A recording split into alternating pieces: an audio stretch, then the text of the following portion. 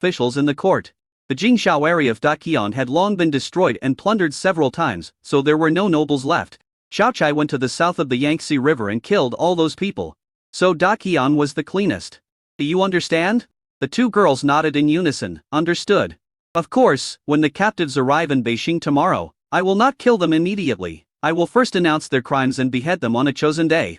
During this period, as long as you don't kill them, you can do anything, Li Yuan said with a smile. Xia Hongmei threw Li Yuan to the ground gratefully. Thank you, Your Majesty. Xia Yuan also followed suit. Li Yuan took a deep breath and said, You are playing with fire. If it weren't for the important things to do, Li Yuan really wanted to. Seeing that Li Yuan was upset, Xia Hongmei said to Xia Yuan, You go back first. I will accompany His Majesty more. Xia Yuan blushed. How could she not know what her sister wanted to do? She said, I can also accompany Your Majesty. Your hospital has many patients, and I have few things to do in the Ministry of Revenue. Xia Hongmei changed her mind and realized that she had already given Li Yuan special treatment, so she should give this opportunity to her sister. Then he said, Then. Xia Yuan blushed deeply. Go away, I feel uncomfortable with you around. She suddenly thought of that night. Just thinking about it makes me wish I could find a crack in the ground to crawl into. But at this moment, driven by gratitude and admiration, she suppressed her inner shyness and just wanted to thank Li Yuan in her own way. Xia Hongmei chuckled, Your Majesty, I will take my leave now. The ambiguous look made Li Yuan's heart flutter. But it was not appropriate to let the sisters do that in broad daylight, so he could only nod reluctantly. Chapter 500, Visiting the Xia family. How do you plan to thank me? Li Yuan sat up and looked at Xia Yuan. At this moment she was still wearing a shangshu robe and an official hat, although she was barefaced. The girl's blushing face spoke louder than any words. Xia Yuan said, Your Majesty, I want to resign from this position of shangshu. From now on, I will just serve Your Majesty peacefully, okay? The girl's eyes moved, filled with love that was so strong that it could not be dissolved. If Xia Hongmei's love is suppressed to the extreme, then Xia Yuan's love is concealed by shyness, but at this moment, she no longer hides her heart, just like Xia Hongmei that day. After all, these two are sisters. Think carefully, if you take off this official uniform, you will never have another chance in the future, Li Yuan said. I think clearly that day will unify the Middle-earth and we need better talents to manage the Ministry of Revenue. I think I have some ability, but I am a woman after all. If I serve one more term, I will become old and ugly, and I will neither be able to show my beauty to others nor please Your Majesty. I also want to give birth to a son for Your Majesty. The younger the better, because getting older will always be more troublesome. Xia Yuan's face became redder, but her tone was very firm. After her great revenge, she had no more concerns except Li Yuan. She only wanted to serve Li Yuan and give birth to a son for him. Li Yuan could feel her love and smiled. I agree, but not now. I have to unify the country, or at least completely regain control of the country. The Ministry of Revenue will be very busy in the next 6 months, and it will be very troublesome if there are personnel transfers at this time. Half a year? Xia Yuan nodded. She had endured it for so many years. Was this all that matters? Li Yuan smiled and said, You said thank you. But you are resigning? This is not a thank you. Xia Yuan took a deep breath and said, Thank you. This place is not suitable if Your Majesty is free. You can go to my house tonight. I will definitely satisfy Your Majesty. She knew that the court had just started today, and there were a lot of things to do, so it would not be good to bother Li Yuan. Okay, then I'll be there later and we'll have dinner at your house. Li Yuan did have a lot of official duties squeezed in, and he couldn't sacrifice his work for personal reasons at this moment. Being an emperor is both a hard job and a good job. A founding emperor like him who started from scratch, with the peak of prestige and power in his hands, can do almost anything he wants. He just enjoyed himself every day in the palace, and few people dared to say anything. But the more this is the case, the more self-discipline is needed.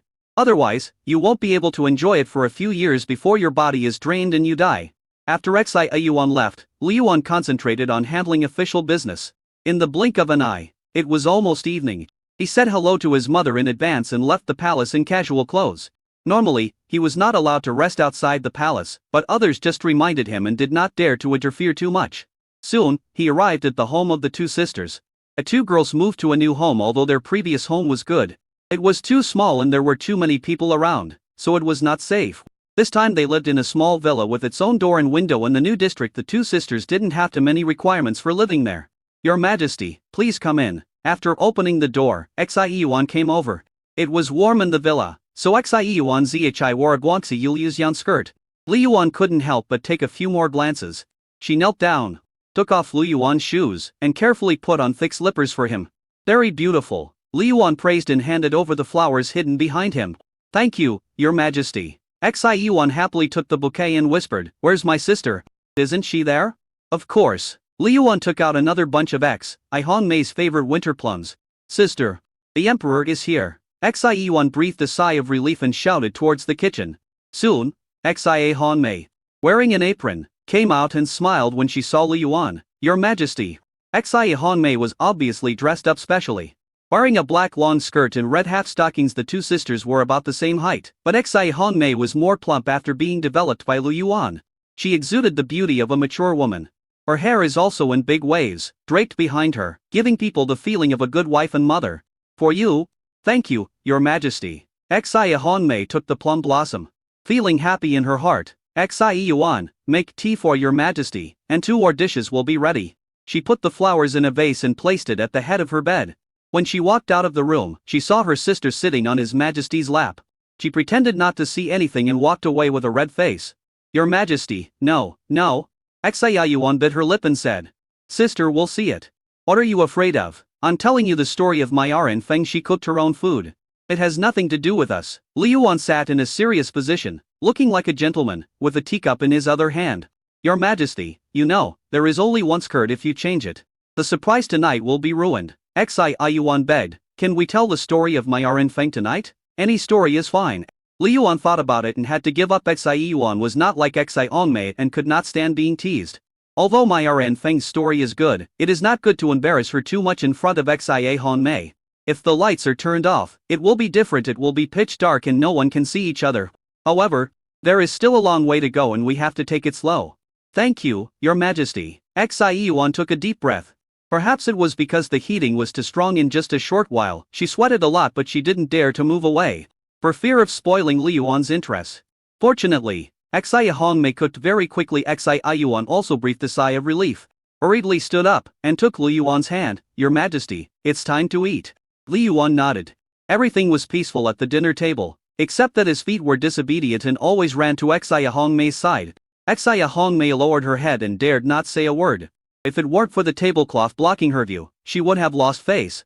She was very nervous and always felt that Xi Yuan would notice, and she would glance at her from the corner of her eye from time to time. Looking at Lu Yuan, his expression was normal, as if he was not the one causing trouble. She felt both love and shame in her heart. She thought this man was extremely bad, but she loved him so much that she wished he would bully her excessively in her dreams. Bullied himself thoroughly. Sister, what's wrong with you? As if she had noticed something was wrong with Xi Hongmei, Xi Yuan asked. It's hot. This girl's red wine has a strong after effect. Xi Hongmei pretended to fan herself with her hands, stuck out her tongue, and secretly glared at Lu Yuan. Lu Yuan understood and smiled. He just liked Xi Hongmei's serious and shy look. I really don't know what the scene will be like when the two sisters meet each other honestly. Lu Yuan began to look forward to it. Chapter 501 Ceremony. After dinner, Xi Hongmei cleaned up the dishes.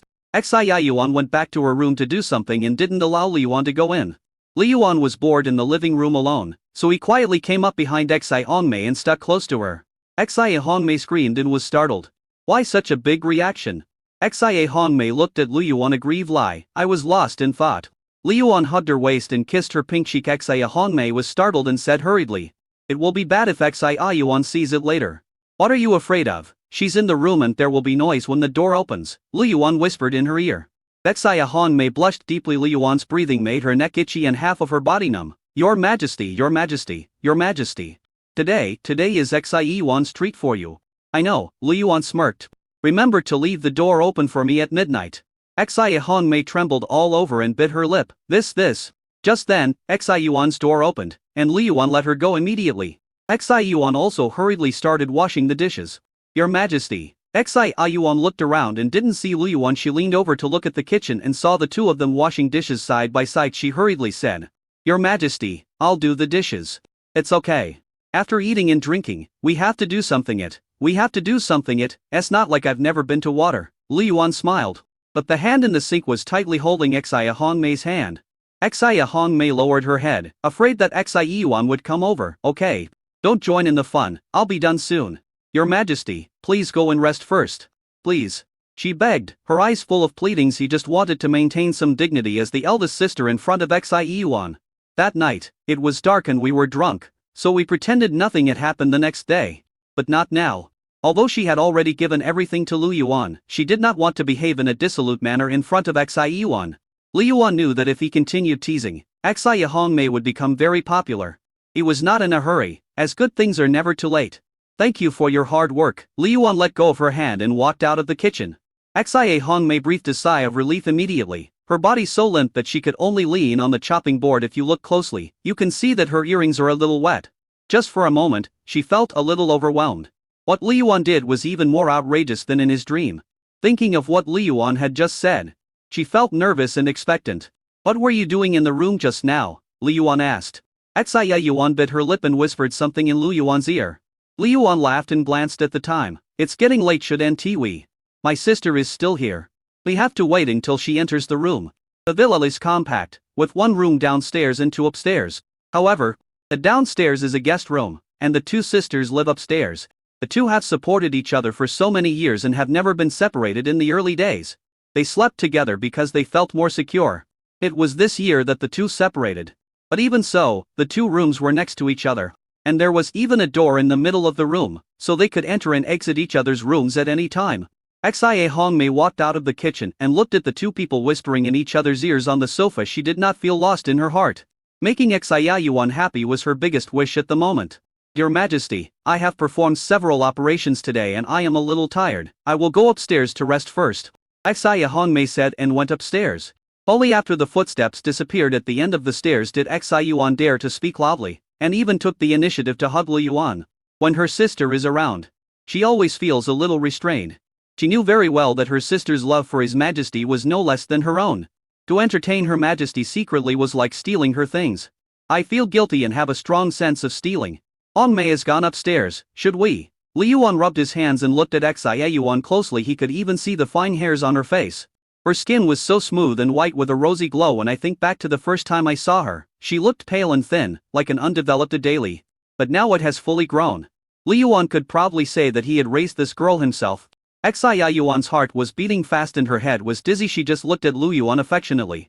No, my sister hasn't fallen asleep yet. There is a door between the rooms, and the soundproofing is not very good. If I wake her up, I won't be able to see her. How about we stay in the guest room tonight? Why stay in the guest room? This is not the way to entertain guests, Lu Yuan said. Xieyuan didn't know what Lu Yuan was thinking. She felt shy but also grateful. She thought, what's there to be afraid of? My sister knows that we are both His Majesty's people. What difference does it make if it's earlier or later? After waiting for about half an hour, Lu Yuan really couldn't wait any longer. He didn't wait any longer. He didn't want to wait even a moment for this delicious little thing. I didn't eat enough just now. It's time to have dinner next. Amid Xieyuan's exclamation, Lu Yuan picked her up. Didn't we just have dinner? This is an appetizer to replenish your energy, Lu Yuan said. Xieyuan didn't dare to look at him. She buried her face in Lu Yuan's neck, feeling extremely nervous.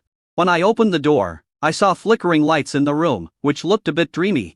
A bright red bed, the bright red carpet, and even the windows were all pasted with the word.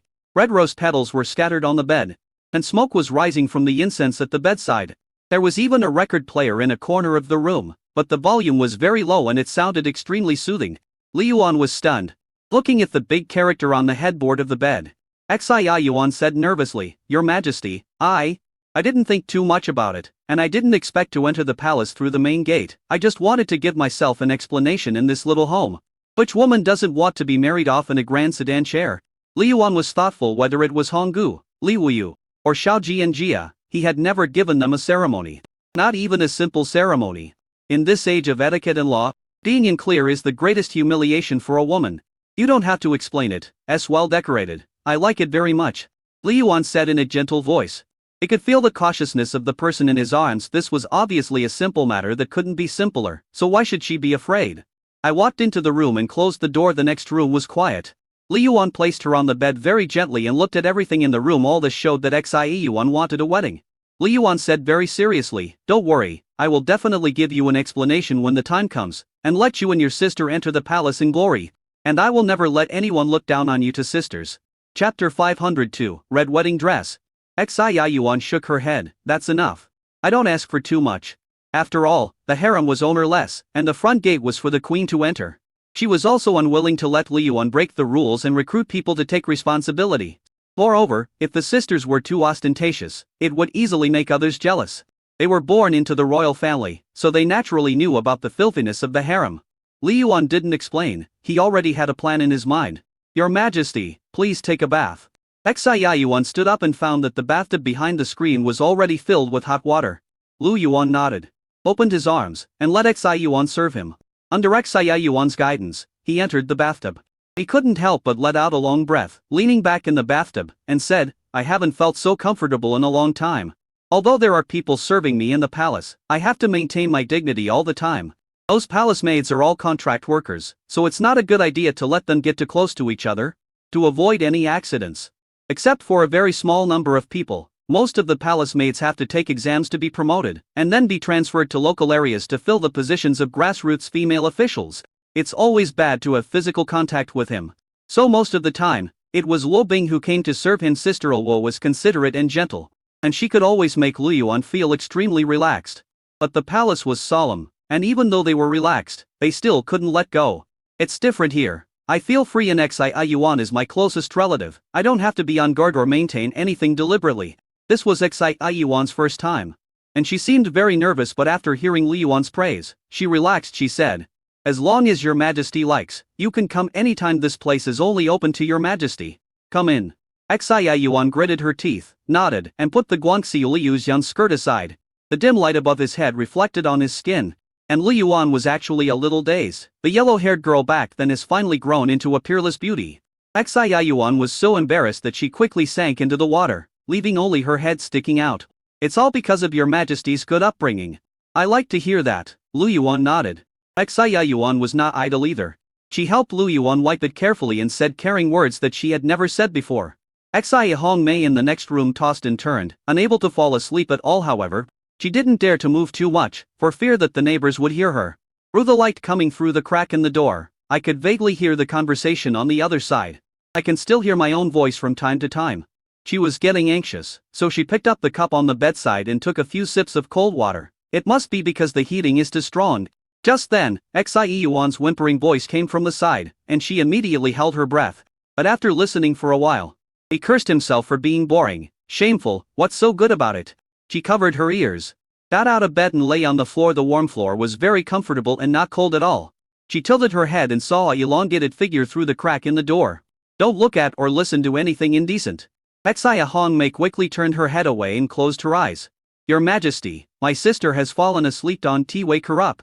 I'll change my clothes for you right now, Xia Yuan said. It's okay, Hongmei sleeps well and can't hear anything when she's asleep.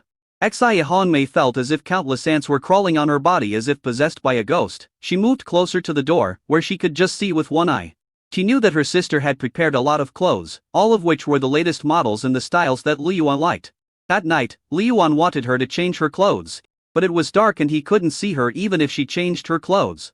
Besides, she didn't have much preparation, so the matter was left unresolved. Unexpectedly, Xi Yuan was so well prepared. She is actually very inferior in her heart. She is 4 years older than Xi Yuan, and a little older than Liu Yuan at this age. She is simply old and ugly. She was also a bit fatter and not as slender. Xi Yuan also became more beautiful, with delicate and fair skin. The only thing that made her feel a little relieved was that her figure was a little fuller. Fortunately, Liu Yuan doesn't dislike her.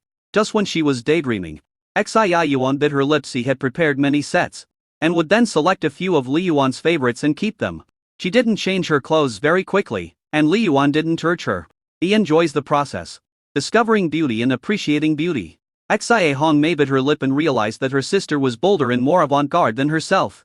The clothes in my closet, while okay, are too conservative.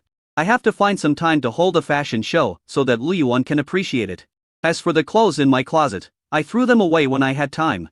Xia Yuan changed 7 or 8 sets in one breath, and Liu Yuan chose two that he liked.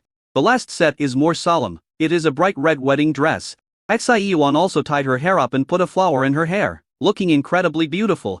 Liu Yuan's eyes lit up. This one is the most beautiful. In her life, she had never been married in the true sense, nor had she ever had a complete wedding. Xia Yuan was the first one to stand in front of him wearing a bright red wedding dress. He couldn't help but feel a little emotional. Really? Xia Yuan asked cautiously. All her inner fantasies were fully satisfied at this moment, and her heart was filled with love and warmth. Of course it's true. Li Yuan took the rice wine from the bedside, poured 2 cups, and handed them to Xia Yuan. Come, let's drink the wedding wine from now on. We will be together forever. After taking the wine glass, Xia Yuan was so moved that she almost cried. Xia Hongmei's face was also full of tenderness. This was Li Yuan, who always showed his gentle side to them. Seeing her sister happy, she couldn't help but cry. Looking back on the past, the sufferings endured in the Dodging Palace and the hardships and tortures encountered on the road to escape, finally at this moment, they became the most beautiful flowers in the mellowest wine. Flowers bloomed and fell for nearly 10 years, and finally the happiest moment for the 2 sisters came. I, Xia Yuan, will never let your majesty down in this life. If I disobey you, I will fall into the abyss forever. Chapter 503. Li Yuan is getting more and more aggressive. Drink the wedding wine.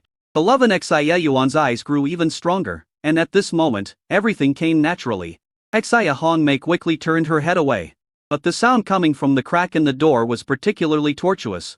She twisted her body this way and that like a bug. There was a babbling sound, and then the whole body seemed to be covered with reptiles. She thought that her dreaming was excessive enough. Unexpectedly, Xia Yuan was even more excessive than her. I'm really old. I can't compare to young people even in my dreams. Xia Hongmei's mentality collapsed again. She simply pretended to be bad and peaked. She felt so weak that she had no strength at all. She didn't know how much time had passed. She just knew that she felt like she had been fished out of the water. And she got up, changed her sweaty clothes, and jumped out of them into a set of pajamas that she thought was the most daring. On the other side, Li Yuan didn't know that Xia Hongmei witnessed everything.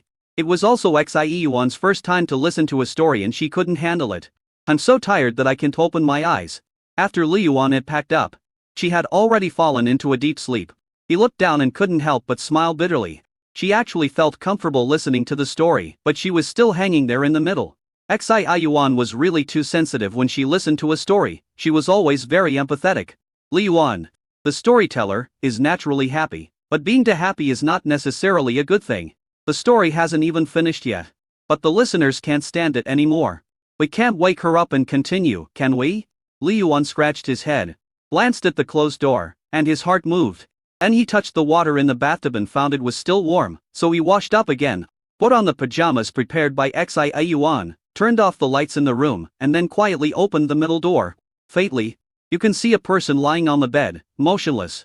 After closing the door, he whispered, Hongmei, are you asleep? I can't sleep. Want to chat? No response. Li Yuan touched his chin. Could it be that she really fell asleep? I said I had something important to tell her. As soon as he finished speaking, he heard a whimpering voice coming from the bed. Yes, is it your majesty? Li Yuan almost laughed out loud. This woman is still pretending. He told the story in a loud voice, and when he talked about something that empathites with people, Xia Yuan would loudly agree with him. Not to mention the neighbors, even the people downstairs could hear it. I thought you were asleep. Yes, she fell asleep. What about Xia Yuan? Did she fall asleep too?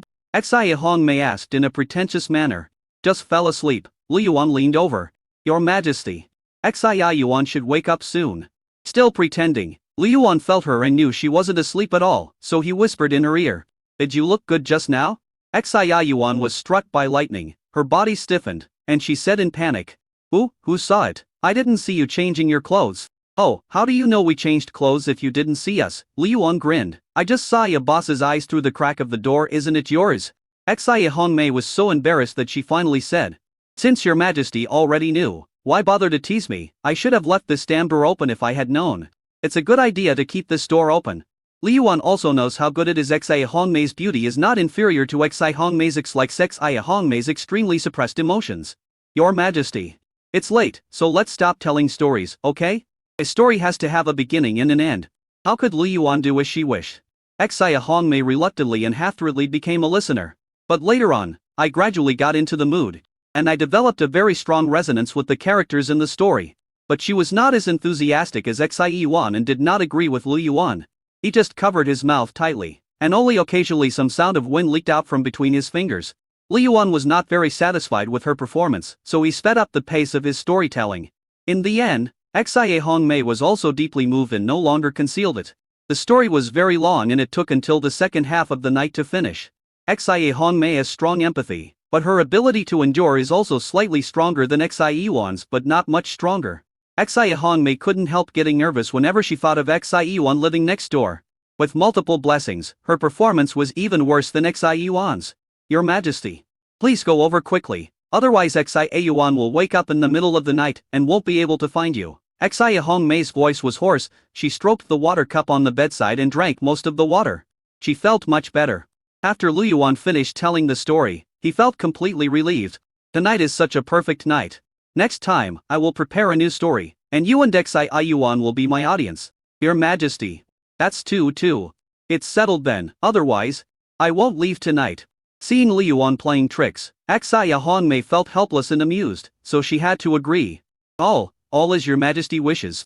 Only then did Lu Yuan sneak back to the next room. Xia Yuan was sleeping very soundly and even snoring. It seemed that she was really too tired. Lu Yuan found a comfortable position before holding her in his arms. He was also a little tired that night. The next morning, he felt his nose itchy when he opened his eyes. He saw Xia Yuan lying beside him, doing something naughty with her hair. Lu Yuan hugged her and asked, "What time is it?" "It's past 6 in the morning and it's not even bright yet," Xia Yuan said. "You woke up so early, get some more sleep." "I can't sleep, I slept too deeply last night.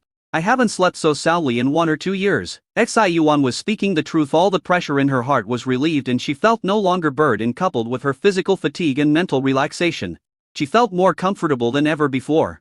"When I woke up, I felt relieved," Lu Yuan said. "Yesterday you left halfway through the storytelling, leaving me in a dilemma. Tell me, what should I do?"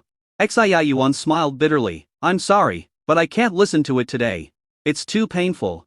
She felt pain every time she moved. Lu Yuan raised his eyebrows and shifted his eyes, and Xia Yuan understood immediately. "I'm going to rinse my mouth."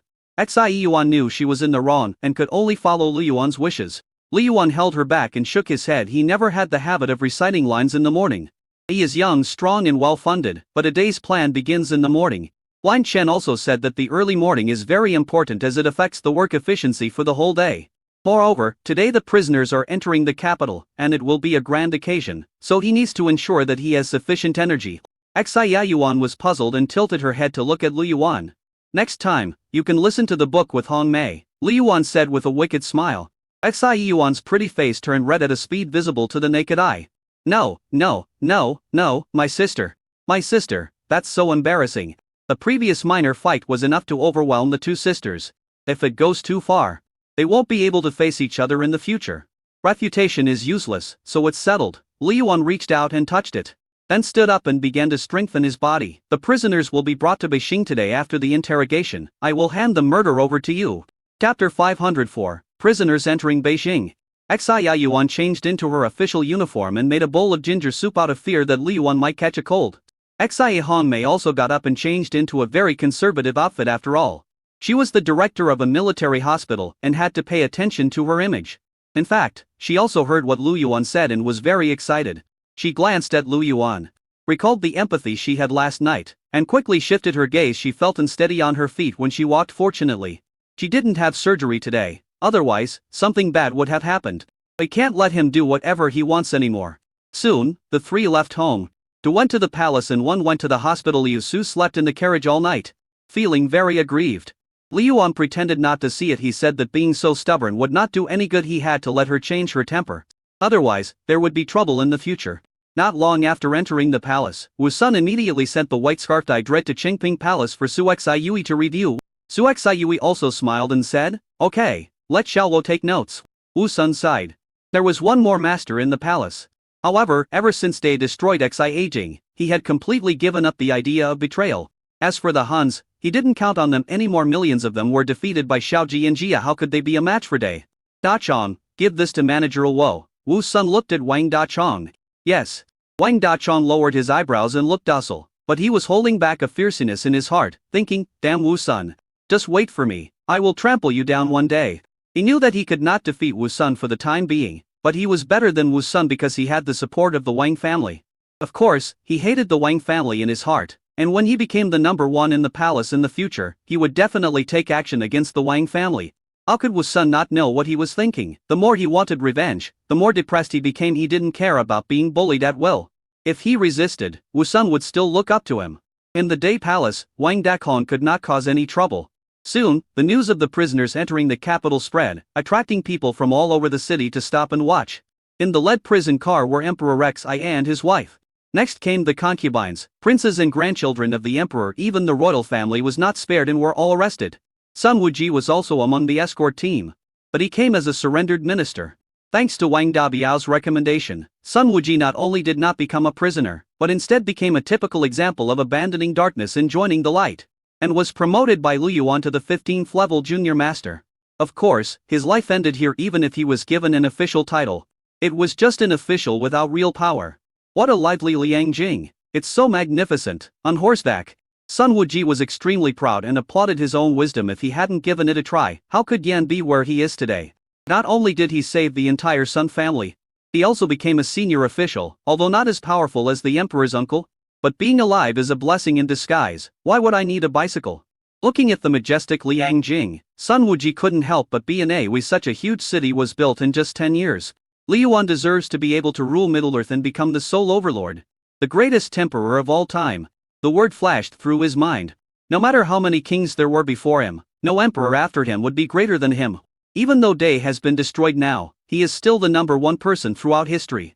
Us noble captives from the imperial court were all extremely thin, looking at the people laughing and spitting on them on the streets.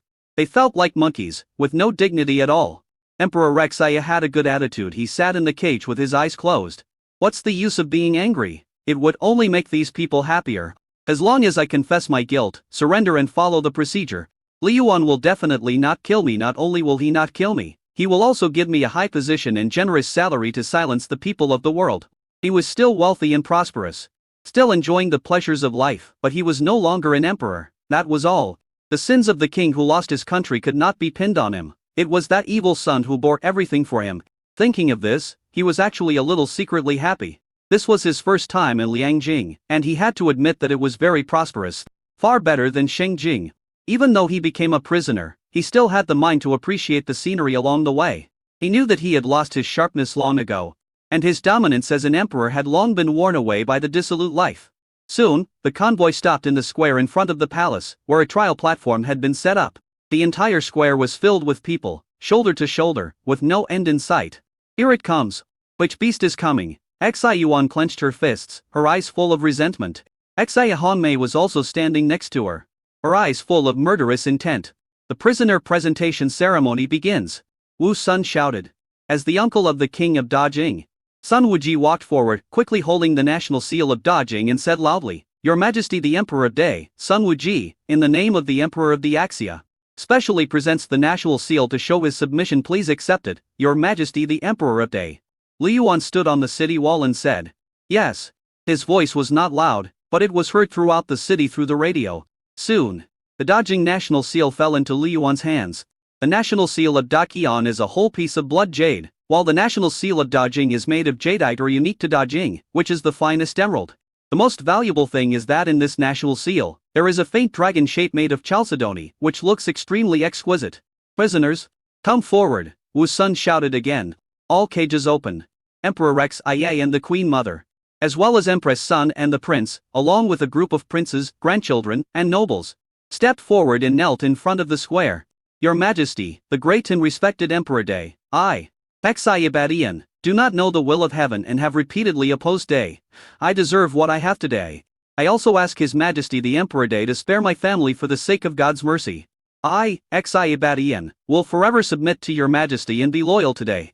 If you disobey, you will die a miserable death." Emperor Xia knelt on the ground and performed a profound worship with his whole body prostrated. The others followed suit, lying on the ground, being extremely humble. What pornographic hegemony, what unification of Middle-earth, they are all jokes. The only thing that matters is being alive. When the people of Day saw this scene, they were extremely proud. Each of them felt proud to be a citizen of Day. Li Yuan said, "Whether you will be spared or not depends on the people of Dajing. You have been in power for many years and have committed unforgivable crimes. Come, bring Xia Badian and others to the trial stand and judge his crimes. I tell you, no matter who it is, anyone who dares to offend our Day will be punished, even if he is far away. If I let you off easily, how can I explain to those soldiers who died tragically? How can we explain this to the families of the martyrs?" Xia Badian suddenly raised his head and looked at Sun Wuji beside him in disbelief. "This is not right, this is not the procedure." Chapter 505, Water can carry a boat, but it can also capsize it. Sun Wuji was also a little flustered, but he didn't say anything, he just looked at the emperor at the top in confusion. Soon, the guards came over and pulled Emperor Xia towards the judgment platform. Emperor Xia kept struggling. Lu Yuan, you can't judge me. You and I are both emperors, you must give me some respect. Lu Yuan, you went back on your word. You said that as long as I surrender, you would let me go.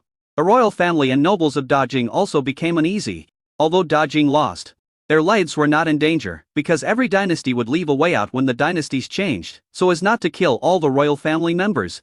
One must always win people's hearts to demonstrate the emperor's magnanimity, while also leaving a way out for oneself. Lu Yuan, are you sure that your great leaf will last for thousands of years? Aren't you afraid that your descendants will be slaughtered? Lu Yuan, if you do this, you will incur public wrath. Xia shouted hysterically. No matter what, he is still an emperor. The emperor should be dignified. The faces of the people around also changed. Cao Yanhu sighed and shook his head. At this time, Lu Yuan replied, the dynasties changed because the emperors lost their morals. If one day repeats the same mistakes, it will not be the fault of God but the fault of the emperor. If an emperor does not practice benevolent governance and does not care about the people, can he still be considered a qualified emperor? The people are like water. Water can carry a boat, but it can also capsize it. Even if one day I am old and foolish and have done many wrong things, the people of the world will criticize me with their words and pens. That's normal too.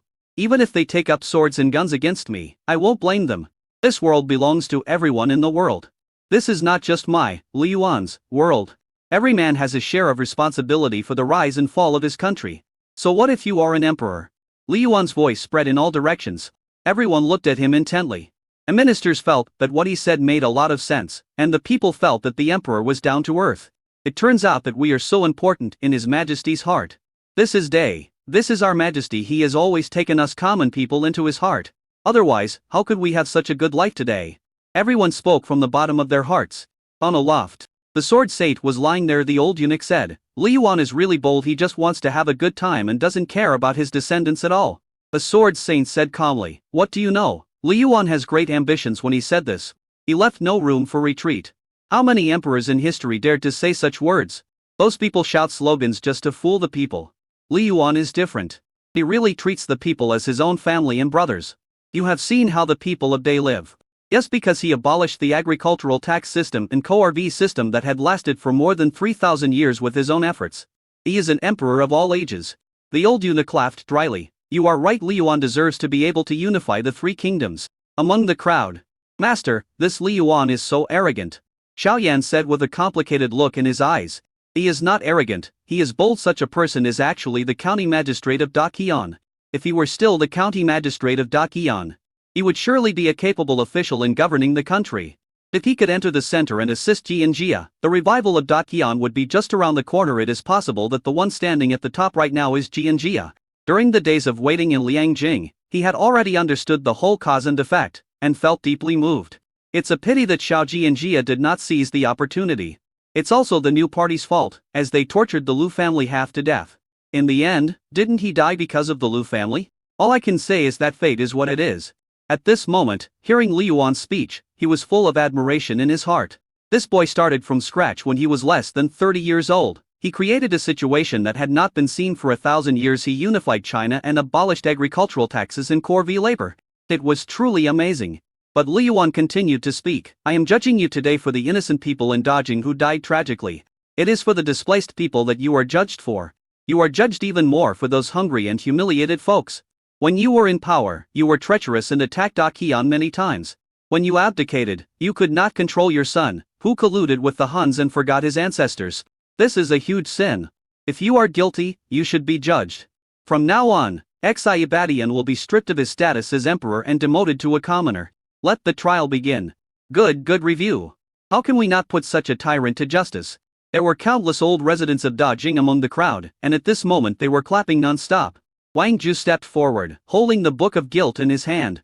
Xia, the first crime is going back on your word and breaking your promise. The second crime is to harm innocent people in the name of war. The third crime is colluding with foreign races and spreading cholera in China.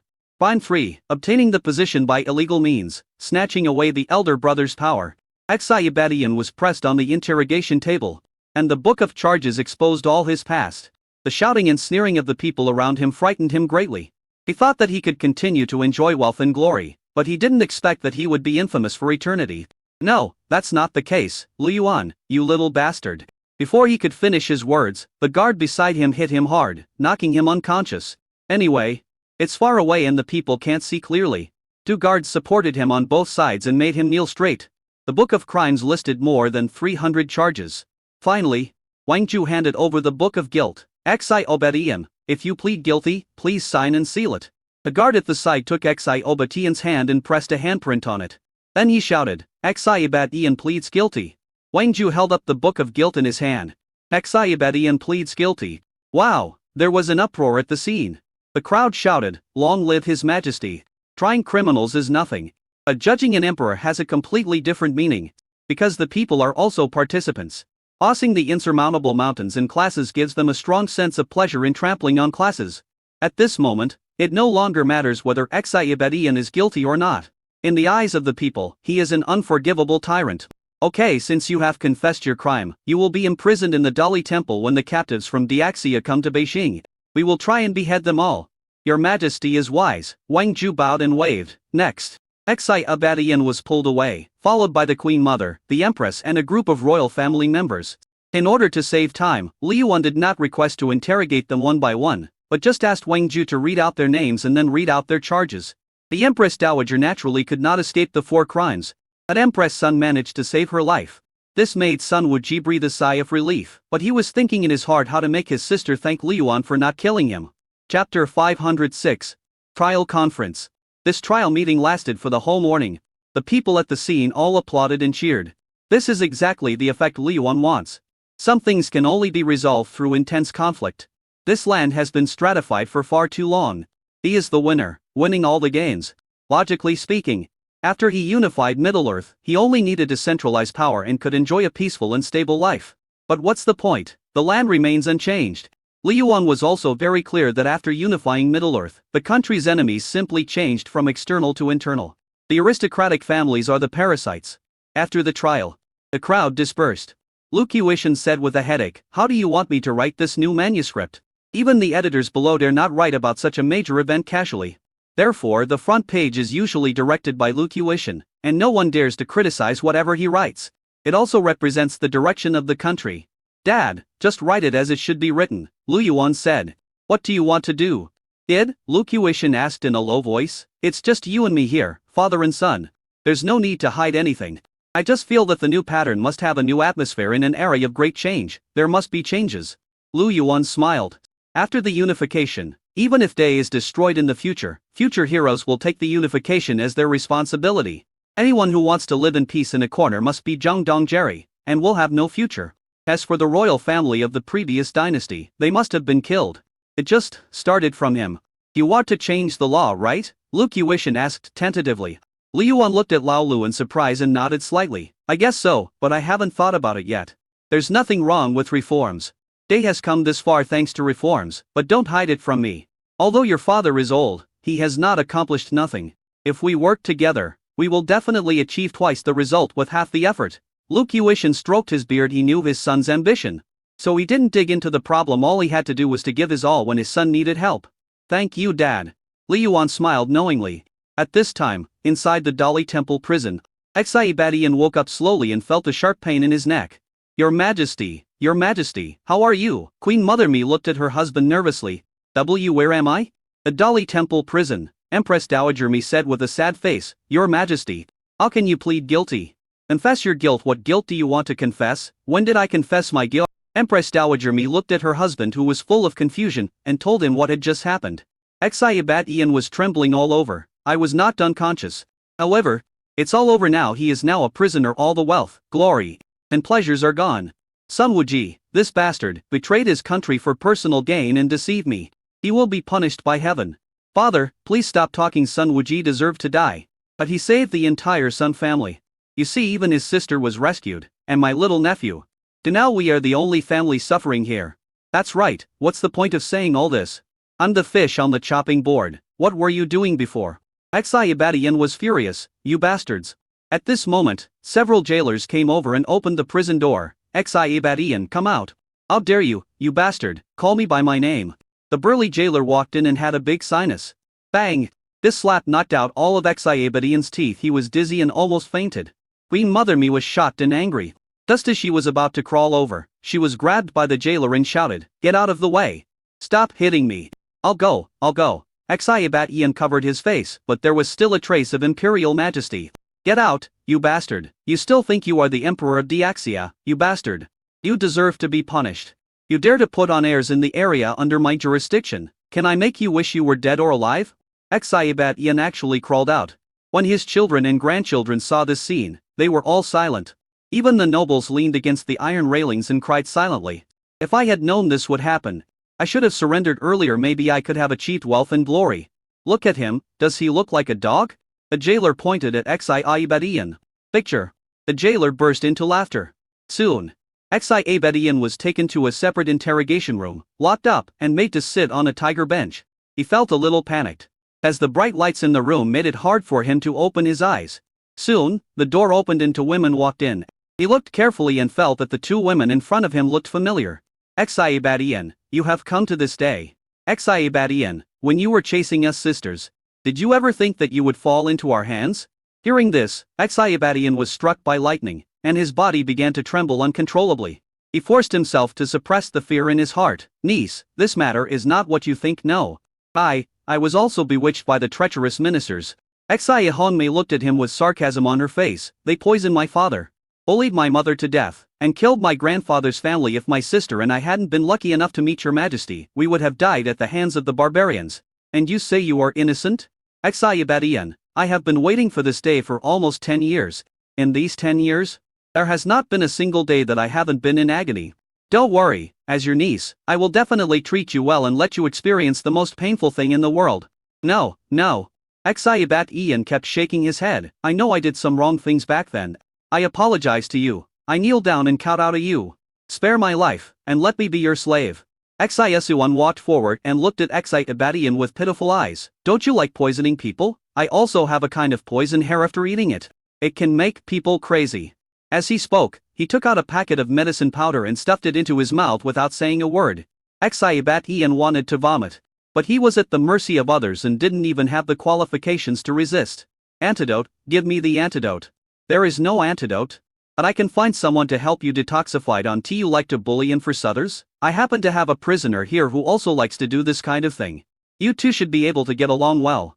Xiayuan clapped her hands. Immediately afterwards, the jailer walked in, holding down a tall and strong man with a beard. Xiabadian struggled constantly and his eyes almost popped out. Communicate with him properly and don't kill him. Well done before beheading you. I promise you will have delicious food and fish every day so that you can eat more comfortably, said the jailer. The sturdy man looked at Xiabadian and grinned. This is good. I like it. Chapter 507A's Future Path. The two sisters sat outside the interrogation room, listening to the conversation coming from inside, and felt extremely happy in their hearts. Xiayuan said with red eyes, Sister, we have finally avenged our parents. Xiahonmei nodded. If it weren't for your majesty, relying on the two of us, there would be no hope in this life. The two sisters looked at each other knowingly, then separated again. Xiahonmei added, and that bitch Mi, we can't let her go either. Empress Dowager Mi was a virtuous wife of Emperor Xia, but she was extremely despicable in her past. She was a good friend of my mother, so they had a very good relationship and often walked around in the palace. This gave her the opportunity to drug him. She even took the initiative to seduce her father. However, their father was a modest gentleman and did not do anything excessive. It can be said that this bitch was largely at fault for my father's death. So in another interrogation room, Mi was also paying the price for his mistakes back then. Soon, the strong man came out. The two sisters glanced at the miserable Xiadian and said, This is just the beginning. From now on, this strong man will come to chat with you every day. I hope you have a tough life, and don't let us sisters kill you so easily. Xiadi's eyes were bloodshot, and he looked at them weakly. Honmei, shall you honor, I was wrong. It was second uncle who was wrong. Give second uncle a chance. My mother begged you before, but did you give her a chance? Xiahonmei glanced at him and said, Take your time, the fun has just begun. On the other hand, Mrs. Mi was not doing well. Her health was not very good, and she felt like she had lost half her life at this moment. When he saw the Xiahonmei's sister, his dull eyes regained some vitality. Honmei, Xiayuan, please let me go. I'm already old and I really can't stand it anymore. You can ask me to admit my mistake and kowtow to you. Can you let me work like a slave to compensate you? Mi cried. My mother treated you as her own sister back then, and thought of you for all the good things, but how did you do it? Xia Yuan gnashed her teeth and said. He tied up my mother, held him down, and let that beast humiliate her at will. Today we'll let you taste the feeling of being humiliated. But don't worry, there's still a long way to go, we have plenty of time to have fun. After leaving the interrogation room, the two sisters breathed a sigh of relief, and the stone that had been weighing on their hearts for many years fell to the ground. The whole person looks much brighter. Your Majesty said. Let's find some time to listen to a story together, Xia Yuan said with a blushing face. Xia Hongmei pretended to be indifferent and said, let's talk about it after your Majesty is done. Li Yuan is very busy, extremely busy. Due to insufficient manpower, a large number of fresh graduates were sent to various places. Some interns were also forced to take up their posts. Most of these are young people under the age of 20. Chao Wenhu said worriedly. Your Majesty, these children are too young, they lack experience and are not up to the task of managing the local government. I know your concerns. This is also a kind of tempering and test, we can't just appoint all those noble officials, right? In early January, 1,200 basic officials were appointed, 1/3 of whom were officials from various families. It's not what Li Yuan wants. He just has no choice. Since there is no way to change it, we can only control the quantity. It is enough as long as the officials from poor families overwhelm the officials from the gentry. There are still many problems, such as the birth of the imperial examination system at the beginning. How many poor families became the top scorers? Haven't you become a tool of the aristocratic families? Therefore, vocational high schools and college entrance examinations are imperative. This method of selecting talents is indeed a little slow, but compared with the imperial examination, it is actually similar. From a student to the top scholar, it is very likely that it is a goal that cannot be achieved in a lifetime, and a large number of professional talents will be lost. Be patient for 3 to 5 years, and when the students emerge, we will no longer be afraid of monopoly. Over the years, the students trained by Li Yuan have formed a new force that cannot be ignored. These young people are full of passion, have received new style education, and have new ideas. And spread Li Yuan's ideas. The clash of new and old ideas must have been intense. But in an area of great change, this kind of intensity is what is needed. Chao Wenhu sighed. Your Majesty, I think that the separation of vocational high school and college entrance examination is not appropriate. Lao Chao, how many years have you been with me? Li Yuan suddenly asked. Chao Wenhu didn't react for a moment, and replied subconsciously, 9 years. It's been so long in the blink of an eye, Li Yuan said with emotion. It's been 3 years since day, it's been so fast. Chao Wenhu felt a little uneasy, and didn't understand why Li Yuan asked that. What do you think has enabled day to be what it is today? Emo asked. Of course it's all thanks to your Majesty's leadership, Chao Wenhu hurriedly flattered him. Li Yuan did not smile, but said calmly, Lao Chao, my leadership is one aspect, but more importantly, it is the cooperation and trust of the people below. I don't know when Chao Wenhu started to change. When he first started his business, he was full of passion and dared to try everything. But now it's no longer possible. I'm afraid of this and that, full of concerns, and dare not do anything. Does want to maintain the basics. This kind of mentality is unacceptable. If it were someone else, we could just find another person to cooperate. But Li Yuan is a nostalgic person. He was reluctant to part with the old man who had come from humble beginnings.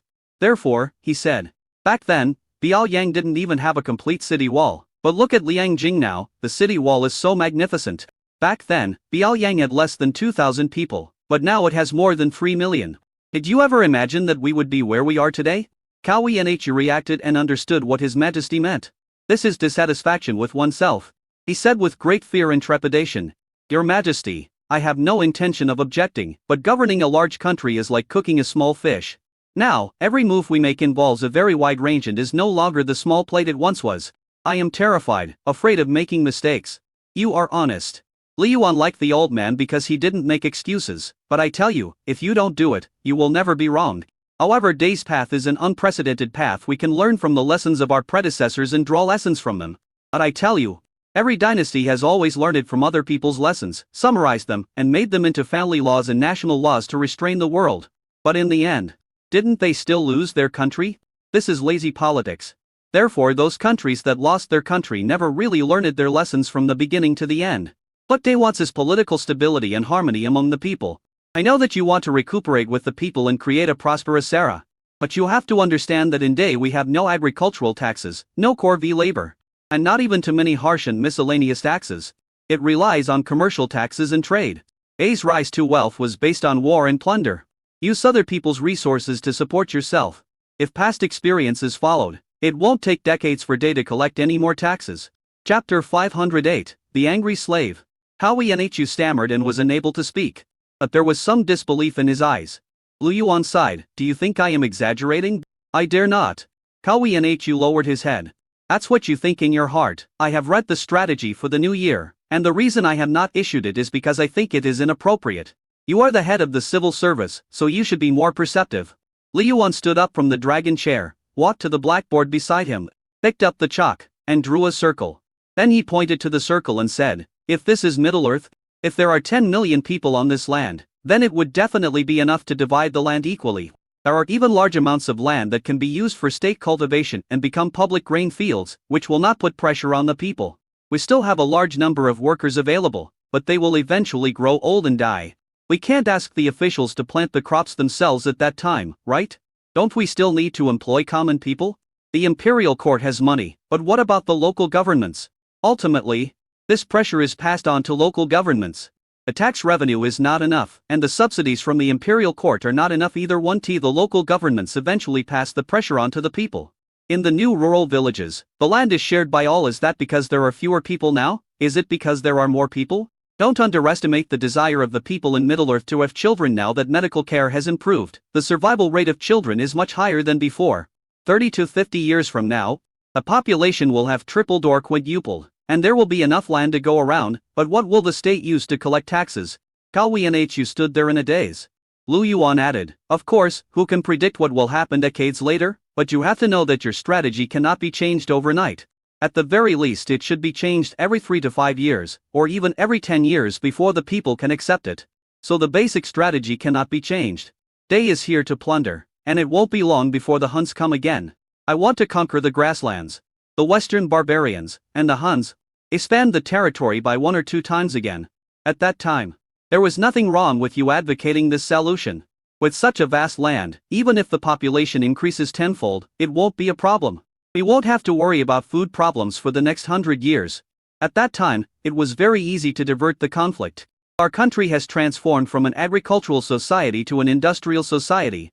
Think about it, there are many factories in those provinces now, small factories with a dozen people and large factories with hundreds or thousands of people. The profits they create far exceed those from farming. So in the future, few young people will be willing to farm. Moreover, with the industrialization of agricultural machinery, the workload of a machine in 1 day is equivalent to the workload of a person in more than 10 days or even a month. In the future, planting will become specialized and mechanized. A surplus population will move to big cities. Those who should start a business will start one, and those who should work in factories will work in factories, and the population will be diverted. But the prerequisite is that we must lay a solid foundation for future generations. But before that, you have to trust my judgment." Li Yuan explained everything to him in detail. If Cao Yanhu still couldn't change his mind, he could only promote someone else. Of course, Cao Yanhu will remain the #1 civil servant and he needs someone who is calm and restrained. However, the civil servants cannot be of one mind even if the military and political affairs are separated and do not interfere with each other, they cannot be of one mind. Cao Yanhu frowned and finally knelt on the ground. "I know I was wrong." Li Yuan helped him up and said, "Lao Cao, as entrepreneurship is not over yet, you should also know that it is easy to start a business but difficult to maintain it. You and I need to be of one mind to sail the big ship of day further. But if even you are not on the same page with me, how can I accomplish this great cause? I didn't harvest this big leaf by myself, you also contributed a lot." Cao Yanhu's eyes were red. "I will never make this kind of mistake again. If I do, I will resign from this position." Li Yuan patted his hands without saying anything else, then took out a revised strategy and handed it to him. "This is a revision of your strategy. If there is no problem, publicize it to the world. Don't be afraid of those people. If you are afraid of wind and rain, you will not have big leaves. We, the people of Day, are the toughest and have the strongest backbone." Cao Yanhu nodded heavily, took the documents and left. Li Yuan also breathed a sigh of relief. It would be best not to replace people, but this incident also reminded him that civil officials cannot have only one system. When I read history and novels in the past, I always thought that emperors were stupid and asked why they supported so many factions. Now he understood. It's like Dakian, where the new party was the only dominant party. What was the result? The royal family has been bullied so badly that the world has become a pigsty and the new party has become the pig farmer. The people were harvested one after another. He can't subdue these people now. But what about his son? Can it be suppressed? Officials from the aristocratic family should be supported, as should officials from the civilian families. And meritorious officials should be supported to act as lubricants. Only 3 legs can create strength. Li Yuan thought so. At the same time, Bing Jing, the fierce slave, looked at the remaining soldiers who looked like dogs that had lost their homes, and his face was full of disbelief. Tell me, what happened to Yan Zhi? Your Majesty, the princess has been captured by Xiaoji and Jia. Yuan Ba, who had escaped, knelt on the ground. A 1,000,000-strong army was destroyed in an instant. He has launched a general attack. A 1,000,000-strong army was defeated and only a few thousand people escaped, but the fierce slaves didn't care. All he had eyes for was rouge. Waste. Waste, all of you are waste. The fierce slave was furious. If anything happens to Yan Zhi, I will skin you alive. Everyone in the hall was as quiet as a mouse, and everyone knew that His Majesty cared most about the princess. Unfortunately, the princess was captured.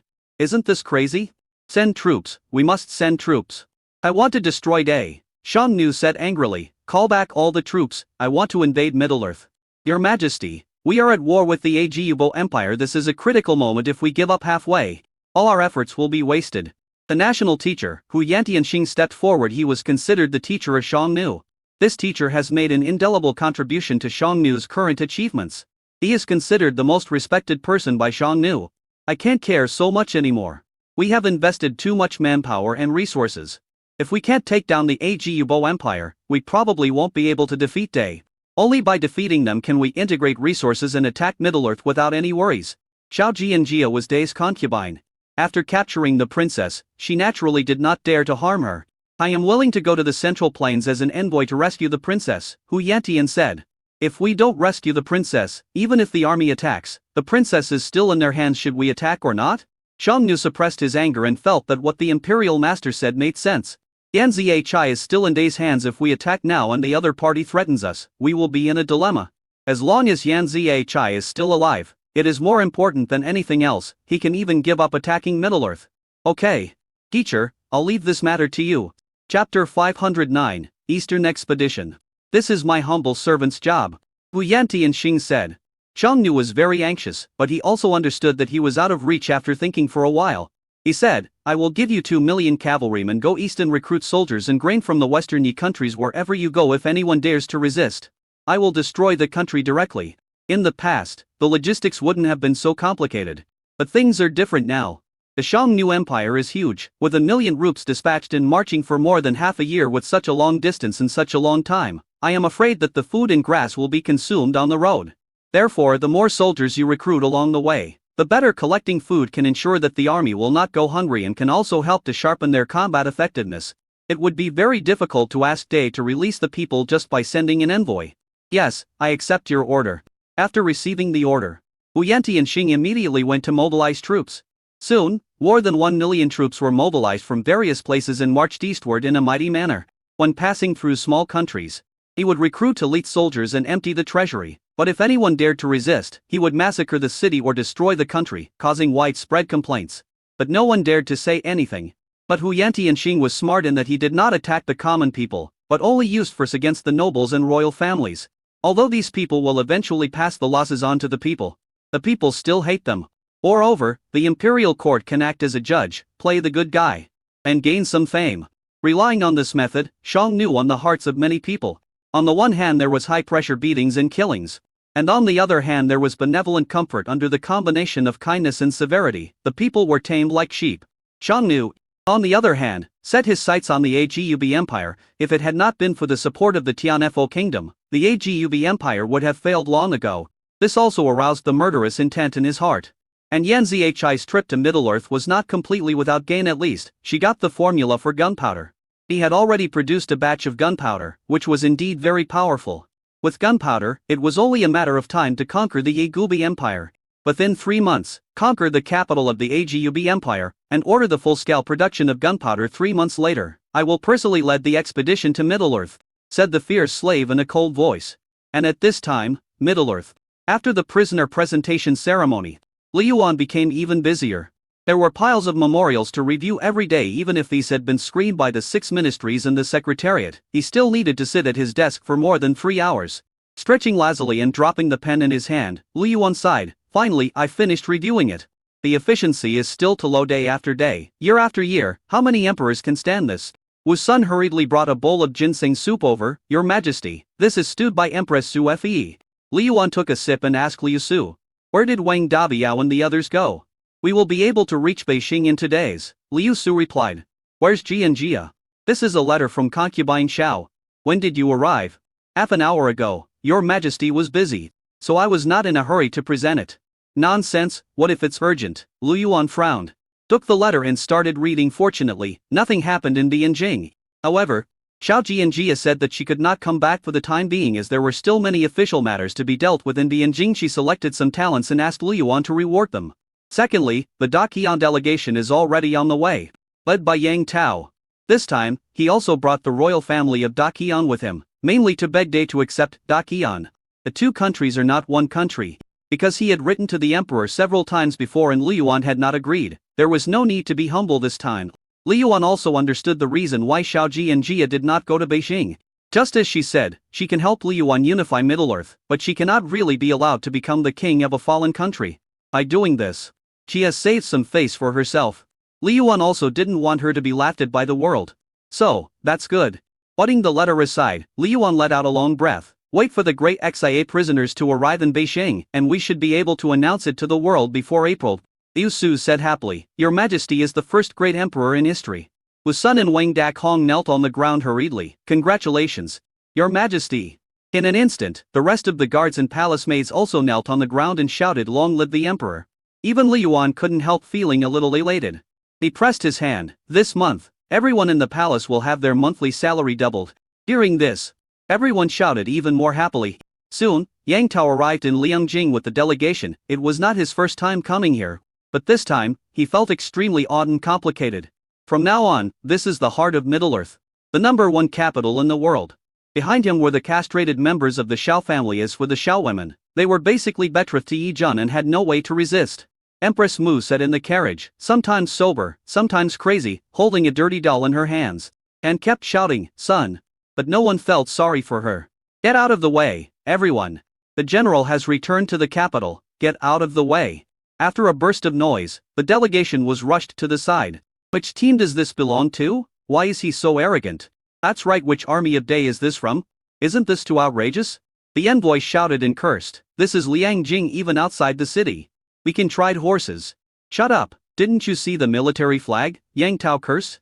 That's the commander of the First Army, Wang Dabiao. Who is Wang Dabiao? He is the confidant of His Majesty Day, the first general under his command, and the hero who conquered Xingjing. This is not Beijing. You can say whatever you want.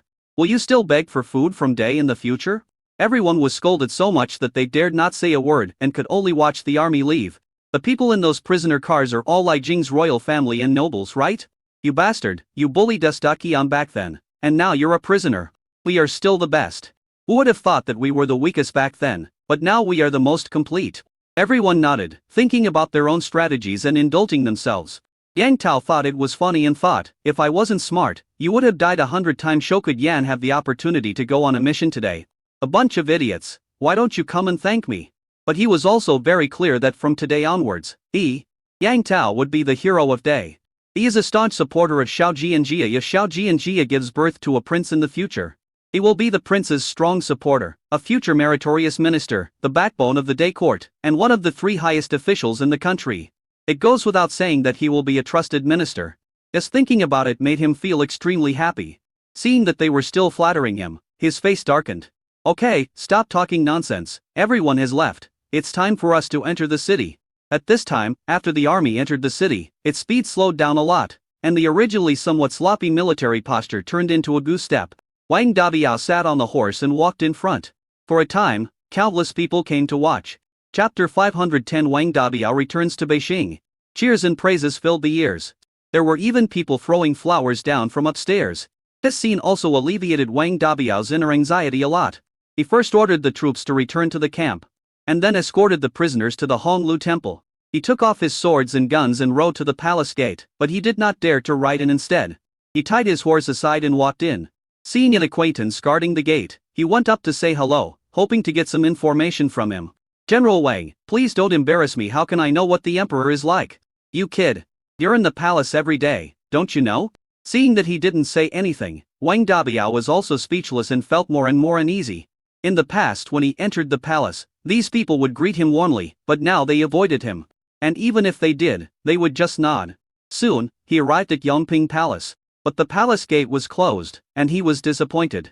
But he did not dare to push the door open, he just knelt outside the door and said loudly, "I am Wang Dabiao, your humble servant, returning from the battle, and I am here to see your majesty."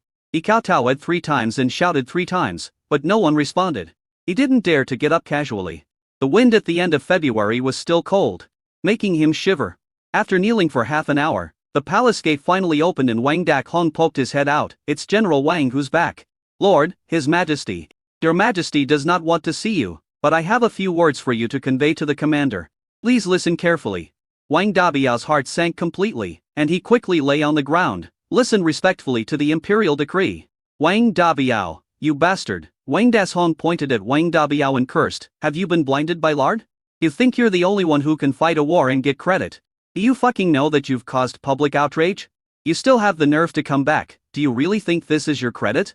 If there weren't 3 armies pulling in front, how the hell could you have attacked from behind? If you discuss it with the 3 armies, it won't be a big deal. But do you know how many people you have blocked from rising? Do you know how many people have sent their reports to my desk?" Wang Dachong paused and continued to curse. "Which one of them is not real and well-founded? How can I reward you or protect you? Yes, you have made great contributions. If I don't reward you, the people will think that I don't know how to reward and punish, and my brothers in the army will also feel wronged and aggrieved. Serving the country with loyalty but getting nothing in return. But if I were to reward you, what a huge blow it would be to the brothers in the 3 armies. You changed the battle strategy without authorization first, and then strengthen your power. You have repeatedly disobeyed military orders and ignored my orders." He only cared about achievement but never considered the overall situation. The Huns were driven away and Yanzhi was captured. Do you think the Huns would give up? If the Hun army invades in full force, can you bear the consequences? Since you are so opinionated, don't come back to see me. I can't control you. And I can't reward you. You can establish yourself as king. The world is so vast, there is no place where you, the king and commander of the army, cannot find a way. Wang Dakhong shook his head and said, "General Wang, the above are all His Majesty's words, you must listen carefully."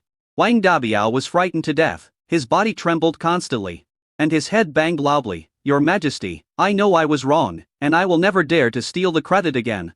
Your Majesty is all in my heart." Wang Dachong sighed and said in a low voice, "General Wang, do you know why the 3 armies did not return?" Having said that, he went in. Wang Dabiao was stunned. San Jun hadn't come back yet. "No, the war is over. Then there is only one reason, that is, His Majesty does not want him to meet Shanglai. Once they meet, the conflict will inevitably intensify." As Wang Dakhong recounted, he put the emperor in a dilemma. He shouted to the palace, "Your Majesty, I know I was wrong. I don't want any credit. Even if I have to work like a slave in day and clean the toilets for the new recruits every day, I will be happy with it." He was really scared. He was so scared that his nose and tears were running, and he kept kowtowing. But Liyuan seemed to be determined and refused to see him. When the people around saw this scene, they all shook their heads. They admire Wang Dabiao, but they should never ever steal the credit. The 3 armies fought desperately, but you just picked the fruits directly. If it had been discussed beforehand, it would be fine. At most, the 1st army and the 3rd army could share the credit equally. Even if it was a little less, it would not be a loss. But they swallowed it all. It is hard to admire such a greedy person. Seeing him crying and repenting at this moment, everyone felt that he deserved it. "Your Majesty, you really won't see him," Liu Su said with some concern. Even inside the hall, she could hear the sound of kowtow outside. "Let him kowtow it. It's his fate to die from his kowtow. What did you do if you knew this would happen?" Liyuan said with a cold face. The reason why he was sent to fight against the Huns was to guard the border. If the Huns lost, Beijing would definitely not give up. The military is in an uproar because of this bastard. I'm in a dilemma. Even if he won, he was very unhappy. Do the 3 armies still need his help? Even if there was a need, it wouldn't have turned out like this. However, he has not yet figured out how to deal with Wang Dabiao. We need to satisfy everyone without discouraging the soldiers. But the biggest problem still lies with the 3 armies. If he avoids them, the 3 armies will definitely feel aggrieved. If a leader cannot clearly distinguish between rewards and punishments, he is basically useless. This is the most basic method of controlling subordinates.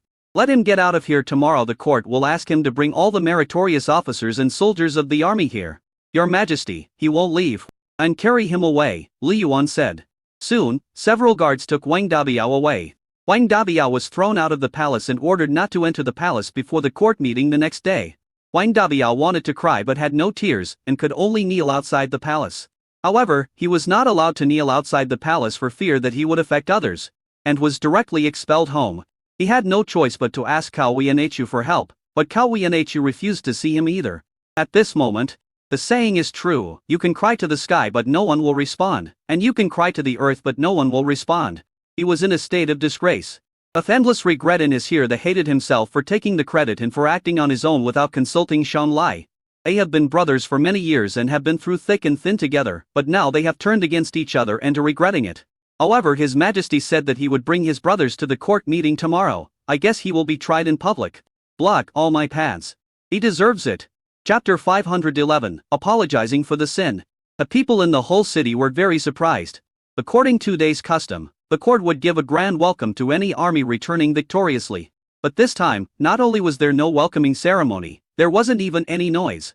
In the past, when soldiers returned from combat, the first thing they did was to spend money, which greatly boosted the economy. All the hotels have prepared meals and are waiting for them to consume them. But this time, it was quiet, without any triumphant warriors coming to consume. This doesn't look like a triumphant return, but rather like a defeat. Later someone explained the reason and spread the news that Wang Dabiao had stolen the credit. For a moment, everyone was talking about it.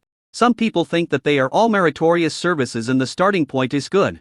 But most people felt that Wang Dabiao was too domineering, disobeyed military orders, and violated a taboo in the military.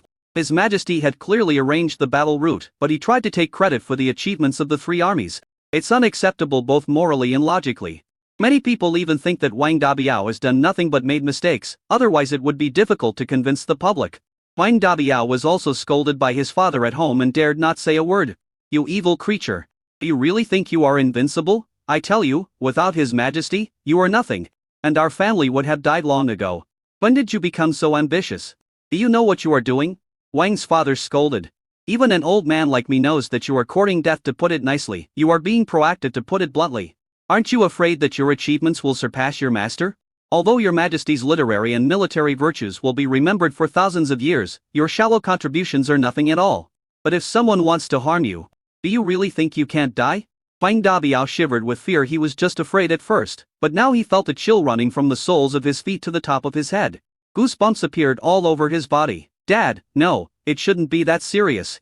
I was so active before, and His Majesty didn't say anything. I am confused. The past is the past.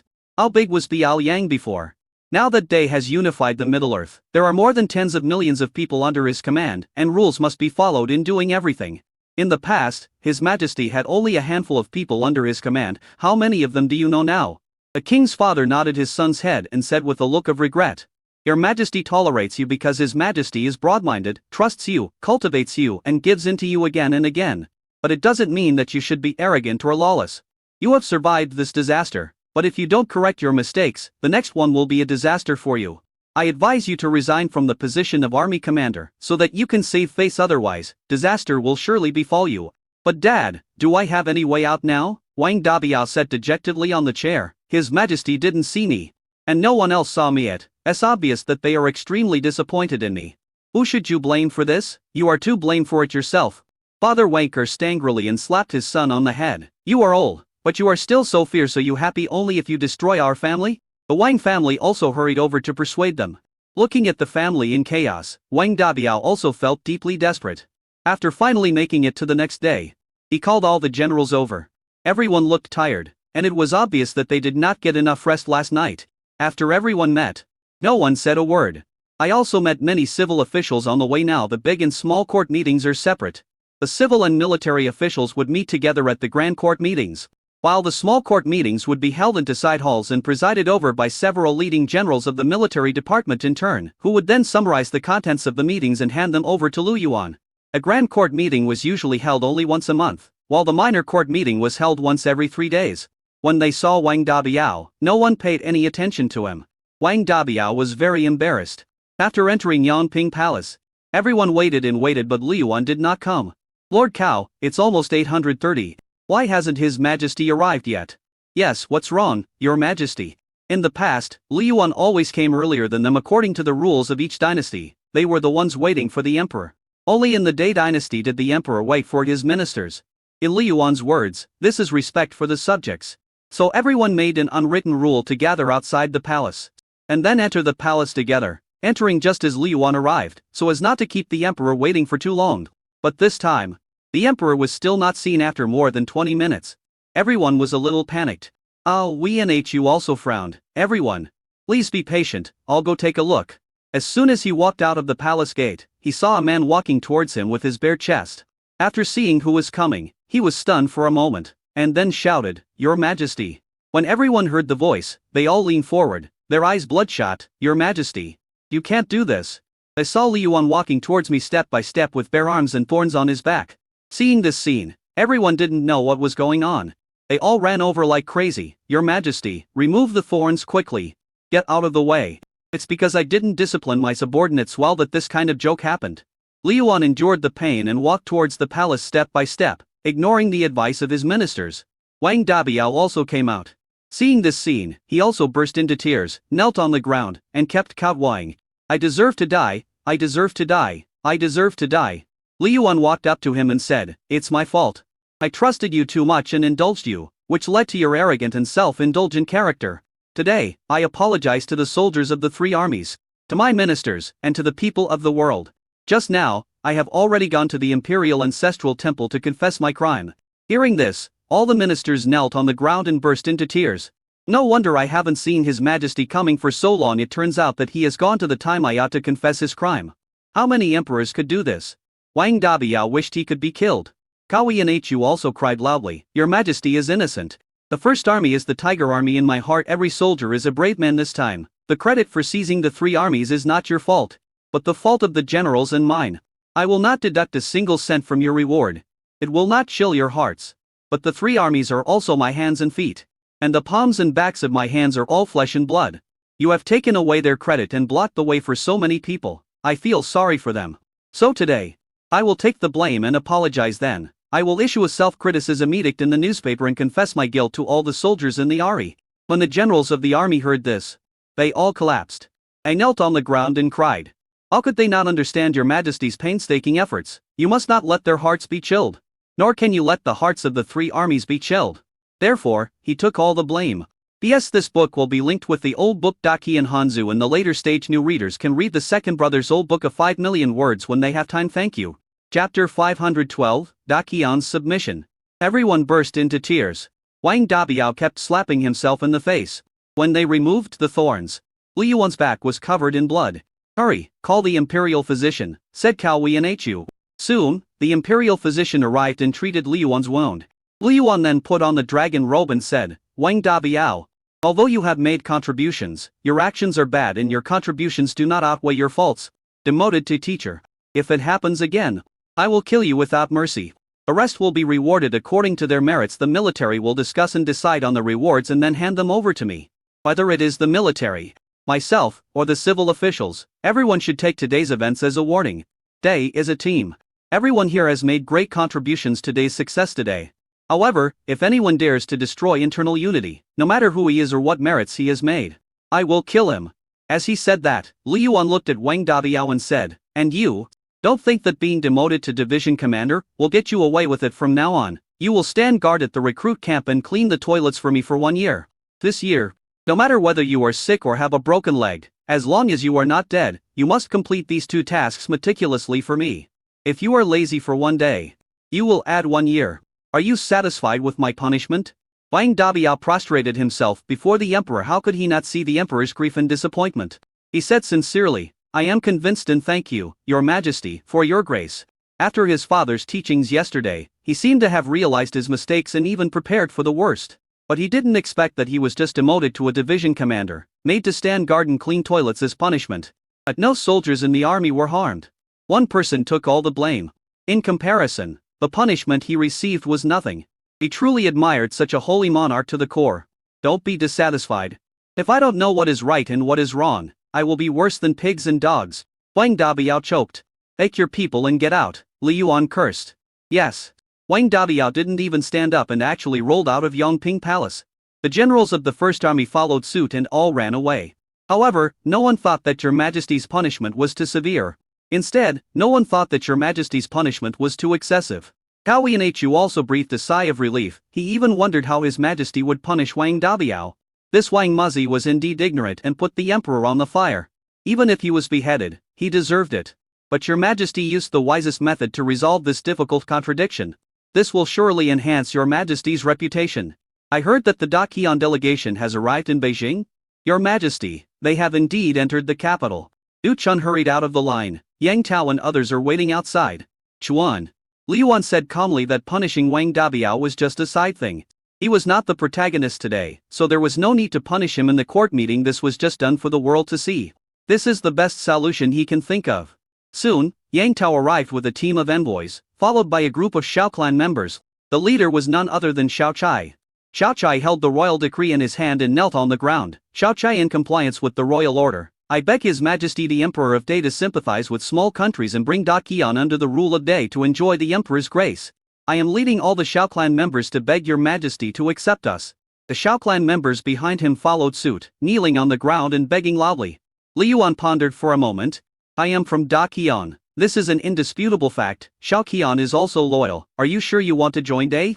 This is the king's intention, and it is also the long-cherished wish of all the ministers in the royal court, and the expectation of millions of people under the rule of Daqian. I beg your majesty to accept us. Yang Tao shouted loudly, and once again bowed down. Please allow us, the common people, to enjoy your grace and live in peace under your protection at all times. Everyone spoke in unison. Li Yuan did not speak at this time. Cao Yanchu and others also came forward to advise him. After 3 requests and 3 declines, Li Yuan finally sighed and said, forget it. Since you are so sincere, I will allow it. Present the petition. Wu Sun presented the memorial. Li Yuan glanced at it and asked Wu Sun to read it. Wu Sun read out the memorial in public, and the officials of Dai were extremely excited. At this moment, a truly unified Middle-earth. As long as we announce it to the world, we can send troops openly and assign officials to take over these places. From now on, A will be the only orthodox one in this land. Cao Yanchu was extremely excited. He never imagined that the small county magistrate he assisted back then would become an emperor of all ages. And he, as an assistant minister, will surely go down in history. There was no one present who was not excited. After reading the memorial, Li Yuan said, the Xiao royal family, in compliance with the will of heaven and loyal today, will enfei off Xiao Jianjia as the Qian king, and grant Ba Yu Jingji to my eldest daughter, and Lu Huan as a fief, with a fief of 1,000 households.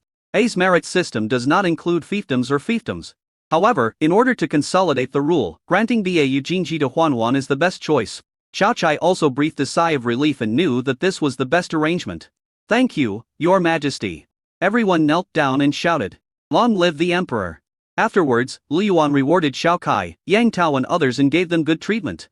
Especially Yang Tao, who got the 15-franc Shaosheng Ziyo. This was a step up for him and he entered Dai's upper-class society. Yang Tao was so overjoyed that he wished he could smash his head into pieces. At this moment, everything he hoped for came true. Li Yuan hosted a banquet for these people and announced it to all. Before long, the news spread completely. The capital city was shaken again. Some people spontaneously took to the streets to cheer and celebrate. Every hotel has put up discount signs to celebrate Dai's unification of Middle-earth. The war is over, Middle-earth is at peace, long live Dai, long live His Majesty. Young people took to the streets, held up banners, and sang the Dai national anthem, feeling indescribably excited. The people spontaneously followed the parade. Li Yuan stood on the city wall, looked at the crowd walking in front of the square and laughed. After traveling through time for the 9th year, he unified Middle-earth and became the greatest emperor of all time. He thought he was not the best time traveler, but he must be the worst one. From today onwards, everyone in this land will praise his name. People and later generations will also praise his greatness. He narrowed his eyes and was in a good mood. Liu Su couldn't help but ask, Your Majesty, how do you feel right now? I can't explain it, I'm just happy. Li Yuan rubbed her head and looked at her twinkling eyes. He knew what she was thinking. So he said, when the captives of the Xia dynasty come over in a few days, I will offer sacrifices to the heaven. At that time, I will reward all the officials greatly. What reward do you want? P.S. This book will be linked with the old book Daqian Hanzu and the later stage. New readers can read the second brother's old book of 5 million words when they have time. Thank you. Chapter 513. National Destiny and Enlightenment. I don't want anything, I just want to follow your majesty, Liu Su said eagerly. You can't follow me with this identity forever. Li Yuan said. But I don't want to go to the harem either. What I mean is that I don't want to be a canary in the harem. Not that I don't want to be with your majesty. Liu Su was not good at speaking and was afraid that Liu Yuan would misunderstand her, but she didn't know how to explain it clearly. Liu Yuan rubbed her head. I understand what you mean, you want to stay with me, but you don't want to go to the harem, is that what you mean? Liu Suede was pounding garlic. That's what I mean. The two had a close relationship, but Liu Yuan never broke that layer of window paper. Xiaoji and Jia is special, not everyone is Xiaoji and Jia. But the tassels are also unique. Okay. I'll give you a privilege, but let me make it clear that if the world is peaceful, or if you have a child, you have to be down to earth. Liu Su blushed deeply, but she also understood Liu Yuan's concerns, so she kept nodding and saying all kinds of nice things. I'm also looking forward to it. When I thought about Liu Yuan including having a baby in his schedule, it was like eating honey. In early March, Li Yong escorted the Diaxia captives back to Beijing. The people lined the streets to welcome him, and Li Yuan set up a grand welcoming ceremony in the square outside the palace. This time, Li Yong washed away the shame and felt proud. It was just a pity that he didn't catch Emperor Rexaye with his own hands. When Emperor Rexaye was found, he had already become a pile of charred and rotten meat, but his appearance could still be vaguely seen. They brought back the bodies of Emperor Rexaye and Crown Prince Li Ji, and most of the court officials also died on the city wall. These people can be considered loyal and brave. He was ordered to purge Lijiang and capture all the nobles in Lijiang. The cheers of the people made Liu Yong indescribably excited in his heart. He silently said to the brothers who died in the battle that year, "Brothers, I have avenged you." A huge crowd gathered in the square. Li Yuan looked at Liu Yong, who was in the lead. Inside this Ji Irma, was really good at being a human being in comparison. Wang Dabiao was far behind. He remembered this favor in his heart in this war to annihilate the country. He was the chief contributor, so he would definitely be given the title of Marquis of Guan'en. I, Li Yong, lead the soldiers of the Second Army to return triumphantly, and lived up to the expectations of His Majesty and the Emperor, and successfully captured Lijiang. From now on, there will be no more Diaxia in the Middle Earth, only day. Li Yong stepped forward, knelt on one knee on the ground, and placed the purple gold national seal of Diaxia on his head. This purple gold is a metal unique to Diaxia. It is said that it takes 3,000 kilograms of gold to produce 1 gram of purple gold. The national seal in his hand weighed more than 30 kilograms and was priceless. This is the purple gold national seal of Diaxia, presented to your majesty. Everyone stretched their necks to look at the national seal sparkling in the sun. So far, Day has gathered the national seals of the 3 kingdoms, symbolizing that Day is the true destiny. At this moment, all the people are united and all the world is in submission. Liu Yuan took the heavy national seal and nodded continuously. He handed the national seal to old Lu. Holding the national seal in his hands, old Lu said happily, "The 3 seals have returned to their positions, and the 4 seas are united. From today on, my son will be the great emperor who has no predecessors and no successors." Although Liu Yuan was happy, he was also filled with pressure. It is not easy to manage such a vast territory. He looked at the soldiers and countless people below. All pairs of expectant eyes were waiting for him to speak.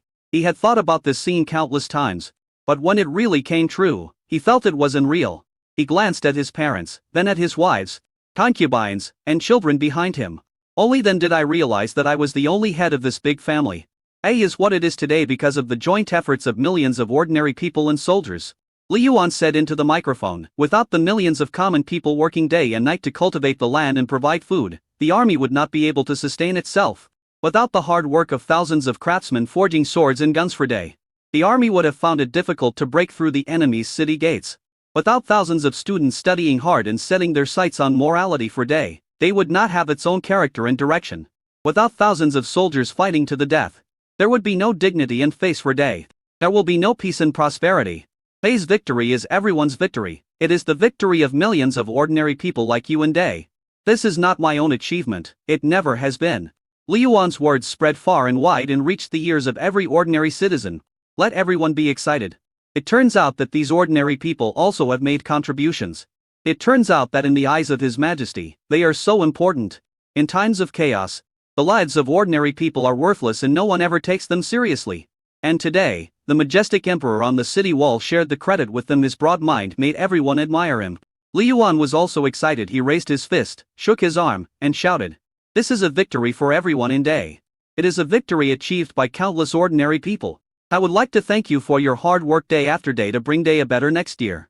Day Wansheng." Everyone spontaneously raised their right hands, clenched their fists, and shouted in unison, "Da Yi will win. Long live His Majesty. Da Yi will win, long live His Majesty." The passionate shouts almost shook away the clouds in the sky. It makes one's eardrums sting and one's head buzz. But even though they were shouting hysterically and their faces turned red, it still couldn't dampen their enthusiasm. The captives knelt there with terrified looks in their eyes. They had never seen such a grand scene in their lives. How long has day been established? But this cohesive force is even more terrifying than that of Diaxia, which has been established for 200 years. After 5 full minutes, the crowd's cheers gradually died down. But everyone's face was filled with pride. They followed the wise emperor, walked out of the darkness, out of the chaotic times, and rushed towards the future.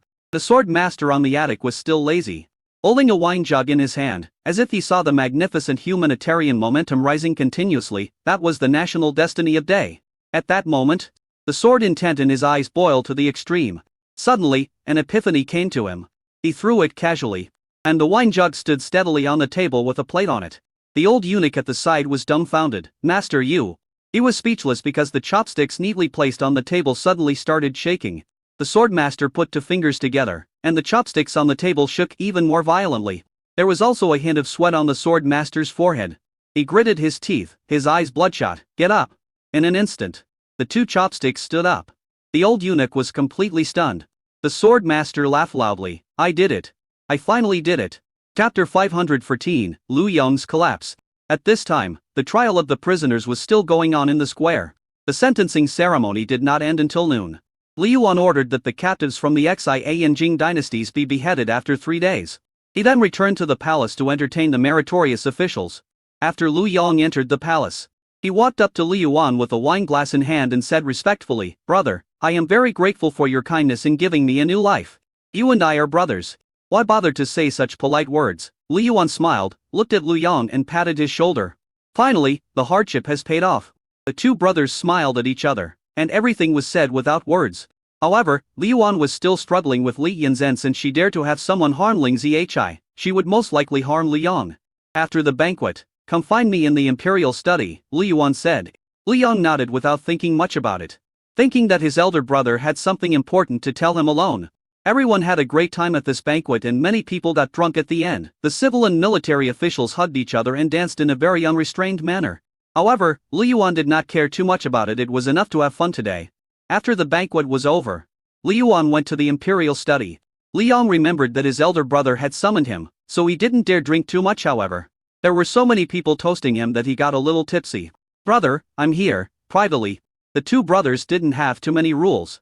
Drink the sobering soup to avoid feeling uncomfortable. Li Yuan pointed to the table. Li Yong picked up the soup and drank it all in one gulp. After a burp, he said, Brother, you called me over here. Is there something important? Li Yuan took out a cigarette, lit it, took a deep breath, and frowned. 3 months ago, Ling Zhi was attacked and was almost seriously injured. Li Yong was startled and asked nervously, What's going on? Is there anyone who dares to launch a sneak attack in Liangjing? Of course there are none. Those spies have done countless things in places you can't see. If it weren't for the people from the Security Bureau and the Special Forces Battalion, Liangjing would have been in case long ago. Li Yuan let out a breath beneath the prosperity of Liangjing. There is an invisible undercurrent. After the army set out, there were more than 100 recorded assassinations, which means an average of once every 2 days. The most exaggerated one was when an assassin lit a sky lantern and tried to fly into the palace, but was finally shot down. Li Yong frowned and said, Brother, do you want me to go to the Security Bureau? No. Li Yuan shook his head and said bitterly, although Ling Zhi was not injured, his team members blocked the damage for him and almost lost their lives. Do you know who the assassin belongs to? Li Yong shook his head. I don't know. Suddenly he reacted and asked tentatively, Mo, is it someone from Diaxia? They are indeed from Diaxia, but do you know who ordered them? All sorts of possibilities flashed through Lu Yong's mind. I don't know. These are secret letters exchanged between them. You should be able to recognize the handwriting. Li Yuan took out a stack of letters and pushed them in front of him. Lu Yong was a little confused. But when he saw the handwriting clearly, he stood up suddenly. This is innocent handwriting? Brother, could there be a misunderstanding here? I also think this is a misunderstanding, but after my investigation, it is not. I have a notebook here, which records your experience of returning from Diaxia. Li Yuan didn't want to tell him the truth, but things had come to this point, and some things still had to be resolved. If we let her go, disaster will surely occur. Lu Yong took the notebook, wouldn't lie, feeling completely dejected. This notebook contains translations of secret letters and confessions. As he watched, Lu Yong's body began to tremble uncontrollably, his eyes gradually turned red. and his teeth chattered. No, this is impossible. He stared at his brother. But in the end, his eyes dimmed in this world. No one cared about him more than his brother. How can you make up such a thing to deceive yourself? This is your family affair, I can't interfere. She is pregnant. Even though what she did was shameless, the baby in her belly is innocent. Li Yuan said, you can do whatever you want. As long as she doesn't hurt others, but this is the last time. If it happens again, I will definitely not tolerate it anymore. Lu Yang was extremely sad. I will take care of it for sure. He took the notebook and left the imperial study in a daze. Liu Su said with some concern, Second Master, will you be okay? From the moment a person is born, he faces a disaster at every step, and some disasters cannot be avoided. If it's over, it's over. If it's not over, it's useless. Soon, Lu Yang returned home. As soon as the car stopped, we saw Li Yanzhen, with a big belly, holding a river dog in her arms, and everyone in the mansion standing at the door to greet us. If it were in the past, he would definitely run over quickly and hug the mother and her two children in his arms. But at this moment, I feel extremely tired and exhausted. Welcome home, Your Highness. Li Tianzhen said to Shi Jiaoyu. Quick, call Daddy. Fall. When Shi Jiaoyu saw his father, he also opened his arms with an innocent smile on his face. Li Yong picked up his son, and Li Yanzhen came over, held his hand, and said in tears, you are finally back. I missed you so much when you were not at home.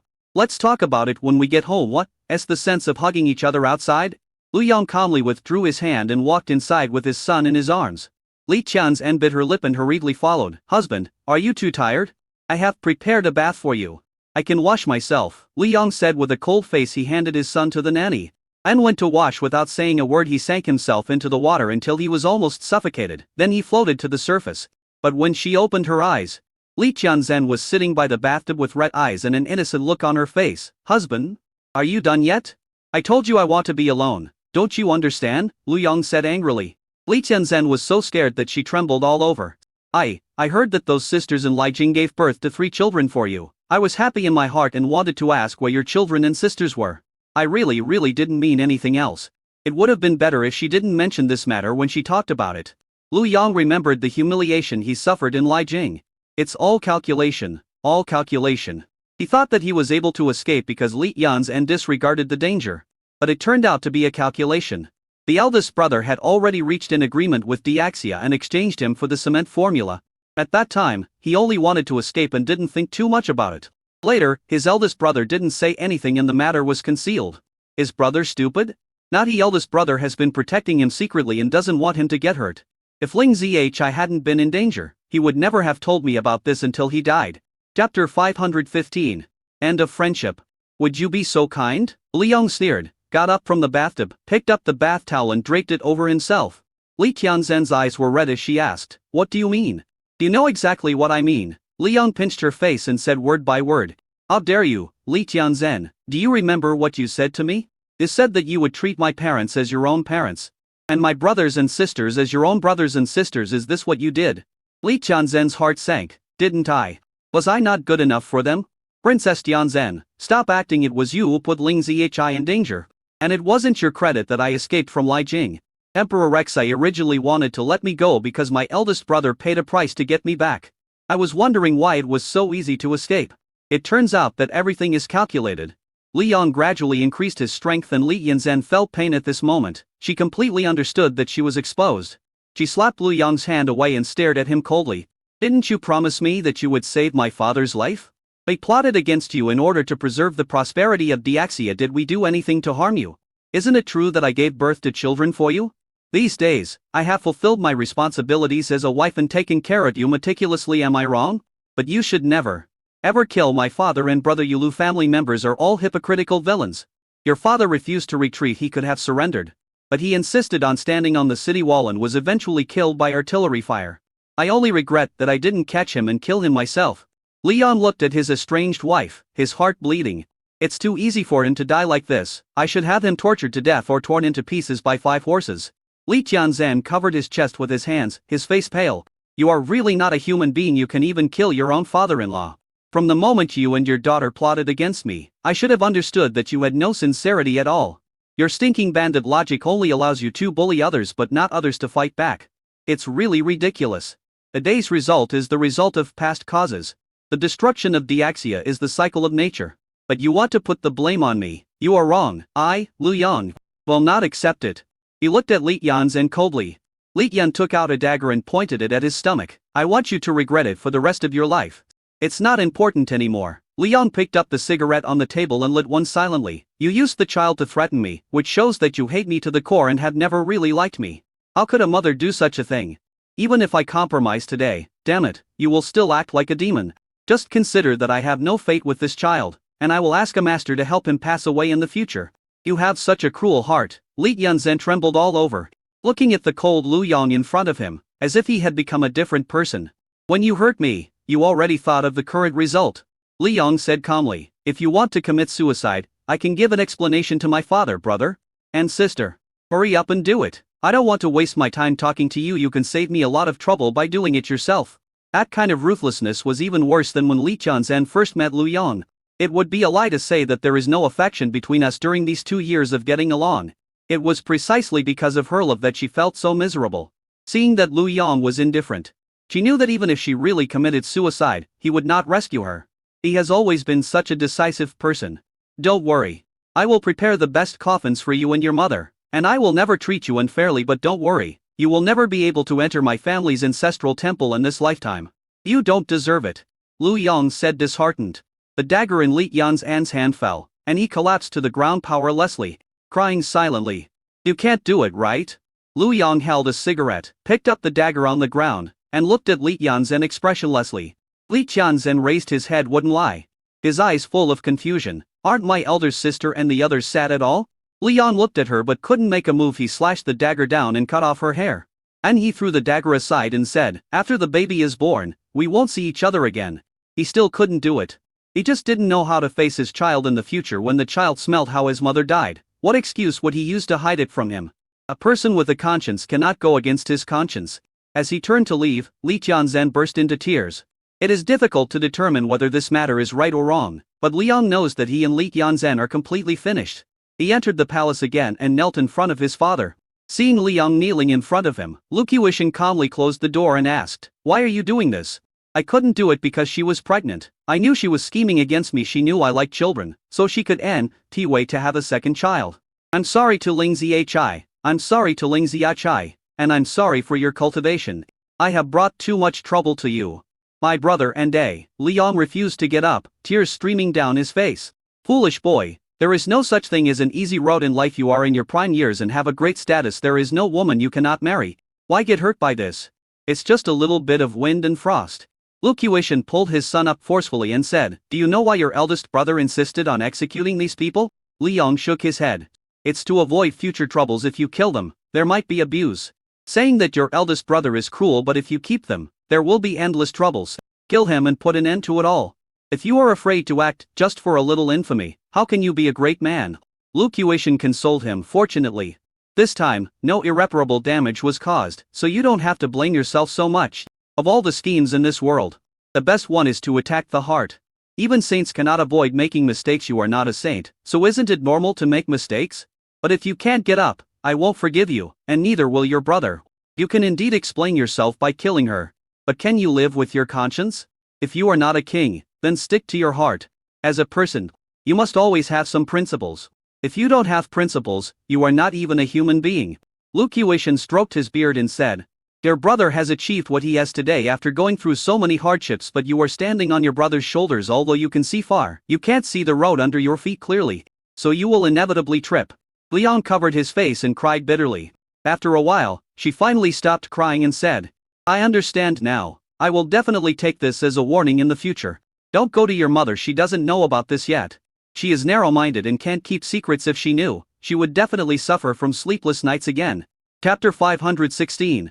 Sword Master's Farewell. Li Yang left the newspaper and went to see Li Yuan again, and apologized to Lu Yuan. Li Yuan also knew his character, and seeing that he was holding the hair in his hand, he said, since you have shaved your hair, it is considered as beheading. Giving birth to descendants for the Lu family is also considered a merit. When the second child is born, I will give her wealth and glory, and we will never see each other again. Thank you, brother. I'll go to Ling Ziachai and apologize right away. Go ahead. Li Yuan shook his head.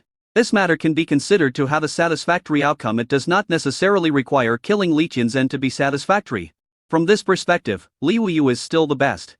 After knowing that Emperor Xia died, he became even more obedient these nights. He was extremely proactive and considerate. Even Lianla, that little girl, didn't seem too sad. It shows how bad a father is that he can do this.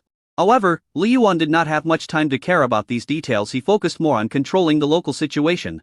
The speed of recruiting soldiers still cannot keep up with the speed of expanding territory.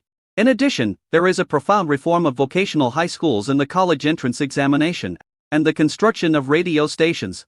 The first aircraft should be available in the first half of this year. Li Yuan went to the Air for Space 2 days ago and saw that parts were already being assembled. If things go well, it will be able to take off for a test flight by the end of the month. The next day, Li Yuan woke up from Honggu's bed after giving birth. Honggu had become more plump and full of femininity. However, he did not forget to look for Zhu Wanli, but there was no news. Li Yuan got out of bed quietly, shirtless, and began to warm up, preparing to strengthen his body. After the exercise, he went to Qingping Palace to pay his respects. After having breakfast at his parents' house, he started a busy day of work. "Your Majesty, the sword master requests an audience," Li Su said. "Oh? He came to the palace to chat with me again today?" Li Yuan calculated the days. "It's not the day yet, right?" "No, he said he is not here to chat today. But he has a few things he wants to tell your Majesty," Liu Su said. "Let him in, I'll go wait for him at the old place." Li Yuan is very busy today, but he is still willing to spend some time for the Sword Saint. It's a good thing that the Sword Master opened a martial arts school in Liangjing to teach children how to keep fit and does not require any training. A complete set of training boxing techniques was specially compiled for the Day Army, which greatly improved the overall quality of the Day Army. This is a credit. But he is a lazy person and can't stand being constrained. So Li Yuan could only keep this credit in his heart. In the Imperial Garden, Li Yuan even specially built a pavilion to entertain the Sword Saint. Not long after, the Sword Master came over. He was still dressed casually, with grey hair and flowing long beard, looking like a hermit. "I'm sorry to have kept your Majesty waiting." The Sword Master bowed and then sat down opposite Li Yuan with confidence. The two people have a big age gap, but they can get along very well, and they are more like friends regardless of age. Li Yuan pushed the tea in front of him and said, "Senior, you came here early in the morning. Do you have something good to share with me?" "That's a good thing." The Sword Saint nodded and said, "I have thoroughly comprehended the captive surrender ceremony yesterday. Thank you for your hospitality over the past 2 years. If you hadn't pointed it out to me, I would still be unable to figure it out today." Li Yuan was stunned. "Have you really reached that point? There are boxing in Qigong in the world today, but they don't have such exaggerated effects, such as being able to walk on the waves or fly into the sky and hide in the ground. The most is that they can climb over walls easier than others and their bodies are stronger than ordinary people. Moreover, people who have achieved success in Qigong do live longer. As for the kind of brave general who can stand alone against 10,000 enemies, he is 1 in a million and rarely seen in a century. With such a large territory and so many people, it is normal to have powerful people appear occasionally. I guess so." The Sword Master looked at the bamboo clip used to hold the cup in front of Li Yuan. He put 2 fingers together and bent them slightly, and the bamboo clip stood up. Li Yuan was stunned for a moment, then he took a breath of cold air. Fuck, controlling the sword with ki. The scene before him stunned him and almost shattered his 3 views. It's not about controlling swords with ki. There is no such thing as controlling swords with ki in this world. The Sword Saint shook his head. "Although the novels you wrote are interesting, most of them are not true. So this is idea. Okay, spiritual power. This is even more exaggerated than controlling the sword with ki." Li Yuan was stunned, although he was shocked. When he was a child, he watched news reports about human bodies with their own magnetic fields that could absorb iron, just like Magneto. There are also see-through ones. Then, won't you be able to kill people without them even noticing? I've always said that reality is not fiction with my limited strength. I can't even kill a chicken, let alone a person. The Sword Master shook his head. "I came here mainly to show you my achievements and to say goodbye." "You want to leave here? Why?" Being friends with the Sword Master, he can speak freely. The Sword Master is also one of the few people who can let him say whatever he wants without any reservations. Although he is obsessed with swords, he is still very insightful. Go and see the outside world. Sword Saint sighed. "Lu boy, this world is far more mysterious than you think. Middle-earth is not the center of the world. This world hides many secrets." Li Yuan frowned. "What secret? Do you know why I'm obsessed with swords? I like it, there's no reason why." "You are right, but I wanted to fight for the throne back then." The Sword Saint's eyes showed a look of reminiscence. 40 or 50 years ago, a group of people came to Dakion. They were very mysterious. And each of them had great martial arts skills, which was indescribably powerful. One of them taught me how to use a sword, and I was immediately fascinated. After that, I gave up fighting for the throne. Where do these people come from? In the far north. It is said that they live in icebergs thousands of feet high. I don't know whether it is true or not. I want to find them, said the sword master. Li Yuan nodded. Then I wish you a safe journey. The sword saint smiled, then took out a jade pendant from his arms and threw it to Li Yuan. This is Yunlong's jade pendant. His real name is not Xiao. I rescued him from the hands of bandits back then, but this kid was unlucky. He suffered a strong shock and a head injury, and he lost his memory. Li Yuan took the jade pendant and said, "This is half a piece." He didn't know his origins, but an ordinary family definitely couldn't give birth to such a strong child, and couldn't afford to raise him. If you are interested, you can help him find his family, maybe you will get something. The sword master drank his tea and said goodbye gracefully. Li Yuan didn't give him a gift either. As that would seem hypocritical, he turned over the jade pendant and touched the engraved pattern with his fingers. It was the word snow. Chapter 517. No matter how hard you try, you still can't find it. The sword master came quickly and left quickly, waving his sleeves without taking away a cloud. Li Yuan envied his attitude. Playing with the jade pendant, Li Yuan couldn't help but laugh and said, "After searching everywhere for something, I finally found it. I didn't expect that the person Honggu was looking for was actually right in front of me. Honggu also has this jade pendant, and the two pieces can be combined into one. However, Xiao Yunlong's loss of memory is a troublesome matter. And where is the far north that the sword master mentioned? That mysterious man made him feel uneasy. This world is not the world that I am familiar with. So I must seize every opportunity to develop and strengthen my own strength. No matter how good your kung fu is, you'd still be afraid of a kitchen knife, right?" This reminded him of the mysterious man who broke into the palace. Could they be the same group of people? Rubbing his swollen head, Li Yuan simply stopped thinking about it. There is always a way when you reach the mountain. At the same time, Honggu was teasing Huzi. The chivalrous woman in the past was now unspeakably gentle. Seeing Li Yuan coming over, Honggu hurriedly said, "Xiao Hu, your father is here. The little guy is chubby and strong, and he smiles when he sees Li Yuan." Unable to help but pinch the child's face, Li Yuan asked the nurse to take the child away. "Honggu, I have something to tell you. If it's about the queen, then there's no need to talk about it. That position is not suitable for me, and I don't have the ability to be a good queen." Honggu shook her head. "Don't try to persuade me." Li Yuan smiled bitterly. "Others can't even think of it, but you are afraid that it will happen to you. Others are others. I am me, how can we be the same?" Li Yuan held her waist, let her sit on his lap, and sighed, "You are unique, but what I want to tell you is not this." "What's that?" "Where's the jade pendant you carry with you? Take it out." Honggu frowned and took out a jade pendant from her bosom. Li Yuan took the jade pendant, then took out another jade pendant and put the two together, fitting perfectly. Honggu's pupils shrank slightly, and she asked in a trembling voice, "Where did this jade pendant come from? If I say this is your elder brother's jade pendant, would you believe it?" "My eldest brother's jade pendant. This is impossible, your majesty. You don't lie to me." Honggu panicked, staring at the jade pendant that was combined into one in Li Yuan's palm. "How could I lie to you about such a big thing?" Li Yuan said with a smile. You really found my elder brother?" Honggu's eyes were filled with tears. "Don't be impatient, listen to me." Li Yuan repeated the words of the sword saint, and then said, "If this jade pendant is really Xiao Yunlong's, then your intuition was not wrong." However, Xiao Yunlong had suffered a head injury and had forgotten everything about the past. So he could not remember anything about his past. "You also asked him indirectly." Honggu held the jade pendant tightly in her hand, tears falling silently. I knew he was my elder brother. How could there be someone so similar in the world?" The brother and sister had been separated for too long. And she was too young at the time, so her memory of her brother was very vague. But even with this vague memory, she still recognized her eldest brother at first sight. "Is he back?" "Not yet. Although Li Jing has been conquered, Diaxia has ruled for so long that there are still many loyal ministers. Many places are still resisting. You will definitely meet him in 3 months at the fastest and half a year at the slowest," Li Yuan said. Honggu was so emotional that her body trembled constantly. And she lay on Li Yuan and burst into tears. The emotions that had been suppressed for so many years finally burst out at this moment. The pain of a broken family, the longing for separated brothers and sisters, the hardship of searching with one man and one sword, all these years of torment. How could it be wiped out by a few words of wind and frost?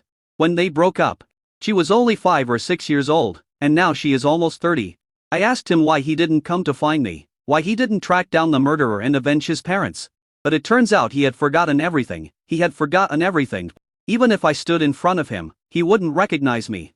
He doesn't recognize me. He's such a jerk. Honggu felt extremely aggrieved. He thought his brother was dead. But he didn't expect that he just forgot everything. He was alone, enduring all the suffering, searching for her among millions of people in the vast Middle-earth.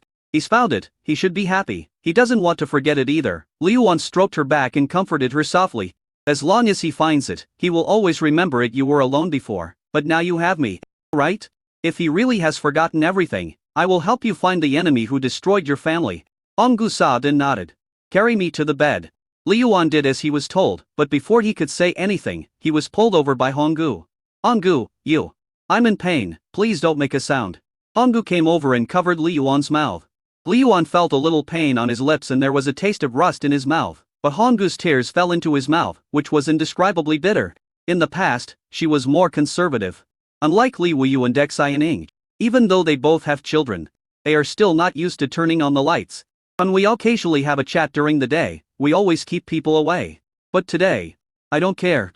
Liu Wan knew that she was feeling very miserable and had been suppressing her feelings for too long. She wanted to find an outlet. At the same time, she was also thanking herself in this way. This is good, better than suppressing it deep in your heart. Honggu fell to the side. Are you happy? Liu Wan couldn't help but wipe the sweat from his forehead. I feel refreshed and relieved. Honggu stopped crying. She vented out all the grievances that had been suppressed in her heart for many years. She looked at the scratches on Liu Wan's body. Feeling very ashamed, she suppressed her fatigue and kissed him. I'm sorry, Your Majesty. I shouldn't be so crazy. Liu Wan smiled and said that he was still lucky because only Honggu was injured. This time, it was as if a switch in Honggu's body was turned on, as if something had awakened. He inserted his fingers into her soft hair and said, if you are tired, go to sleep. When you wake up, it will be a new beginning. Leave the rest to time and me. I will definitely give you a good result. Honggu hugged Liu Wan's waist and pressed her face tightly against his chest. It is a blessing that I have cultivated for 10 lifetimes to meet Your Majesty in this life. Liu Wan didn't say anything. Just stroked her jade back, narrowed his eyes slightly, and enjoyed the tranquility of the moment. Liu Wan didn't let go until the beauty in his arms began to breathe steadily. As soon as he left the bedroom, Liu Su came over and said, Your Majesty, concubine Xie is on the roof again. Chapter 518. Xie Ning wants to commit suicide. Let her die. Liu Wan's face looked a little ugly ever since Emperor Jing and others became prisoners. Xie Ning had been begging for mercy every now and then. When he saw that his plea didn't work, he began to threaten them. Today, I am either climbing a tree or climbing up the roof to remove the tiles. Liu Wan could also understand and could patiently comfort her at first. But now, he was completely out of patience. After all, reality is not a novel. It is impossible for those heroines to be brainwashed and believe whatever they say. They have their own thoughts and independent personalities. Even though she knew that doing so would make her disgusted, she still did it. There was nothing wrong with Liu Wan killing Emperor Jing, but there was also nothing wrong with her saving her father. Tell her to die quickly if she wants to. It's better to let her climb higher so that she can die more thoroughly and not be half dead. I will have to ask the imperial physician to treat her. Just tell her exactly what I said. Liu Wan said angrily. Although Yisu didn't like Xie Ning, she had a dragon in her belly after all. Your Majesty. What's this and that? If I compromise today, do I have to nod my head if she wants to go to heaven tomorrow? Liu Wan snorted coldly. Liu Su sighed. Yes. Soon. She arrived at Xie Ning Palace. Eunuchs and maids were standing below, each holding the mattress with their hands, fearing that she would fall off. Su Xiui also knew about it and came over in person. Looking at Xie Ning on the roof, Su Xiui said, Daughter-in-law, come down quickly and don't joke with your life. As women, we follow our husband wherever he goes. There are many things that are beyond our control. If there is anything, let's talk about it downstairs. We can talk about anything. There's no point in talking. He wants to kill my father and my family no matter how much I beg him. It's useless. I am so obedient and well-behaved. And he lets me do whatever he wants. I try hard to have a child just to make him love me more. I don't have any other requests. Even if he lets my father go and keeps him locked up for life, I will still be grateful. This is just a small request of mine, and he can't even agree to it? I know. It must be something that Xie Hongmei and Xie Ayuan's sisters said to him, which is why he is so hard-hearted. Xie Ning shouted loudly with tears in her eyes. In today's, it would be the day of beheading, and she really couldn't bear to watch her father die. Come down first, and we can talk about it. I can help you plead for mercy. Su Xiui was also very nervous. I'm old and can't stand the stimulation. Auntie scare me. She looked at Liu Su. Is Shuowen here? Liu Su shook her head. Empress Dowager. His Majesty said to let her die. What? Su Xiui frowned. Is he crazy? Does he want to kill 2 people with one body? Liu Su had no choice but to tell her what Liu Yuan had said. Su Xiyue said, I don't care about his principles. I don't want my family to be disturbed. Day has only been established for a few years, and he is so cold-blooded. If a few more years pass, will even an old lady like me not care about you anymore? Can't we wait a few years for the sake of the children? Liu Su smiled bitterly. Your Majesty has the charter in his mouth. How can you lie in public? What Su Xiyue thought was that as the family reunited, even if there were conflicts, they could be resolved. As long as people did not make mistakes based on principles, they could be forgiven. Xiying, don't jump yet. I'll go find Shuoan now. With that, Su Xiyue quickly left. Soon, she found Li Yuan, and before Li Yuan could speak, she scolded him, you really don't care about them and their son. Yes, you are the emperor and cannot be blackmailed, but isn't that your woman, your child? Did she make any mistakes in principle? She just wanted her father to survive? Many people are saying that you shouldn't kill prisoners as it could easily cause trouble. As a woman, I don't understand these things, but what one person says may be wrong, but most people say so, and I don't believe they are all wrong. I also know about the grudge between Hongmei and Xiying's family, but you have to understand that today you gave up Xiying and his mother. Do you have a clear conscience? They are two people, and Xiying is also two people. Su Xiyue said, I never interfere in the affairs of the harem, and this time, I don't want to interfere either. But I tell you, Shuoan, if you don't appoint a queen and if you don't treat everyone equally, there will be no peace in the harem. You can give up Xiying and her son for Hongmei and Xiyuan. But I know you will regret it after some time. I promised the two sisters a long time ago that I would personally deliver the enemy to them at that time. I didn't know Xiying yet, Liu Yuan explained. They are your relatives, but Xiying is not. That kid is a bit snobbish, but he doesn't have bad intentions. Su Xiyue looked at her son and asked, if someone wanted to kill us today, what would you choose? Can this be the same? What is different is our identities. What is the same is that we are all parents and you are all children. Su Xiyue said earnestly, I know that being an emperor is very stressful and requires you to take care of everything. You can be iron-blooded, but you cannot be cold-blooded. You can be cold, but you can't be truly ruthless. The palms and backs of your hands are all made of flesh, so you have to strike a balance between them. I am a woman and I don't understand those things, but I know that if a family doesn't even have basic feelings, it is not a family. Li Yuan was silent. Su Xiyue stood there and didn't leave. She wanted Li Yuan to give her an explanation. Li Yuan was caught in a dilemma of whether to kill or not. After a while, Li Yuan sighed, then hurried over to Su Xiyue and said, Mom, you are teaching me that I didn't think this matter through properly. You go back and tell her that I will give her a satisfactory answer, but she must come down. If she insists that I let her father go, I can't do it. Whether it is Sister Hongmei or her, I need to take it into consideration. At the same time, the overall situation of the world is also within my consideration. Don't lie to me. Su Xiyue was skeptical. No, even if I lie to you, I wouldn't dare joke with your eldest grandson's life, Li Yuan said with a wry smile. There is no reason why old people all have children. Especially since the Lu family has few members, these pregnant concubines are treasures in Su Xiyue's eyes. Xiying is particularly good at pleasing the elderly. So Su Xiyue likes her very much. Even Li Weiyu and Honggu are slightly inferior to her. Okay, then I tell you. If Xiying goes up to the roof again, I will hold you accountable. Su Xiyue left with satisfaction. Li Yuan walked her all the way to the door. What the hell is this? Li Yuan sighed helplessly. Xiying was soon persuaded to calm down, but the matter was also brought to the attention of Lao Lu. Old Lu didn't ask about it the previous times, but this time, he came to find me specially and just asked me to handle the matter. Is it really okay not to have a queen? Li Yuan asked himself. It seems that the new law should be put on the agenda as soon as possible. Chapter 519, A Perfect Match. There are no big secrets in the palace, and the news of Xiying's suicide still spread. When Xiyuan heard this, she felt quite depressed. These days, the sisters have not been having a smooth life. The cold eyes and pressure from the civil officials group have made them run into obstacles everywhere. In the eyes of civil officials, an emperor who kills people indiscriminately is not a good emperor. Of course, in their eyes, Li Yuancheng is a man of both literary and military virtues, and an emperor of all ages with unparalleled achievements. Then the two sisters would naturally become slanders. Somehow, the feud between him and Emperor Jing spread. There are even rumors that Li Yuan originally wanted to let Emperor Jing go and win over the hearts of the people. However, their sisters' evil words misled the public and made Li Yuan change his mind, causing Li Yuan to be criticized for no reason. She also knew that many people had lodged complaints against the two sisters. Some people even went to my sister's hospital to curse. Xiying was pregnant with a dragon seed and had to risk her life to save her father in the eyes of these people. This was proof of her filial piety. Some even said that Xiang was so filial that she could become the queen. Xi Yuan knew that it must be those surrendered ministers of Da Jing who were behind the scenes building up momentum. But even so, she didn't want Li Yuan to bear all these insults. After all, Emperor Jing and his wife had been tortured beyond recognition, and much of the resentment and hatred they had accumulated over the years had been eliminated. Instead of killing them, it is better to let them live and torture them often in the future so that they will suffer a fate worse than death. Thinking of her sister's words, she put aside what she was doing and went to Yongping Palace to meet Li Yuan. "Why are you here? Your Majesty, can you release Emperor Jing and his wife?" "Why? I just feel it's inappropriate. Besides, killing them would be too easy for them.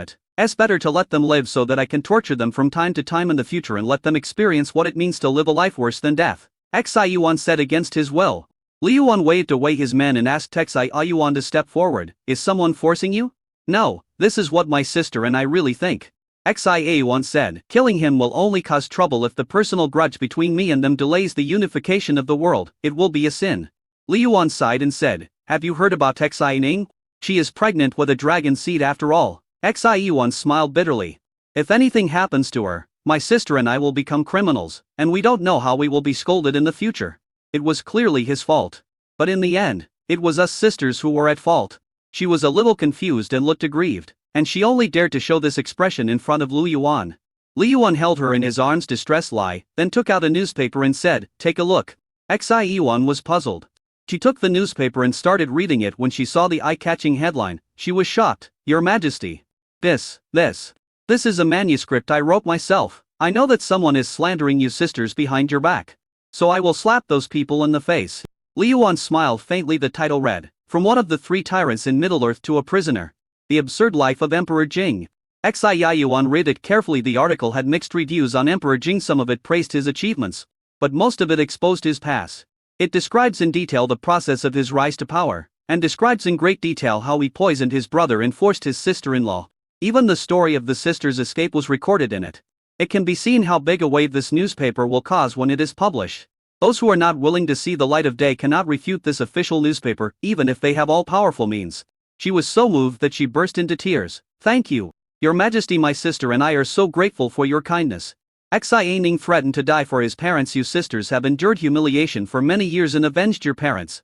Isn't that filial piety?" Li Yuan said, "I will kill them and let them die in front of everyone." He lowered his voice and whispered a few words into Xi Yuan's ear. "Do you think this method is feasible?" Xi Yuan was so excited. "Okay, that's great."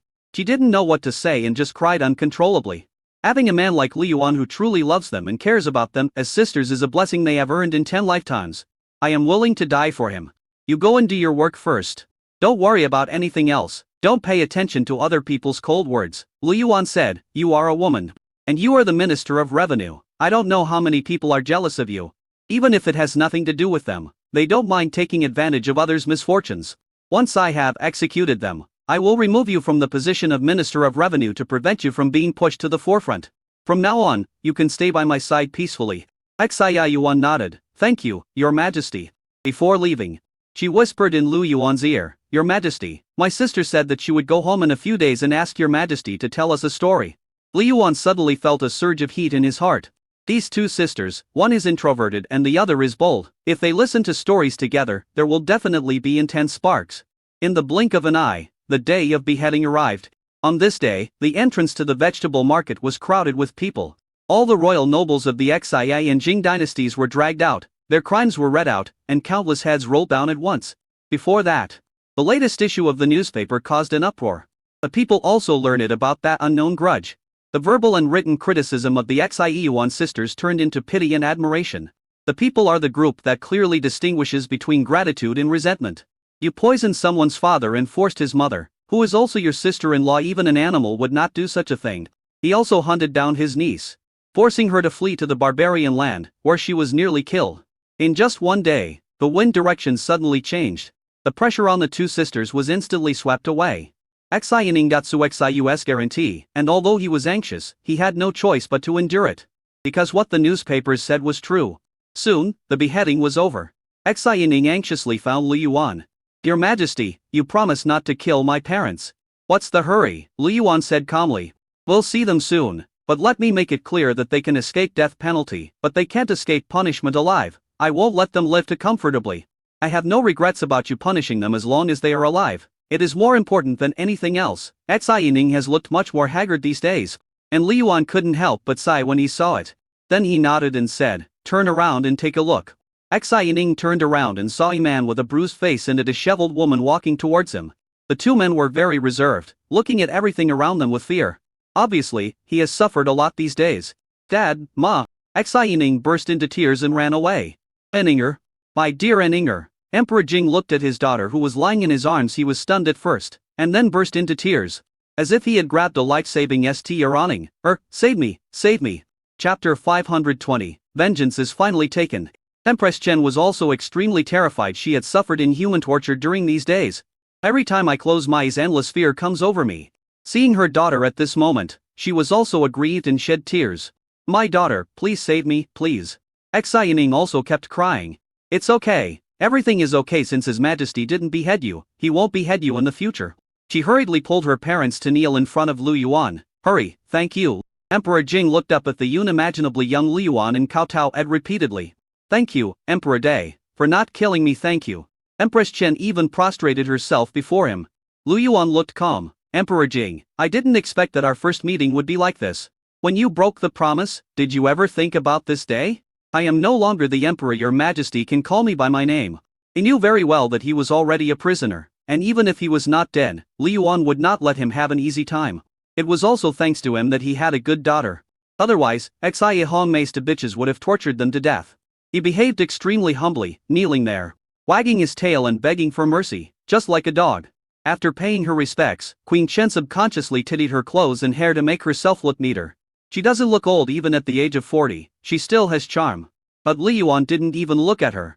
Xi Abedian, from now on, you will work in the palace, Li Yuan said calmly. You have to give up one of the big head and the small head.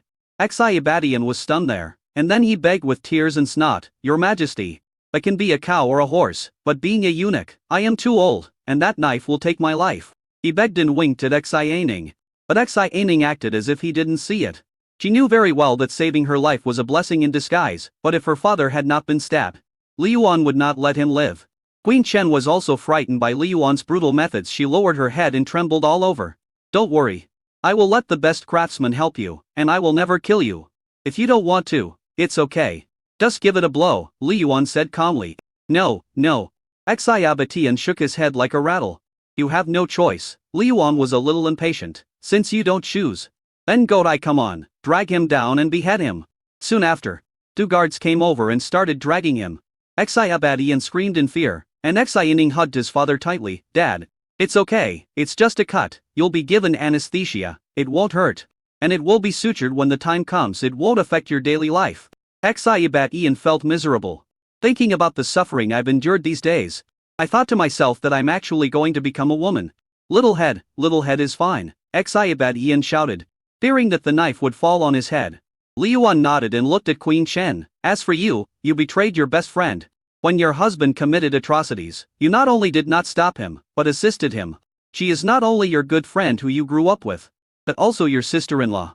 You can escape the death penalty, but you can't escape the punishment of life imprisonment from now on. You will only serve these two sisters. If there is any mistake, I will kill you without mercy. Empress Chen was already scared out of her wits. So how could she dare to object? Yes, I understand. I will definitely repent for the rest of my life. Xi Yining also knew that his parents would have a hard time in the days ahead, but fortunately their lives were saved. I have fulfilled my filial duty. But if she asks herself, what qualifications does she have to hinder Xia Hongmei and her sister from taking revenge? And this time, she has ruined all the good things she had in Lu Yuan's heart. If this baby is a son, it would be fine. Her future will be bleak. As for you, you can no longer be called Xi Abedian, you will be called Turtle from now on. Li Yuan looked at Xi Abedian and said calmly, and your true identity, if it is revealed, I will have you tortured to death. Yes, I will be a tortoise from now on. Xi Abedian kowtowed continuously. Li Yuan waved his hand and was pulled down. This was the best outcome he could think of. As for Xi Abetian, who was beheaded outside, he was just a substitute. He achieved his goal and quelled the chaos in the palace. Queen Chen looked at her daughter timidly and finally said nothing. She was then taken away. Xi Yining stood up, moved slowly to Lu Yuan's side, knelt down, and said, thank you. Your Majesty, for not killing me, I will always be grateful to your Majesty. Li Yuan pursed his lips, said nothing, and his face was terribly cold. Xi Yining was nervous and anxious. Your Majesty, I know I was wrong this time. It was because I was anxious. As long as your Majesty is happy, I will leave in any way. She apologized while massaging Li Yuan's legs. I have prepared several sets of clothes that your Majesty would like to see. How about I send them to your Majesty to see? Li Yuan didn't respond. He stared at her and said, this is the first time and the last time. If it happens again, I will kill your whole family. No matter what kind of suffering your parents endure in the future, it is what they deserve. I killed all of Hong Mei's family, and did not spare any of the people related to her. Remember what I said. Xi Yining's previous tricks no longer worked, so Lu Yuan ran away. She knelt on the ground with a dead look in her eyes. On the other side, as the knife fell, the arrogant Emperor Jing died, and all that was left was the turtle in the Day Palace. It really doesn't hurt, said the turtle. Of course, I am the best knife expert in Day. Don't move, I will sew you up now. After Empress Chen washed up, she was also sent to Xi Hong Mei's home. At this time, the two sisters were waiting at home. They stared at Empress Chen, their former aunt and their mother's best friend. Hong Mei, Shuoaner, you used to call me Hong Mei, what should you call us now? Xia Hong Mei looked at her coldly. Empress Chen looked embarrassed and knelt on the ground. This servant greets the two young ladies. Xia Hong Mei nodded. You've had enough fun these days, right? If not, I can make you have more fun. Queen Chen kept shaking her head. Enough. Enough. Her body was almost falling apart and she had difficulty walking. The most hateful thing was that every time she was tortured to death, Xia Hong Mei would give her medicine and intravenous strips to prevent her from dying. She also went from being a high and mighty queen to a slut who was available to anyone. It just destroyed her heart. This is just the beginning. I will repay you 100 for the pain my mother endured. A trace of pain flashed in Xia Hong Mei's eyes. Now, go over and count out to the spirit tablets of my parents. Chapter 521. You want to defeat me? No way.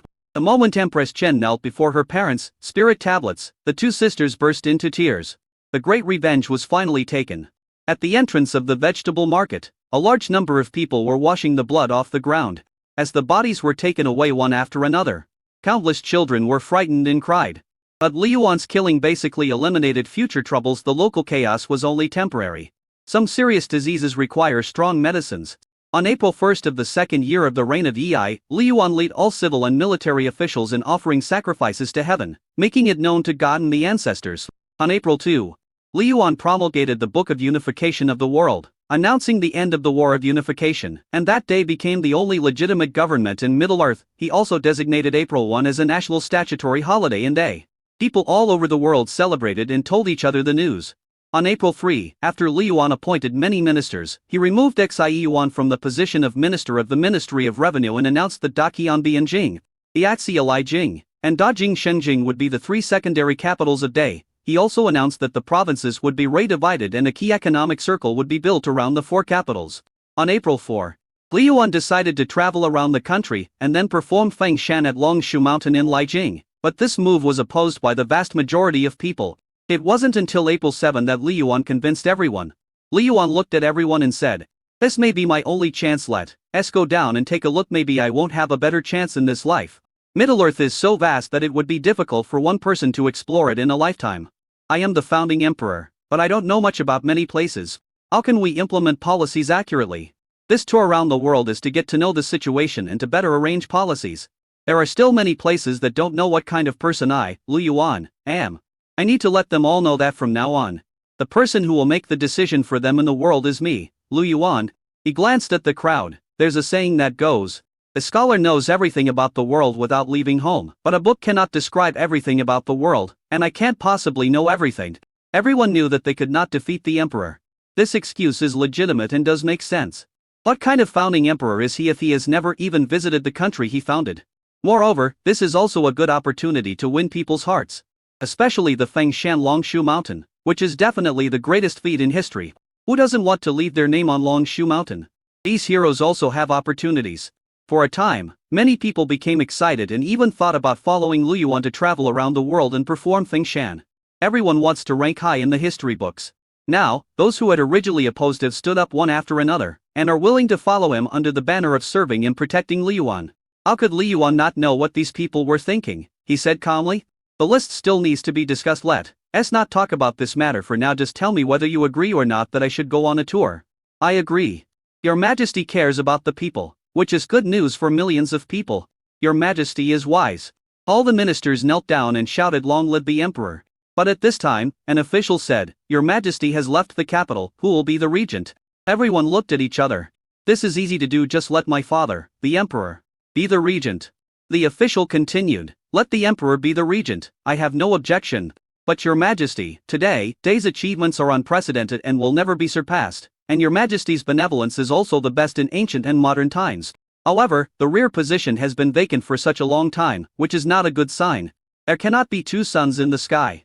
And there cannot be two kings in a country. The master of the harem needs to be determined, and the distinction between legitimate and illegitimate children needs to be determined before the principles of morality can be divided.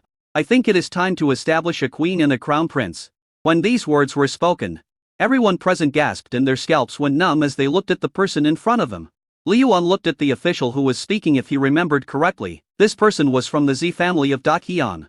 His name was Zifeng. He was the Shao King of the Imperial Household Department, a fourth-rank position. Immediately afterwards, Wang Zhu also showed up. "Master Zi is right, the position of Empress cannot be left vacant. We should choose a woman of high moral character and prestige to be the mother of the country." Subsequently, more and more ministers stood up. At this moment, there was no distinction between factions among the ministers. Even the neutral ministers stood up to agree. It is always wrong and not nice to say that Day has no descendants. Cao Yanhu glanced at these people and sighed. He had already inquired about Liu Yuan's opinion on this matter. But this man had a very positive attitude and had no intention of establishing a queen. Otherwise, he would not have set up for concubines to be in charge of the harem. Look at the maids in the harem now. They are all candidates for future female officials. As time went by, these female officials left the palace, and the backers behind them were the 4 concubines. To put it nicely, this is the cultivation of direct descendants. Cao Yanhu felt that this was a very bad move, as it could easily lead to future troubles. If one of the concubines had ulterior motives, it would easily cause trouble in the harem. Not a queen, but better than a queen. So what if it is divided into 4? Everyone wants to fight for this position. Didn't you see Xi Unning working so hard? Isn't it just for his son? At this time, Zifeng's suggestion was also an opportunity, and he also stepped forward and said, "Your Majesty, please put the country first. Establish a queen, and divide the principles and norms. This is a national affair. Establishing the foundation of the country is to stabilize people's hearts. The purpose of establishing a queen is to stabilize social order. If there is no distinction between legitimate and illegitimate children, wouldn't things be in chaos?" The ancients often talked about having 3 wives and 4 concubines. But in fact, there was only 1 wife and multiple concubines. If everyone was qualified to share the family property, the world would be in chaos. Liu Yuan also thought that he would be framed, but he didn't expect it to be today. It's not that these people are so bold, this is just normal. The Day Court is a simplified version of the 3 kingdoms forces. Everyone has someone they support who becomes the queen, and who becomes the prince means the direction of the wind in next 10 years or so, and they can make better bets. He was actually very conflicted once the new inheritance law was thrown out. It would be like raising a poison. The following people need their brains beaten out. If the competition were more intense, who knows what kind of trouble might arise. But think about it, even if a queen and a crown prince are established, won't there be enough fights for the throne? It's not vicious competition. There are only a few princes who have a secure throne in history, but how many of them have a good ending? Everything depends on human efforts. I am afraid of wolves in front and tigers behind. This is not my style. You can't frame me. After thinking this, Liu Yuan made a decision. He cleared his throat and said in a deep voice, "I know and understand your concerns. But I have no plan to establish a queen. I will not do so now, and I will not do so in the future." When these words were spoken, everyone present was dumbfounded. Cao Yanhu smiled bitterly and covered his face. "It's over, Your Majesty said it out. This is trouble." But what Cao Yanhu didn't expect was the following sentence. When Liu Yuan said this, all the civil and military officials in the court were in an uproar. Chapter 522, Liu Yuan was scolded. "Not only will I not appoint a queen, I will also not appoint a crown prince." Wow! The whole audience was in an uproar. Everyone was in disbelief and their eyes widened. In an instant, the huge palace was silent and you could hear a pin drop. Cao Yanhu was also confused. If there is no queen and no crown prince, wouldn't that be a mess? The sisters Xia Hongmei and Xia Yuan looked at each other in bewilderment. Although they were destined to enter the palace and had never thought of competing for favor, they were puzzled by what they heard. Zifeng, Wang Zhu and others also took a deep breath. Is it that Lu Yuan, the greatest emperor of all time, is too stubborn, or does he have other plans? After a brief period of calm, the court fell into chaos. Everyone was talking at once. Your Majesty, absolutely not. Your Majesty, if you do not appoint a queen, determine the legitimate and illegitimate sons, and do not appoint a crown prince, then the foundation of the country will be unstable. The country is unstable. And the country is restless until let this good situation be ruined. Your Majesty, please take back your order. Everyone knelt down and kowtowed. Some even shed tears, thinking that Lu Yuan was getting too arrogant and too confident and would not listen to what they said. At this time, Hai Yongshu stood out from the crowd. He looked at Lu Yuan with sharp eyes, without any fear. He was forced by his son to come to Liangjing earlier. But he naturally refused and gave up on himself after learning that Daxia was defeated. He also knew that Dacianification of the world was unstoppable, so he accepted it silently. Lu Yuan did not treat him unfairly and directly gave him the position of a Dali Temple minister among the 9 ministers. He was not only noble but also powerful, and was considered the most powerful of the 9 ministers. The second is the Honglu Temple, but the Honglu Temple of Day has more power. It can be regarded as an independent large system, equivalent to the 6 ministries. During this period, Lu Yuan had summoned him, but he did not enter the palace later. Lu Yuan went to see him in person. He did not show up the first 2 times, and almost scared the boys at home to death. But even so, when Lu Yuan came over, he didn't blame him. Instead, he rewarded him every time. It was not until the 3rd time that he opened the door and met Lu Yuan in person. Lu Yuan is not arrogant, but rather humble as a young founding emperor. He is low-key and reserved, but the vitality he exudes always affects others unconsciously. After talking with him, he was impressed by Lu Yuan's vision and personal charm. Although he rarely spoke, he was still very positive about the strategies formulated by Lu Yuan. It was definitely Kai Yongshu's luck to meet such a wise ruler. However, Lu Yuan did not have a queen, and the prince's behavior made him confused. I guess the emperor was blinded by the praise. Since he was invited out after 3 visits to his thatched cottage, he naturally had to do what a subject should do. He walked to the front and bowed respectfully. Your Majesty, do you think that the world is stable? The 4 seas are submissive, and Day will be free of crisis. So he can do whatever he wants, be stubborn and self-willed, and even ignore the advice of his subjects? What I admire most about your Majesty is that at the young age of 20, you led the people of Biaoyang to carve out a kingdom for yourself. To this day, your Majesty is still a wise ruler and a great hero in the hearts of the people. But if what your Majesty said today were to get out, wouldn't the people laugh at you? Can an emperor who has no sense of moral principles and ethics be a wise emperor? A has just been established, and there are still 10, 100, or even several hundred years to come. Does your Majesty want to set a bad example for future emperors at this critical juncture? Hai Yongshu's voice was not loud, but it was well-reasoned and drowned out the voices of everyone present. Some people knew him. Some didn't, but at this moment, they were all looking at the short figure. Before Lu Yuan finished speaking, Kai Yongshu interrupted him and said, in history, there are many short-lived dynasties in this land. There have been regimes that lasted for a few months, a few years, or even a few days. If your Majesty insists on having your own way, it will not only hurt the hearts of your subjects, but also the hearts of the people. At this moment, Day is in a state of disrepair and everyone is counting on your Majesty to lead everyone out of the predicament. Your Majesty is going on a tour and visiting the people. This will be a blessing for all the people. I am very happy for them. I am happy for them. Yes, the emperor can supervise the country, but your Majesty has no queen or crown prince. What if something goes wrong? Hai Yongshu's voice became louder and louder. Everyone knows that you can't put all your eggs in one basket, let alone your Majesty, because one move can affect the entire body.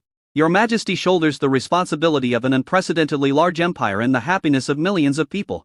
How irresponsible it is to make such remarks at this moment. If your Majesty is determined not to appoint a queen or a crown prince, that is fine in my opinion. He should stop touring the country and stop going to the Fengshan ceremony. Just stay in the palace peacefully and safely, and naturally no one will try to set you up. After hearing this, everyone was horrified and gasped. Until Kai Yongshu became so bold, I didn't expect him to be so bold. Even Cao Yuanhu felt inferior to him. This is a true minister of remonstration. Cao Yuyan and Kai Qingshan also wiped the sweat from their foreheads. The father is too tough, and it's hard for the son to bear it. If your Majesty is only interested in face-saving projects and grandiose achievements without considering the past and the future, and I think there is no need for this Fengshan ceremony, so as not to set a bad example for future generations. Kai Yongshu snorted. Your Majesty is to be a role model, not a negative example. I know that everyone has their own personality and temper, and your Majesty is no exception. You have your own ideas. But to this day, your majesty's achievements are unparalleled and he is the emperor that everyone wants to imitate. Whether I am a humble official or anyone else, I am fortunate to be serving under such a wise monarch. From the moment your majesty decided to fight for hegemony over the world, your majesty was no longer yourself, you were the sage king in the hearts of your subjects, the patron saint in the eyes of the people, and the backbone of this country. This is the awareness that your majesty should have. Kai Yangshu knelt on the ground. Your majesty, please think twice before you act. It was said so well that everyone couldn't help but nod their heads in admiration from the bottom of their hearts. Kawi and Hu knelt on the ground. Your majesty, please think twice before you act. Everyone knelt down. They all knew the disadvantages of not having a queen or a crown prince. But no one was bold enough to walk up to Lu Yuan and talk about it. No one has ever said the matter so bluntly. There is nothing wrong with the Emperor Emeritus acting as regent, but what if something goes wrong with Lu Yuan and that prince is made the crown prince? The children are so young, not to mention how long it will take for them to grow up. What if they die young? Who doesn't know about the shameful things going on in the palace? It's just that no one has put it so clearly. If there is no crown prince, who would be the most advantageous candidate? The answer is obvious. King Heng, Lu Yong. Chapter 523, Leave them alone. These words are so true. It really spoke to everyone's thoughts. Especially the last few words, which are even more amazing. The moment Lu Yuan started to dominate the world, he was no longer himself. In the eyes of military generals, he was a monarch who acted decisively and had great foresight. In the eyes of civil officials, he was a sage king who had an iron fist but loved his people like his own children and treated others with kindness. In the eyes of the people, he is an emperor who will be remembered forever. The one who ended the chaos and led everyone out of difficulties. Lu Yuan looked at Kai Yangshu and sighed softly. I have to admit that Kai Yangshu was really amazing. These words made him become autistic. Indeed, he believed in Liang and his father, but this did leave hidden dangers. The saying a country with a young ruler is in doubt has never been an empty talk. That year, the first emperor traveled around the world and died on the way.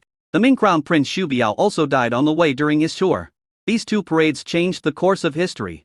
If the first emperor had not died, there might have been no Han dynasty. If Xu Biao had not died, there would have been no Battle of Tumu and no such thing as the Emperor's Gate. As Xu Liu Sai, he could only be a vassal king for the rest of his life. Lu Yuan held the plan in his hand and hesitated, thinking that it is better to be safe than sorry. I had nothing before, but I was willing to take risks. Now I have everything, but I am timid. Being an emperor is not easy, and being a sage ruler is even more difficult. Sometimes, they were willing to be framed.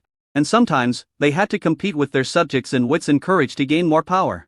As powerful as Feng was, he appointed a crown prince the moment he ascended the throne. He suppressed the plan and said, when I return from my tour, we will discuss the matter of establishing a queen and a crown prince. Everyone could see that Lu Yuan was starting to act like a rogue. Yangshu gritted his teeth and said, if your majesty does not resolve this matter before the parade, I will crash into a wall and die on the way to the parade, so that the people of the world can see how wise your majesty is. King, don't commit suicide at every turn, or else. Yangshu held his head high and said, if I cannot assist a wise ruler, I would rather die than assist a foolish emperor and be reviled by future generations. It's not like I won't solve it. I told you to wait a while. I don't care if your majesty doesn't give me an answer. I will kneel and die here. Kai Yangshu lay on the ground like a toad, with his arms and legs spread out. It's just being a rogue who wouldn't be a rogue. Many people were trying not to laugh and their faces turned red. No wonder he could become the Minister of Literature of Daixia. His ability is truly unmatched by many. Kawi and Hu felt that he should find some time to learn more from Kai Yangshu, otherwise he, as the top civil official, would seem too weak. Of course, he had no intention of confronting the emperor. He just wanted to be a good assistant. In the past he dared to be cautious in his words, but now the emperor was so majestic that his legs could not help but tremble when he saw him. That is awe that comes from the heart. Many people followed suit and lay on the ground. What do you look like? Lu Yuan was so angry that he laughed. He finally understood why Li Shimin loved and hated Wei Zheng. Yangshu is just like Wei Zheng. He dares to make suggestions despite his death, but he also has a lot of reasons that make it impossible for you to refute him. You like kneeling so much, right? Just keep kneeling. Lu Yuan snorted, flicked his sleeves, and left. Withdraw from the court, Wu Sun shouted and hurriedly followed. All the civil and military officials in the court looked at each other, but no one laughed. Your Majesty, are we just going to let them stay there? Wu Sun asked tentatively. Otherwise, do you still want me to coax them? Lu Yuan waved his hand, but was thinking about how to break the deadlock. This matter soon reached Lu Qiuishan's ears. He immediately returned to the palace from the newspaper office and came to the imperial study looking at Lu Yuan, who was reading a book leisurely. He frowned and asked, where did you leave everyone? Dad, let it air out for a while. It's okay. Li Yuan looked like he didn't care. Lu Qiushan sighed. He didn't usually care about state affairs. This was to cooperate with Li Yuan to do a good job in public opinion, work and control the direction of public opinion. This is not a wise move. Besides, every word Kaiyong-shu said makes sense. If nothing else, the harem is without a master. I have already reminded you to appoint a queen as soon as possible. You let the 4 concubines manage the harem. Yes, that's indeed no problem. Give those palace maids a chance. But you have to understand that these palace maids will serve as court ladies when they leave the palace in the future. They will be the 4 concubines in the future. Do you know how much of a problem this is? But if there is a queen, then it doesn't matter. These people are the queen's people. She is the mother of the country. Nothing more than that. Those people can't cause any trouble. The reason I didn't stop you is because I believe you can handle this matter. But you should not fail to establish a queen, and you should not fail to establish a crown prince. This is the conclusion reached by our predecessors over thousands of years. Unless you no longer want to be an emperor, there is no more appropriate way than this. The bloody lessons of our predecessors are there for you. How can you be so confused? Lu Qiushan had never said harsh words to Li Yuan, but at this moment, his voice became louder, and he said angrily, "If anything goes wrong when you go on the tour, you have to let me handle it, right? Who should I choose as the crown prince? Have you considered my feelings? You and I, father and son, get along peacefully, and the outside world has always praised it as a good thing. I also think it's good and don't want to get involved in those dirty things. Do you have to roast me over the fire? Dad, calm down." Lu Yuan sighed and hurriedly pulled his father over and poured him a cup of tea. "I know your concerns. I am deliberately leaving them alone. If I agree to it, they will think I am easy to bully. Not only that, they also have no sense of accomplishment. If I leave them alone for a while and then go out to solve this matter, they will have a stronger sense of honor and feel that they have made a contribution, and I can also gain a reputation as someone who listens to advice. Isn't that great?" Hearing this, Lu Qiushan breathed a sigh of relief. "You scared me to death. He said, how could Li Yuan do such a stupid thing? In fact, there are some rules to being an emperor. You should give your subordinates a sense of honor, belonging, and accomplishment. If the emperor was extremely wise in everything and his subordinates had no sense of participation, he would be exhausted to death." Li Yuan poured him a cup of tea and said, "I really didn't think this through. I didn't think so much about it. I just wanted to promulgate new laws after the tour. But I think it is not appropriate to issue this new bill for the time being, otherwise, these people will make a scene." As he said that, Li Yuan pushed the plan in front of old Lu. "Please take a look at it and give me some suggestions." Chapter 524, The Way to Become an Emperor. After reading the plan, Lu Qiushan was so scared that he quickly closed it and asked, "Are you crazy?" Seeing old Lu's nervous look, Li Yuan said, "Dad, this is my real thought. But when I wrote this plan, it was indeed a little bit off the mark. Either to establish a queen or not is not a big problem for the emperor. It is only because it involves the foundation of the country that it seems abrupt. But how do you know that the prince will definitely be a wise ruler? What if the prince is a mediocre person? Can he defend this vast territory? It is easy to conquer the world, but difficult to keep it. Just the Middle Earth is already so big, not to mention the Xiongnu kingdom. This plan cannot be promulgated. I have supported you in the past, but this time, I cannot agree with you. You can appoint a queen or a crown prince." Li Yuan shook his head. "After I establish the queen, I must choose one of the legitimate sons to be the crown prince. If the crown prince is stupid, if I abolish the crown prince, those people will jump out again.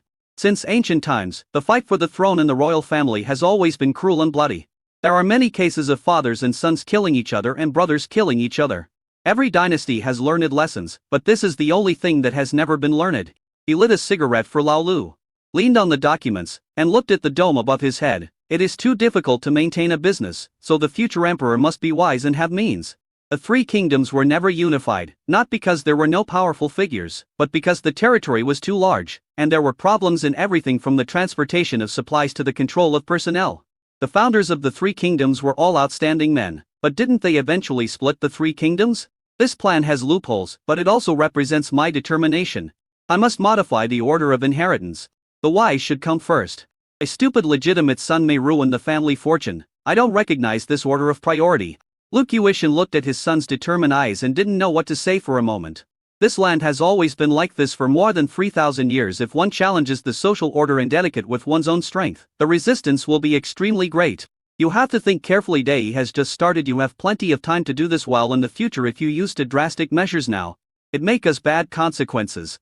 Lu Qiushan sighed and said, "I admit that some aspects of your plan do move me, but it is too advanced.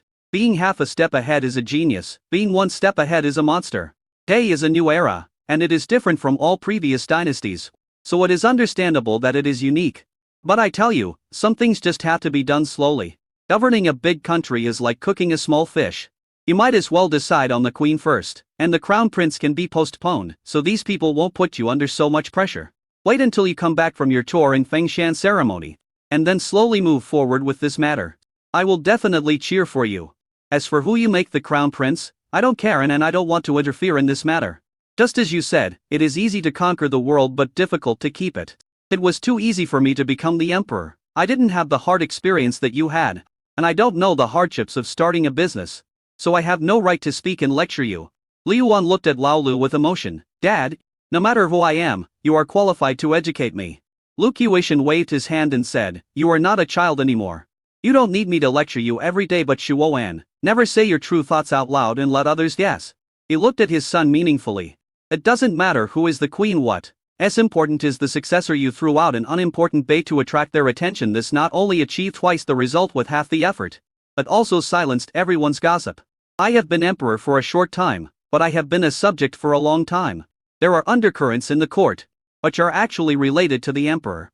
You are a good emperor, but your ministers may not be honest. If you are more treacherous than the treacherous ministers and more loyal than the loyal ministers, these people will respect and fear you and will never dare to cross the line in their entire lives. Han Yangshu set you up today, but you didn't fall for it. I am very relieved. You better listen less to his old Confucian ideas. However, he is a really capable person. Every word he says makes sense and he cares about you. But as I said, you wrapped poison in the candy he gave you. This was a common tactic used by scholars and officials to blackmail the emperor. It is not they who have the final say on who the holy emperor is, it is the people of the world who have the final say. This piece of cake is so big that everyone wants to have a taste. You have to be a good referee and leave them no time to worry. Thank you for your advice, son. Liu Yuan bowed respectfully to Lu Qiushan. To be honest, in some aspects, his considerations were indeed superficial. My dad is indeed powerful. He is more treacherous than treacherous ministers and more loyal than loyal ministers. She seems to be a jack of all trades, but in fact he has his own principles and bottom line. While chatting and laughing, you can finish what you want to do. For example, this time, he also felt it deeply. Whether it is Kai Yangshu or his father, they are actually thinking about the problem from their own perspective. As a subject, Kai Yangshu naturally hoped that he would be a wise ruler, and Dad hopes he can control them. Both are correct. What he needs to do is to strike a balance in the middle. Those people are still kneeling there? Your Majesty, it's still here, Wu's son said. Liu Yuan came to Yongping Palace again. Seeing Liu Yuan go and come back, everyone was very happy. After kneeling for so long, they really couldn't hold on any longer. Only Kai Yangshu lay on the ground, motionless when he learned that Liu Yuan was coming. He looked up and said, Your Majesty, are you here to take back your order? If not, please go back. I am already quite old, but I have never slept in such a magnificent palace. I think I should be able to sleep comfortably. This is my palace. I can come and go as I please, without asking anyone for instructions. Liu Yuan snorted coldly. I tell you, I am the great emperor. I am who I am, and I will not be manipulated by anyone. However, what you said does make sense. It is still too early to appoint a crown prince, but appointing a queen should indeed be put on the agenda. How about this? Before I go on tour, you will report to me who is more suitable to be the queen. Before that, I don't want to see you. Please retreat. His Majesty. Kai Yangshu. Don't push your luck. Liu Yuan slammed the table. I have already given in on tea. Let me say it a second time. If you anger me, I will make you kneel here and die. A Yangshu smiled, got up from the ground, slowly dusted off his body, and said with a folded hand, What I want to say is that your Majesty is wise and wise. It is a blessing for all officials and people that day has such a virtuous monarch like your Majesty. Stop flattering me. Liu Yuan pretended to be disgusted. Get out, all of you. Kai Yangshu grinned and said, I will take my leave. After saying that, he strode out of Yongping Palace. Chapter 525, My mind has never changed. This court turmoil was the first time that Liu Yuan tested his bottom line. If he wanted to order his subordinates around, he had to temper them.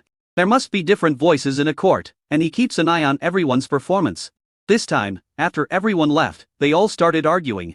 I thought that the Queen of Daqian was the first to follow your Majesty and gave birth to a princess for your Majesty. For the great cause of unifying the world, she joined the game alone and made a huge contribution to the unification of Day. Wang Zhu clenched his fist and said loudly, This time when the Xiongnu attacked Zhang Liu, She led the Daqian soldiers to defeat the Xiongnu, rushed thousands of miles, and wiped out the enemies blocking Zhangcheng. No one is more suitable than her in terms of experience and qualifications. As soon as these words were spoken, many people immediately agreed with them. Although Xiao Jianjia had a bad reputation before, who would dare to mock her for having a child before marriage? Not only that, Wang Ju even brought up this incident as an example. At that time, your majesty was still a nobody. And the queen was still the empress, and she never looked down on your majesty in the slightest. Therefore, concubine Xiao is the most suitable candidate to be the mother of the country. You're talking nonsense, the surrendered minister of the Jing dynasty said. Everyone knows that concubine Xiao rejected your majesty back then. If not, the queen would have been appointed long ago, and how could it have been delayed until today? I admit that concubine Xiao was brave and resourceful, but she did not give birth to a prince. The court is full of civil and military officials, and there is no shortage of warriors. Day also does not lack a female general with outstanding military achievements. As your majesty's consort, giving birth to an heir today is my top priority. This person avoided the main point and said, Empress Xi did a lot to contribute to the peace between the two countries. Bullshit. Concubine Xiao has no royal heir and no merit, but concubine Xi as a royal heir? Isn't this double standard? Speaking of merit, our concubine Li is very talented. She gave birth to a son for Day, and is both talented and virtuous. She is well known in the harem. In terms of birth, she is the eldest princess of Diaxia. No one is more suitable than concubine Li. The Snow concubine was the first person to follow His Majesty. She supported His Majesty all the way and worked tirelessly. When everyone got together and talked, something went wrong. Everyone was ready to fight, and rolled up their sleeves. You bastard. Who said our concubine Xiao couldn't give birth to a son? I'll kill you. Why are you barking like a dog? Our concubine Xi's baby is definitely a prince.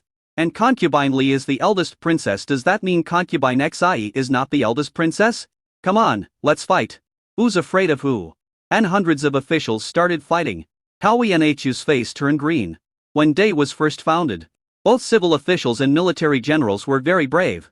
This is not the first time they have quarreled and fought. Li Yuan also turned a blind eye. Now it's a battle of 100 people. Those who are not afraid of trouble are waving flags and cheering on the sidelines. Cao Yanhu shouted, "Stop it now, all of you." But these people were so angry that they ignored him. Cao Yanhu had no choice but to quickly ask someone to pull these people apart. After a chaotic scene, luckily nothing happened. Most of the injuries were minor, and everyone had bruises and swollen faces. Even after being pulled away, he was still frantically cursing the other person's ancestors. Yangshu was so happy that he couldn't stop laughing. Interesting, so interesting. When Cao Yanhu saw him clapping his hands, he was speechless. Finally, he had no choice but to walk to the middle, and looked at these people fiercely. Everyone, go away if you dare to fight privately again. Don't blame me for being rude. Just report who you support as the queen. I am putting my ugly words here. If something like this happens again, I will never forgive you. The group of people were scolded so much that they dared not say a word, and finally could only leave in shame with their tails between their legs. Cao Yanhu snorted coldly. Feeling helpless, he walked up to Kai Yangshu and said, Master Kai, it's inappropriate to gloat over someone else's misfortune, isn't it? Yangshu held a cigarette in one hand and shrugged.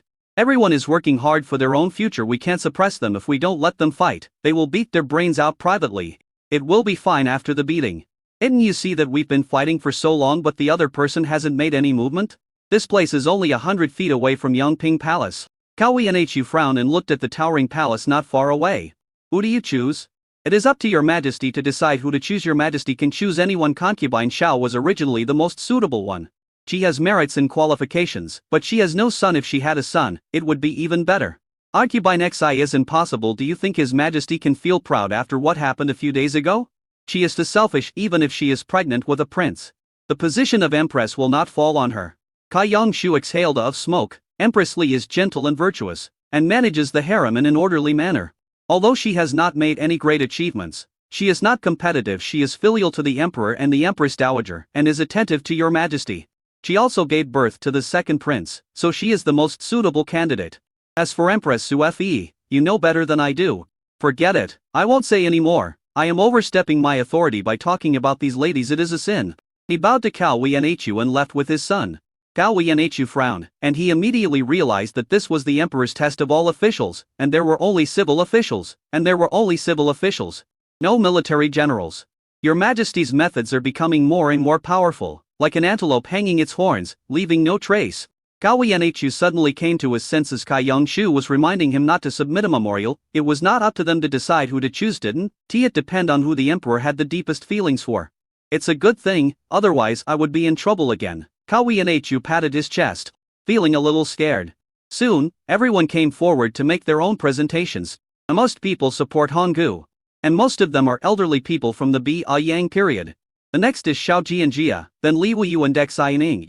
Li Yuan was also considering it. There are still many people who have not submitted any reports and are still waiting and watching.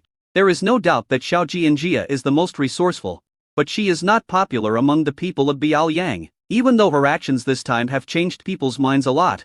But while Wang Dabiao took the credit, some people still blame Xiao Jianjia for the incident. At least, that's what many people in the army thought. The most important thing is that Huan is not a man. Li Yuan rubbed his head. This was the reality. Xiao Jianjia made one wrong step and then another. If I had agreed back then, things wouldn't have turned out like this. There is no need to say much about Honggu. Her greatest achievement was giving birth the tiger. With this thought in mind, he made up his mind. Let the Imperial Observatory choose a good day. I want to enthrone concubine Zhu as the empress. Let the secretariat prepare to announce it to the world. Li Yuan said in a deep voice. Liu Su was shocked. She had known that Honggu would because that was the kind of person His Majesty was. Xiao Jianjia lost the position of queen because of her own behavior. She can't blame anyone else. Chapter 526 Reactions from all parties. The news that Liu Yuan wanted to enthrone Honggu as queen spread that day. Also spread was the number of votes each concubine received.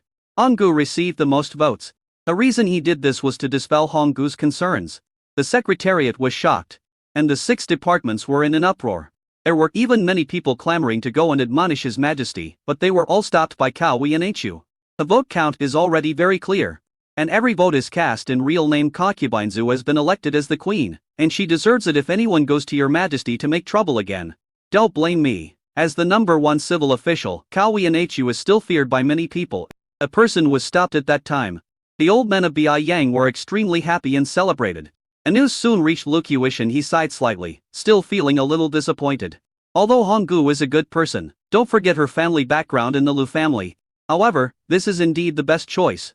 A neutral Honggu represents the emperor's unwillingness to favor anyone or any force. After Su Xiuyue knew about it, she said nothing, but silently took out the ancestral jade bracelet and personally handed it to Honggu. This is a gift that Liu Yuan's grandmother gave me. It can be considered a family heirloom. I hope you can pass it down from generation. It can also be consideration. It can also be considered a wish. Su Xiuyue said with a smile. Luo Bing, who was standing by, was also genuinely happy for Honggu. Honggu was still a little dizzy. Mom, this is too expensive. You will be the queen soon. And I can only give you this heirloom. Su Xiuyue held her hand. Mother knows that you always feel that you are of humble origin and that you cannot be the queen, but you were chosen by the ministers and you deserve the title. This queen must belong to you. Honggu was extremely nervous when the news came. She hadn't even gone to see Liu Yuan yet. And she was just feeling uneasy. Su Xiuyue's support gave her confidence. The minister's votes also made her realize that she really had so many supporters. Thank you, Mother. Honggu knelt on the ground. Su Xiuyue hurriedly helped her up. Hurry up. Queen, don't kneel down easily. Then he put the jade bracelet on her hand. Honggu kept thanking him, and Su Xiuyue also sighed in her heart. In fact, in her heart, she was most optimistic about Xiao Jianjia. It's a pity that Xiao Jianjia hasn't had a child for such a long time. It would be great if she could give birth to another prince. When it comes to love, it's always first come, last served. At this time, Li Wuyu also received the news. And her heart was completely dead. Although she didn't think about fighting for it. When it was late at night, she would look ahead. How many women don't want to be the mother of the country? Sister, this is too unreasonable, Li Baiyu said indignantly. How can she compare to you? Shut up. Do you have the right to say that? Don't think that you can talk nonsense just because His Majesty comes in to pamper you. You are nothing to Honggu. Li Wuyu gave a cold warning and personally prepared a gift. Come with me? Sis. Where are you going? Of course, I'm going to meet the future master of the harem. No matter what Honggu's previous identity was, she is now the queen of day and the master of the harem, and all women have to live their lives according to her mood. After Xianing heard the news, he was also dazed. Although she had guessed the result long ago, she still couldn't stop feeling disappointed after the answer came out. Go, prepare a gift. I'm going to meet the queen. At one time, concubines of all ranks went to pay homage to Honggu one after another. They were of noble birth and more or less looked down on Honggu, who was born in the countryside. However, at this moment, they all lowered their proud heads and knelt on the ground. Get up, everyone get up. From her initial nervousness, Honggu gradually became more confident. She arranged the positions according to the closeness of the relationship as for those concubines who wanted to curry favor with her. She knew that from now on, she could control their life and death. Congratulations, sister, Li Wu said with a smile.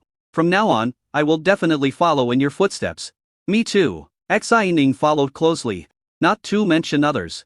Honggu nodded. We are all sisters, there is no need to be so formal. What we need to do is to manage the harem well and be good wives to His Majesty. Then Honggu decided to hold a banquet in the harem at night, and asked Lu Wobing to invite Lu Yuan over. After Lu Yuan knew this, he also laughed. It seems that she adapted quickly. Wobing smiled and said, Your Majesty gave me a lot of red envelopes, and I got a big one too. Lu Yuan also smiled knowingly. I have a red envelope here. Do you want it? Wobing seemed to have guessed something, and hurriedly shook her head and took a step back. I am not greedy. Tell Honggu that I will be there on time for the dinner also. Sister Wo, I'm very tired recently. When can you give me a massage? Seeing Li Yuan's malicious smile, Wobing lowered her head and said, Any time is fine. But not now. I still have to report to the queen. After leaving Yangping Palace, Wobing secretly told herself, Don't go beyond the line. Don't. The news of the queen's enthronement also spread out of the palace. People do not have a deep impression of Honggu. Many people even wondered why Xiaoji and Jia or Li Wu was not elected as the queen. These two people have the highest status, not to mention that Xiaoji and Jia has appeared in the people's sight many years ago. Now he has led Daqian to peacefully merge in today and defeated the Huns. And the people are talking about him with great relish. What does this Honggu have? It's okay that she came from a humble background. She was once the emperor's bodyguard. Although she is loyal, can she really be a good queen? Except for the old Biaoyang supporters, later generations simply cannot understand it. This also led to the public's cold attitude after the news spread. A people below put the people's feedback on Lu Yuan's desk, and Lu Yuan couldn't help frowning. After all, Liangjing is still mostly made up of people from Daqian. Even if these people hate the Daqian royal family, they still subconsciously think that the Xiao family is better. This is a subtle change that has occurred over the past 200 years. Then he added, Don't let Honggu know. Forget it. What is coming will come eventually, and it cannot be hidden. Li Yuan waved his hand and moved to the harem. All the concubines surrounded Honggu, making it very lively. Seeing Li Yuan coming, he hurriedly stood up and saluted. Stand up. Li Yuan raised his hand and hurried over to salute Suexi Yui. Old Lu is still at the newspaper office and hasn't come back yet. He says he's rushing to write the news about the post-war period. Emperor, now that Honggu is the queen, don't you have any expression? Suexi Yui asked. Of course I have. Take out the gift I prepared.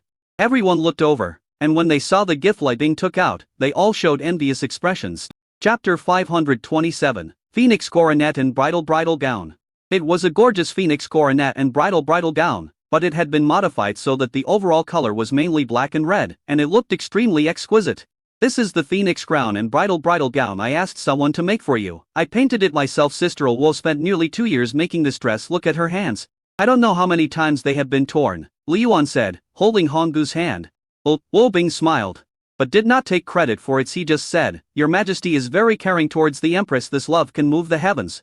Honggu was also stunned. This was prepared 2 years ago, which was when she left. In other words, even if she left, Li Yuan had never thought of letting someone else be the queen. Thank you, Your Majesty. She was choking with sobs and unable to speak. All the girls were envious. The design was personally designed by His Majesty, and Sister Wo had been working on it for 2 years. Everyone knew that Sister Wo only sewed for His Majesty. This is definitely a unique gift, much more valuable than any gold, silver or jewelry. You and me, no need to talk about thank you, Lu Yuan said. Go try it on and see if it fits. Such expensive clothes should be worn on important occasions. Oh quickly, do you want me to dress you myself? Lu Yuan said half jokingly. No, I'll go right away. Honggu looked at Lu Yuan. The love in her eyes was louder than 1,000 love words. Under the gaze of everyone, she went to the bedroom to change clothes. Soon, Honggu came out. She wore a 9 dragons and 9 phoenix crown, and a golden dragon pattern shawl. The black and red color matched perfectly with Lu Yuan's dragon robes. He looked serious and dignified, and had the majesty of a mother of the country that made people dare not look directly at her. Lu Yuan looked it up and down. It fits well and looks good. In her early years, Honggu was a gangster. She was unrestrained, uninhibited, and heroic. Just like Bridget Lin's version of Dongfang Bubai. His eyebrows were long and sword-like, and he looked righteous, but his almond-shaped eyes were full of indescribable affection. She has the heroic demeanor of a chivalrous woman, as well as the charm and allure of a mature woman after giving birth. She has become even more gentle and maternal. At this moment, she was wearing the phoenix coronet and bridal robe, and Her Majesty as the mother of the country really satisfied Lu Yuan. Okay, great. Lu Yuan said. Su Xiue also chimed in. It is indeed suitable, and has the majesty of a mother of the country. Li Wuyu sighed inwardly and complimented. Sister, you are the mother of the country, I really envy you. Xiaoning was so envious that she couldn't take her eyes off the clothes.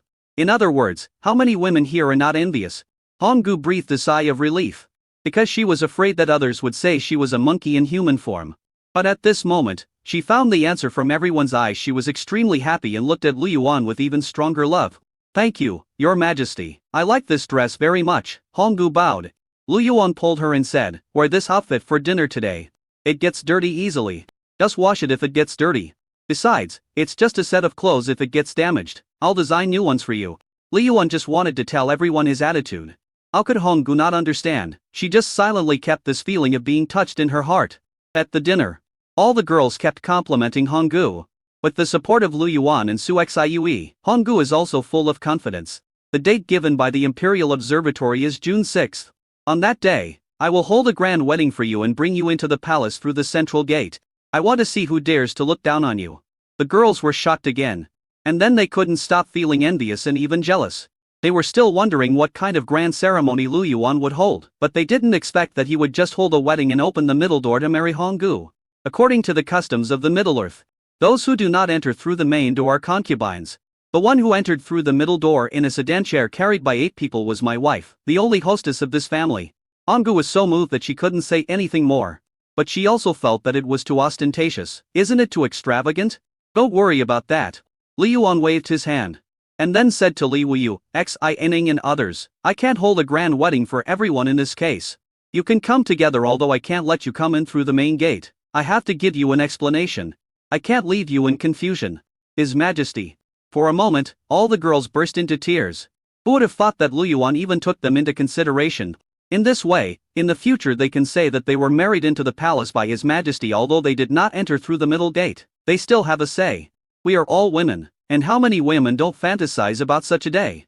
Su Xiue was very surprised, but did not object. Instead, she felt that her son was right. What is worrying is not the lack of wealth but the inequality. Women's jealousy is the strongest. Doing so can make the harem more harmonious. The best way is to treat everyone equally. In this way, it can be considered as a compensation for Xiaoji and Jia. That's what she thought.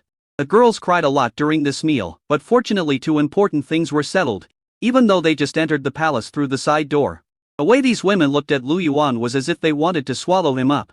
After the girls left, Honggu couldn't wait to hang on Lu Yuan. Wait. Don't be impatient.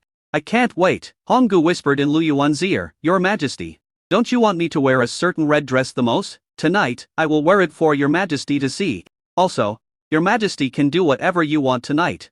Lu Yuan felt his lower abdomen burning with heat. And he no longer cared about anything else. He carried Honggu back to the bench. The next day, the Liangjing Times published the incident. On June 6, the news of the emperor's wedding spread, and the people responded enthusiastically. They didn't care if Honggu became the queen, but when it came to the emperor's wedding, no matter who it was, they had to give face. In a tea house, Xiaoyan was holding a newspaper and reading it carefully. Why isn't the princess the queen? This Lu Yuan is a piece of shit, the old eunuch said angrily. He eats from Dakian. Uses Dakian's things, and even smashes Dakian's pot. Was it Lu Yuan's fault that the princess had a child before marriage? How much has the princess paid for this boy now? Can't he see those contributions? This Honggu, who was born in a humble family and has no merit, how can she be the queen? Xiaoyan looked very unhappy and felt extremely regretful.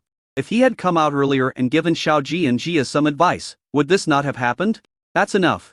Shouts talking. Xiaoyan took a deep breath and slapped the newspaper on the table. What's the point of saying more? It's all because of my incompetence as a father that she has suffered so much. I am just a poor Taoist priest now. What can I do to help her fight for the position of queen?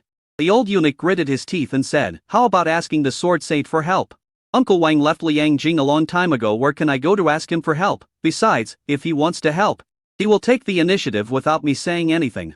Your Majesty, you forgot that we have another way. Chapter 528. A massive attack. Xiaoyan fell into deep thought. Finally, he shook his head and looked at the sky. A trace of pain flashed across his face. I can't ask for it. The old eunuch gritted his teeth and said, "It's already this time, what can't be desired? This world is already. That's enough, I can't say it." Xiao Yan stood up, picked up the newspaper on the table and left the tea house. A reason why he escaped from the palace that year was because of that old Taoist priest. The old Taoist priest was his father's best friend. Someone told him his fortune and said he was destined to be a king. Only then did he become emperor. My father said that this old Taoist priest was a close friend of his grandfather when he was very young. The old Taoist priest looked like this. Decades have passed, and he has not changed. When he grew up, the old Taoist priest remained unchanged. Just like the gods in the books. The old Taoist priest said that if you encounter problems that cannot be solved, you can come to him, but there is only this one chance in this lifetime. It's not that Xiao Yan was reluctant to give up this opportunity. He had asked the old Taoist priest back then. If that was the case, why couldn't he help him revive Da Qian? The old Taoist priest said something that seemed to make sense but was not to this day. He still couldn't understand what the old Taoist priest was trying to express. But the old Taoist priest also said one thing. Over the thousands of years in Middle-earth, there have been overlords destined by heaven. These overlords had many opportunities to unify Middle-earth, but in the end, nothing happened. In the Da Qian Palace, there is a handwritten letter left by Emperor Taiziyu, which contains some fragmentary words. But you're so scattered that they cannot even form a complete sentence. But even from these few words, he could feel Emperor Taiziyu's fear. He always felt that he was living in a huge trap. Forget it, Ji and Jia will be back one day, wait a little longer. At this time, in Bianjing, Xiao Ji and Jia also received the announcement from the court. When Xiao Ji and Jia saw that Honggu was made queen, she was stunned for a moment.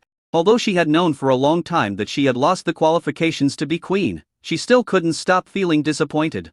One wrong step, all wrong. Xiao Ji and Jia dispelled the unrealistic fantasy in her heart. If she was still struggling over who would be the queen, then she deserved all the hardships she had gone through over the years. At this time, Li Yuan had already accepted her request, and a large number of day officials came along with the announcement. Li Yuan gave Ba Yujingji to Huan Huan as her fiefdom and gave her Bianjing. He also did not revoke her title of King Qian. Not only did he allow her to set up a government office in Liangjing, he also allowed her not to have to go to the palace every day. In her opinion, this was more like Li Yuan's compensation. But then again, the royal families of the Xia and Jing dynasties suffered a tragic fate and all died out. Only the Da Qian royal family retained a trace of vitality. Your Highness, the work has been handed over and it's time for us to return to Beijing, Xiao Chai came in and said. Xiao Ji and Jia nodded, and the Da Qian army was handed over to Shang Wei. All the civil and military officials in Bianjing were properly dealt with, and the promotion of Yi's method had initial results. She has done everything she can. It's time to go back. Let's go back to Beijing. But just when Xiao Ji and Jia was about to leave, a piece of news broke the silence of Bianjing. Shang Wei looked at the information in his hand and his face changed drastically. Are the Huns invading in large numbers? A news soon reached Xiao Ji and Jia. She had just boarded the carriage when she heard the news and stopped. How many Xiongnu troops have come? According to preliminary estimates, there are no less than 2 million of them, and they are all cavalry. These people are on the border of Da Qian. Shang Wei's face was particularly grim. These days, we have also been monitoring the Western barbarians. It is said that there has been a great. The Xiongnu have forcibly conscripted soldiers, and the estimated number of troops is no less than 3 million, or even more. Of our current military strength. If all these cavalrymen were to rush into the country, our chances of winning would be no more than 40. Even though Day is invincible, with more than 3 million cavalry charging, that kind of situation is not certain that they can resist even with NIU's heavy machine guns. Moreover, the NIU heavy machine gun is not invincible. Trenches and sandbags can resist strafing. Even if it is a howitzer, as long as you hide in the trench, you can avoid a lot of damage. The most important thing is that they have already arrived. Even if the army rushes over, the entire West will be riddled with holes, and no one knows how many people will be killed or injured. With the limited manpower he has, it is simply not enough. At least an army strength is needed, and full firepower is required. There must be no less than 500 NIU-type heavy machine guns. This is definitely a dangerous war. Xiao Ji and Jia made a prompt decision. We won't leave, we will mobilize the troops to the front line. Fortunately, there are not many people in the West. Even if they come in, they can't kill many people. Going out of the city to fight is the most foolish thing to do. The most urgent thing is to inform the local people and let them prepare themselves. Those who can enter the city should do so. Shang Wei nodded.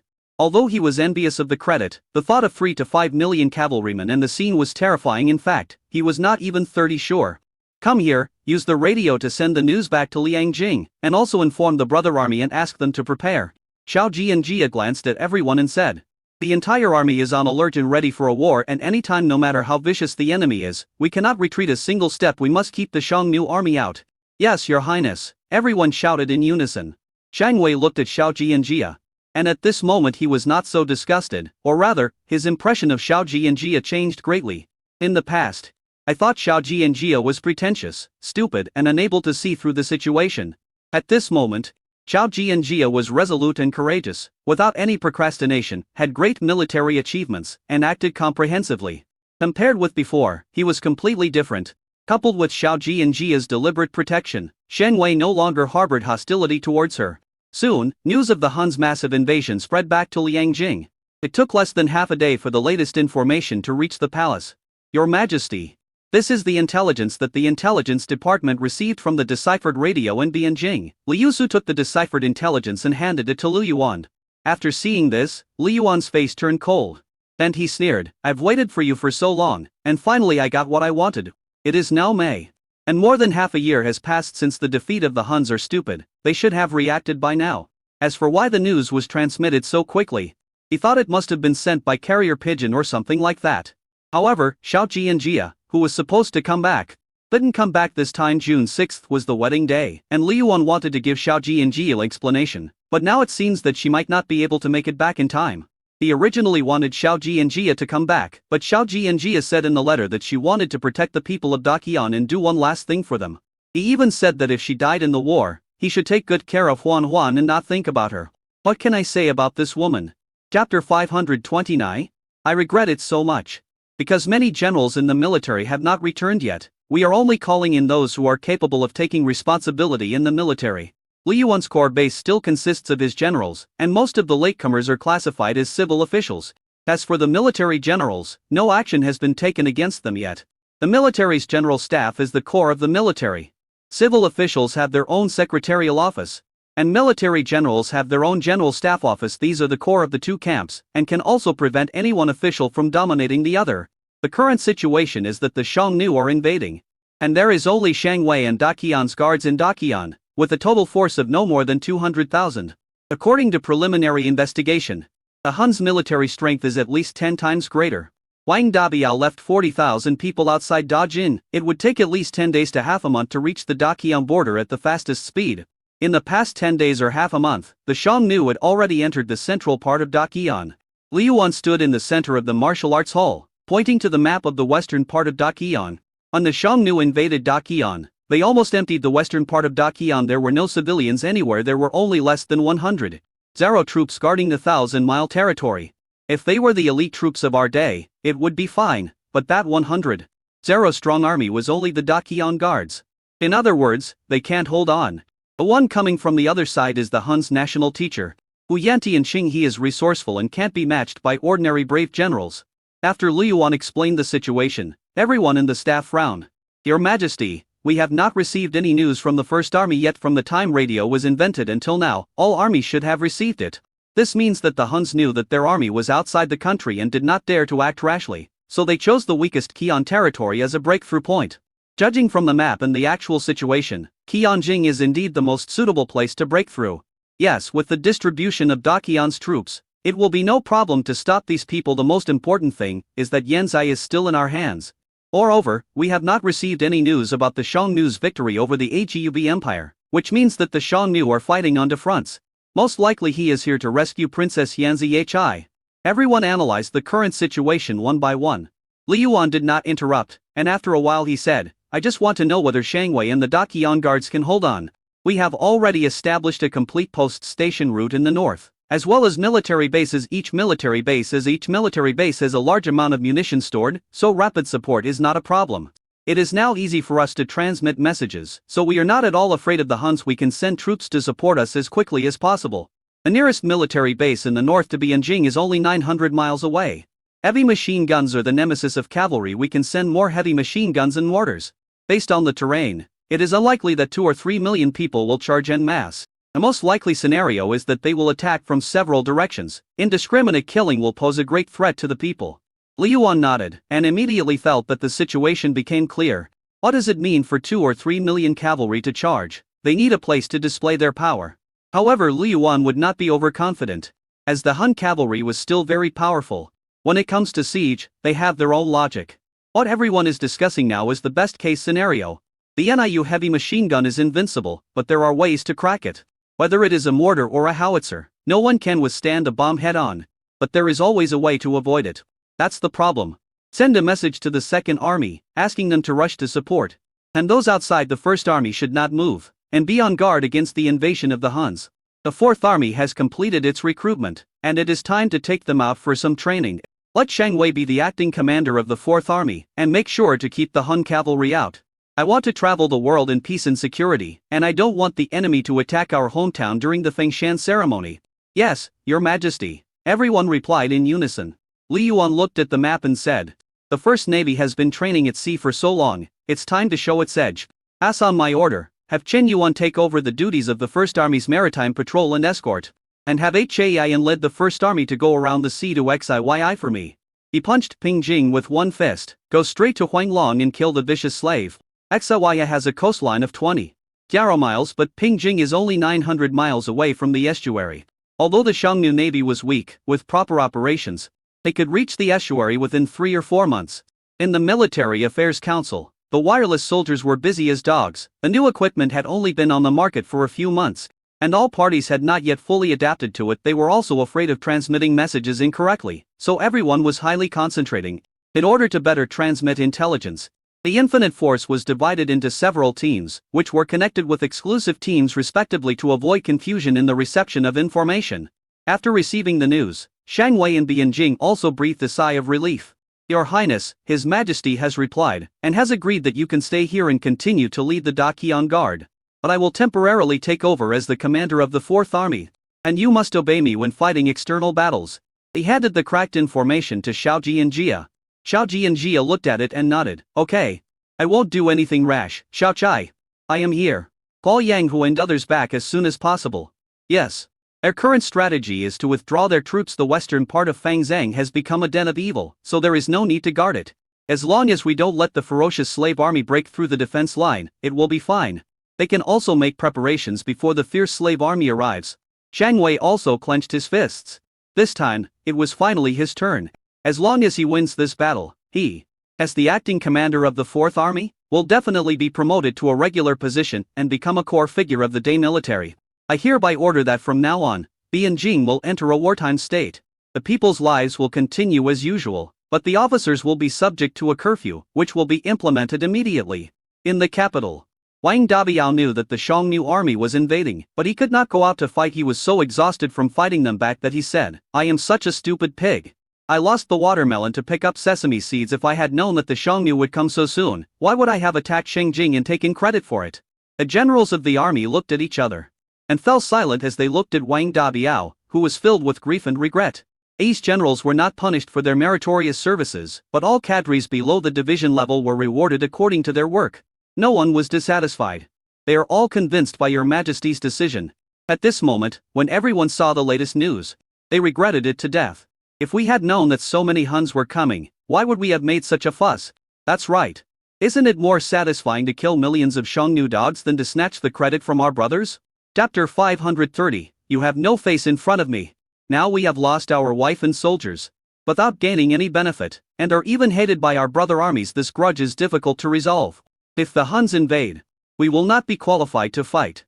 Inside the camp, all the brigade and divisional generals held their foreheads in agony. What the hell was going on? If they did not try to take credit at this time and stayed in Xiyi honestly, Shang Wei would never have his turn. They could have attacked the fierce slaves from behind and taken the credit for sure. The most important thing is that by destroying these people, they can use this as an excuse to conquer the Western barbarians. The First Army must advance as the main force. This achievement is enormous. Even if the army alone cannot take all the credit, Wang Dabiao can still become the head coach, and he will still be credited with the greatest contribution. How big is Xiyi? Bigger than Middle-earth.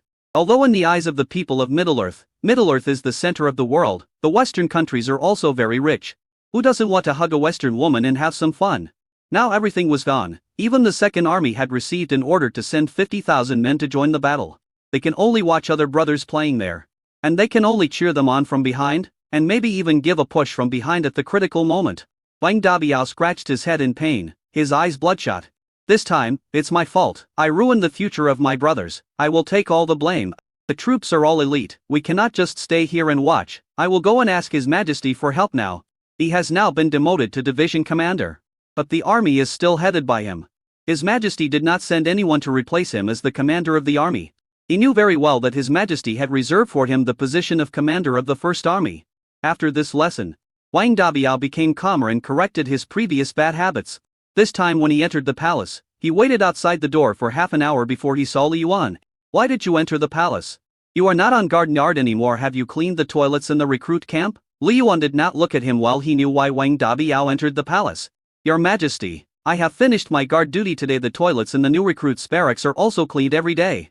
This time I came to the palace because I missed His Majesty and wanted to pay my respects to His Majesty. Wang Dabiao knelt there, extremely cautious. Alright, now that I've seen you. Go away. Li Yuan waved his hand impatiently. Don't come to the palace unless necessary. If nothing unexpected happens, I will live well for the next 30 to 50 years. You don't need to come to see me during this period. Wang Dabiao shrank his neck. He could hear the disgust in the emperor's words. He felt mixed emotions and hated himself. And he slapped himself hard on the face. I am a worthless person, and I am ashamed of your Majesty's teachings and advice. These days, I have been tossing and turning and can't sleep every time I think of what I did before. I feel heartbroken. What's the point of saying this now? Wang Dabiao, Wang Dabiao, Wang Dabiao, you don't know you're wrong. You're just afraid. Li Yuan said coldly after stealing the credit this time. Wang Dabiao's position had fallen to the second tier. And he was even only right on the third question. Yes, Wang Dabiao is a good fighter and has some abilities, but I tell you, the world can't survive without any of you. Even without you, Wang Dabiao, someone else can do it. I value you and promote you because you have indeed made contributions and are loyal. But you don't take me seriously at all. If you had cared about me and considered me a little, you would not have done such a stupid thing. I spoiled you. It's my fault. Li Yuan shook his head. But Wang Dabiao, I don't want to give you another chance. Go down considering your past contributions. I will not take back the wealth and glory I promised you in this life. Wang Dabiao felt as if struck by lightning in an instant. Great fear ran through his body. Your Majesty, I know I was wrong. I really know I was wrong. He just thought that the emperor was just training him and making him realize the importance of things, and that he would still use him in time. But today, he heard the determination from the emperor's mouth, and it was definitely not as simple as polishing. Without Lu Yuan, Wang Mazi is nothing. He would have died at the hands of the barbarians a long time ago. Would Yan have the glory he has today? He couldn't hold back his tears and crawled forward using his hands and feet. Your Majesty, Your Majesty. Wu Sun watched this scene coldly. He hated Wang Dabiao in his heart. It was this kid who caught him back then. Seeing him like a drowned dog, he felt very happy. Wang Dabiao, Wang Dabiao, Wang Dabiao, you deserve this day. Go back. I know what you are here for. I have given you enough face, but you did not give me any face. If you want to save face with me, you are not qualified now. You disobeyed military orders and the imperial decree. Killing you 100 times is enough. Why do you think you can enter the palace and kneel here now? Li Yuan waved his hand coldly. Let's go. I'll tell those people below. I will naturally make arrangements. Wang Dabiao burst into tears. Fear deep in his bones. He used to be proud and look down on people wherever he went. That was because the emperor valued and cared about him. Without the emperor's favor, he is nothing. He was like a monster that had been transformed back to its original form, walking shirtless in the cold wind. Your Majesty, I deserve to die. I know I was wrong. Wu Sun walked up to him, sighed, and said in a sarcastic tone, General Wang, oh no. General Wang, His Majesty still needs to review memorials. Please don't disturb His Majesty here. We are all decent people, so give yourself some respect. Since you know you are wrong, just correct it. It's no use talking. You said so? Wang Dabiao looked at the emperor above in despair. Kowtowed 3 times respectfully, and then left the palace. He knew that he had no hope and would never be reused in this life. At this moment, he finally understood his father's teachings. He had a good hand that could have gone down in history. But he messed it up badly. He will definitely be laughed at by everyone. Stumbled back to the military camp. A group of generals came over quickly. Captain, what's going on? Has His Majesty agreed? Needless to say, although our commander has been punished, His Majesty still values him the most.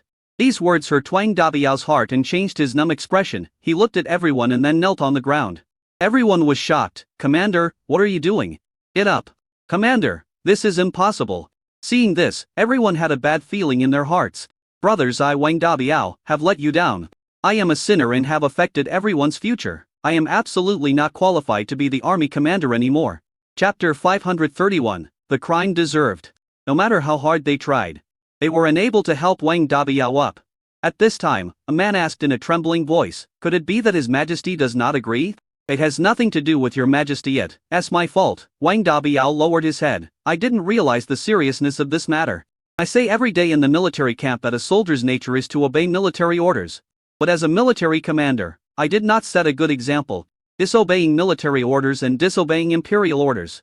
These two things are enough to kill me 100 times. But I'm here just fine. Yes, your majesty values me. That's because your majesty is magnanimous and spared my life because of my past contributions." His Majesty also said that he would make proper arrangements for everyone. "If any brothers have been implicated by me, I, Wang Dabiao, kowtow to you." As he said this, Wang Dabiao kowtowed. Some people tried to stop it, but some people didn't. I understood that the impact of this incident was far worse than they had imagined. Not only Wang Dabiao, but also generals like them were implicated to a certain extent. Just as Wang Dabiao said, it is not unfair to execute him. Their Majesty's courage in shouldering the punishment and taking on everything alone is unmatched.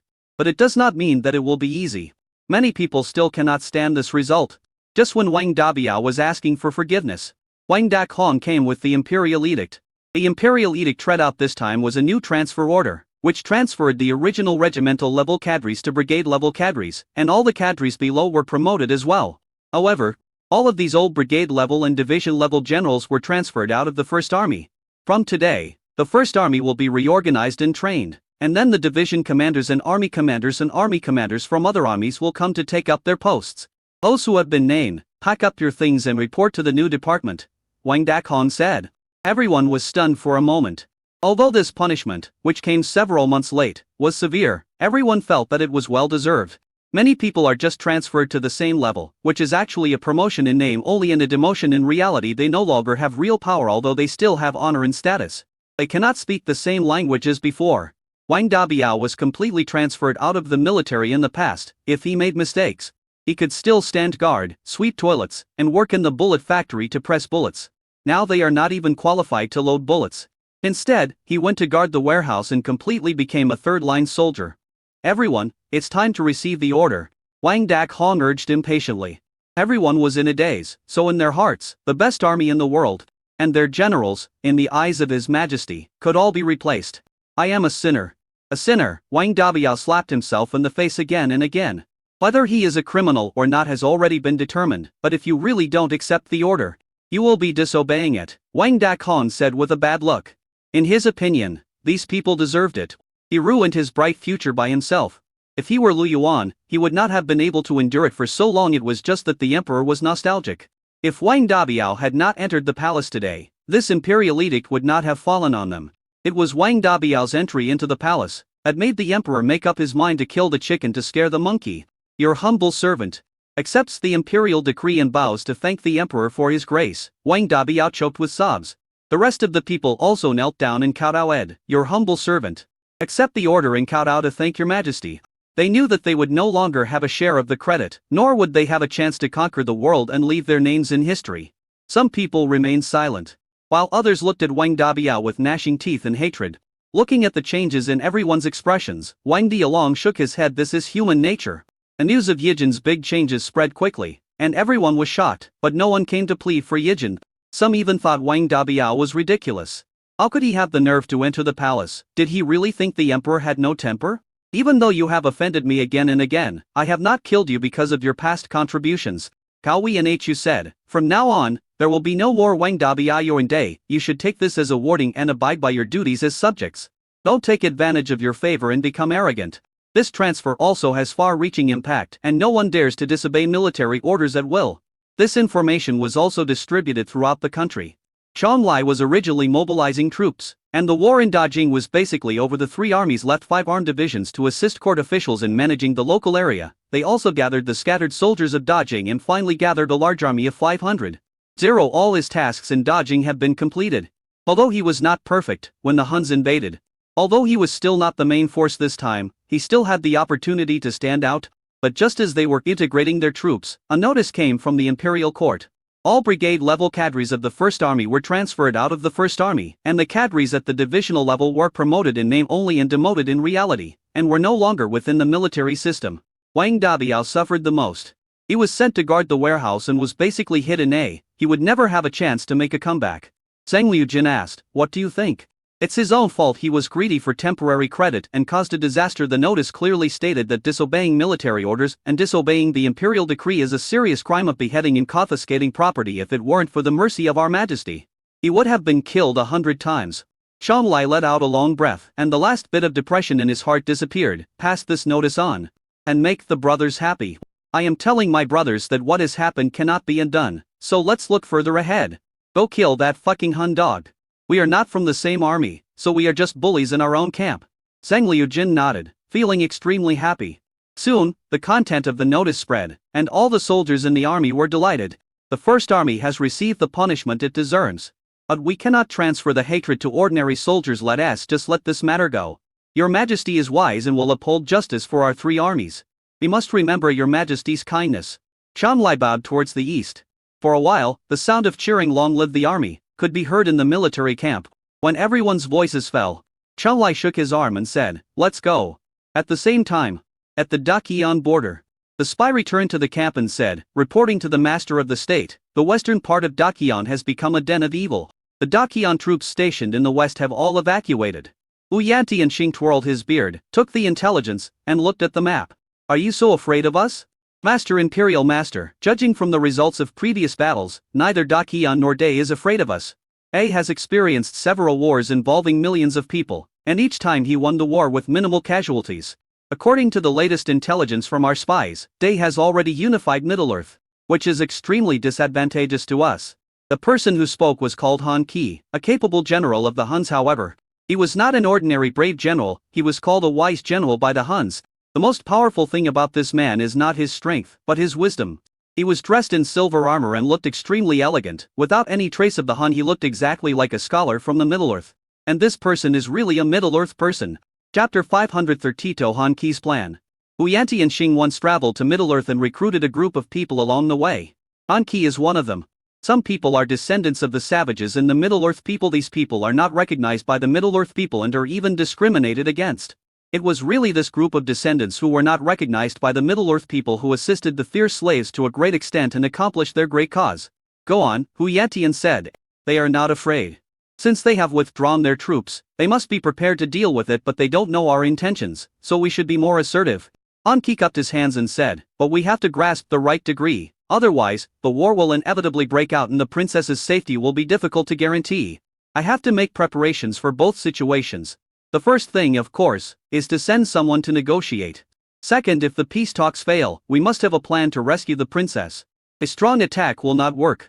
We can only attack if the princess is safe." "Aren't you taking off your pants to fart?"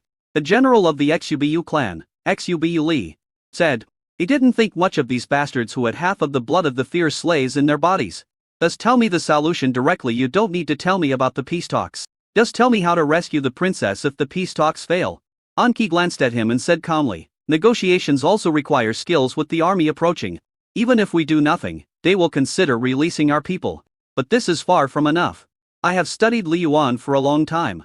He is indeed a wise leader. Ordinary methods do not have much effect on him. However, he killed the rulers and nobles of the Xi and Jing countries. And we can make a fuss about this. The strongest fortress is conquered from within. Can you break in?" Xubu Li sneered. Yantian Xing pressed his hand to interrupt him, then said, "I think I understand. You mean to support the remnants of the two countries, right? Supporting them is not enough. We can help them build their nation. This is one thing. Although Day is strong, it has just been unified and is unable to control the entire territory. As long as we cause trouble to them, our goal will be achieved." Han Qi smiled faintly and said, "Secondly, Day has no queen or prince yet, so we might as well assassinate them. And we can slowly transport the gunpowder into Liangjing. The backup plan we left in Middle-earth can be activated, but it must be a one-shot kill." Lu Yuan died. Without a queen and a crown prince, the court would be in chaos. Yantian Xing's eyes lit up. The Huns had a backup plan. And Xiang's visit here was not completely without any purpose. And he had already made plans in Middle-earth many years ago. As Han Qi said, fortresses are always breached from the inside. Yantian Xing thought for a moment and said, "Who is willing to go to Liangjing for peace talks? I have to remind you that if you go, you may die there." After these words were spoken, everyone in the tent lowered their heads. Xubu Li didn't even dare to say anything. They knew better than anyone how Lu Yuan treated the barbarians and the Huns. "I am willing to go. Han Qi said as he stepped out. I am willing to assist. Immediately afterwards, 7 or 8 people stood up like Han Qi. These people were mixed race. Wu Yanti and Xing nodded. And then said to the disciple beside him, Apiyu, you come with us. Apiyu is a fat man with a bald head. A big belly, short and fat like a winter melon, long earlobes, and looks like Maitreya. There was a long Buddhist bead hanging around his neck and a rosary in his hand. Yes, master. Xubu Li. You go too, Hu Yanti and Xing said lightly. Xubu Li trembled all over. A trace of fear flashed in his eyes. He slowly raised his head and showed a smile that was uglier than crying. Master, I am not good at talking. However, seeing the fierce look in Hu Yanti and Xing's eyes, he quickly swallowed the rest of his words and said, I can give it a try. Hearing this, Hu Yanti nodded and said, this trip will be extremely difficult. We must rescue the princess successfully, otherwise, the consequences will be disastrous. Everyone nodded. Once Yan Zhi died, His Majesty might go crazy and would do anything to save his life. On the other hand, Bianjing also received a letter from the Huns requesting peace talks. Chang Wei frowned. They are here for Princess Yan Zhi. If we release Princess Yan Zhi, they will surely rise up violently. Xiao Ji and Jia said calmly. The Shan new people are not trustworthy. However, they need more time to mobilize manpower and set up defenses.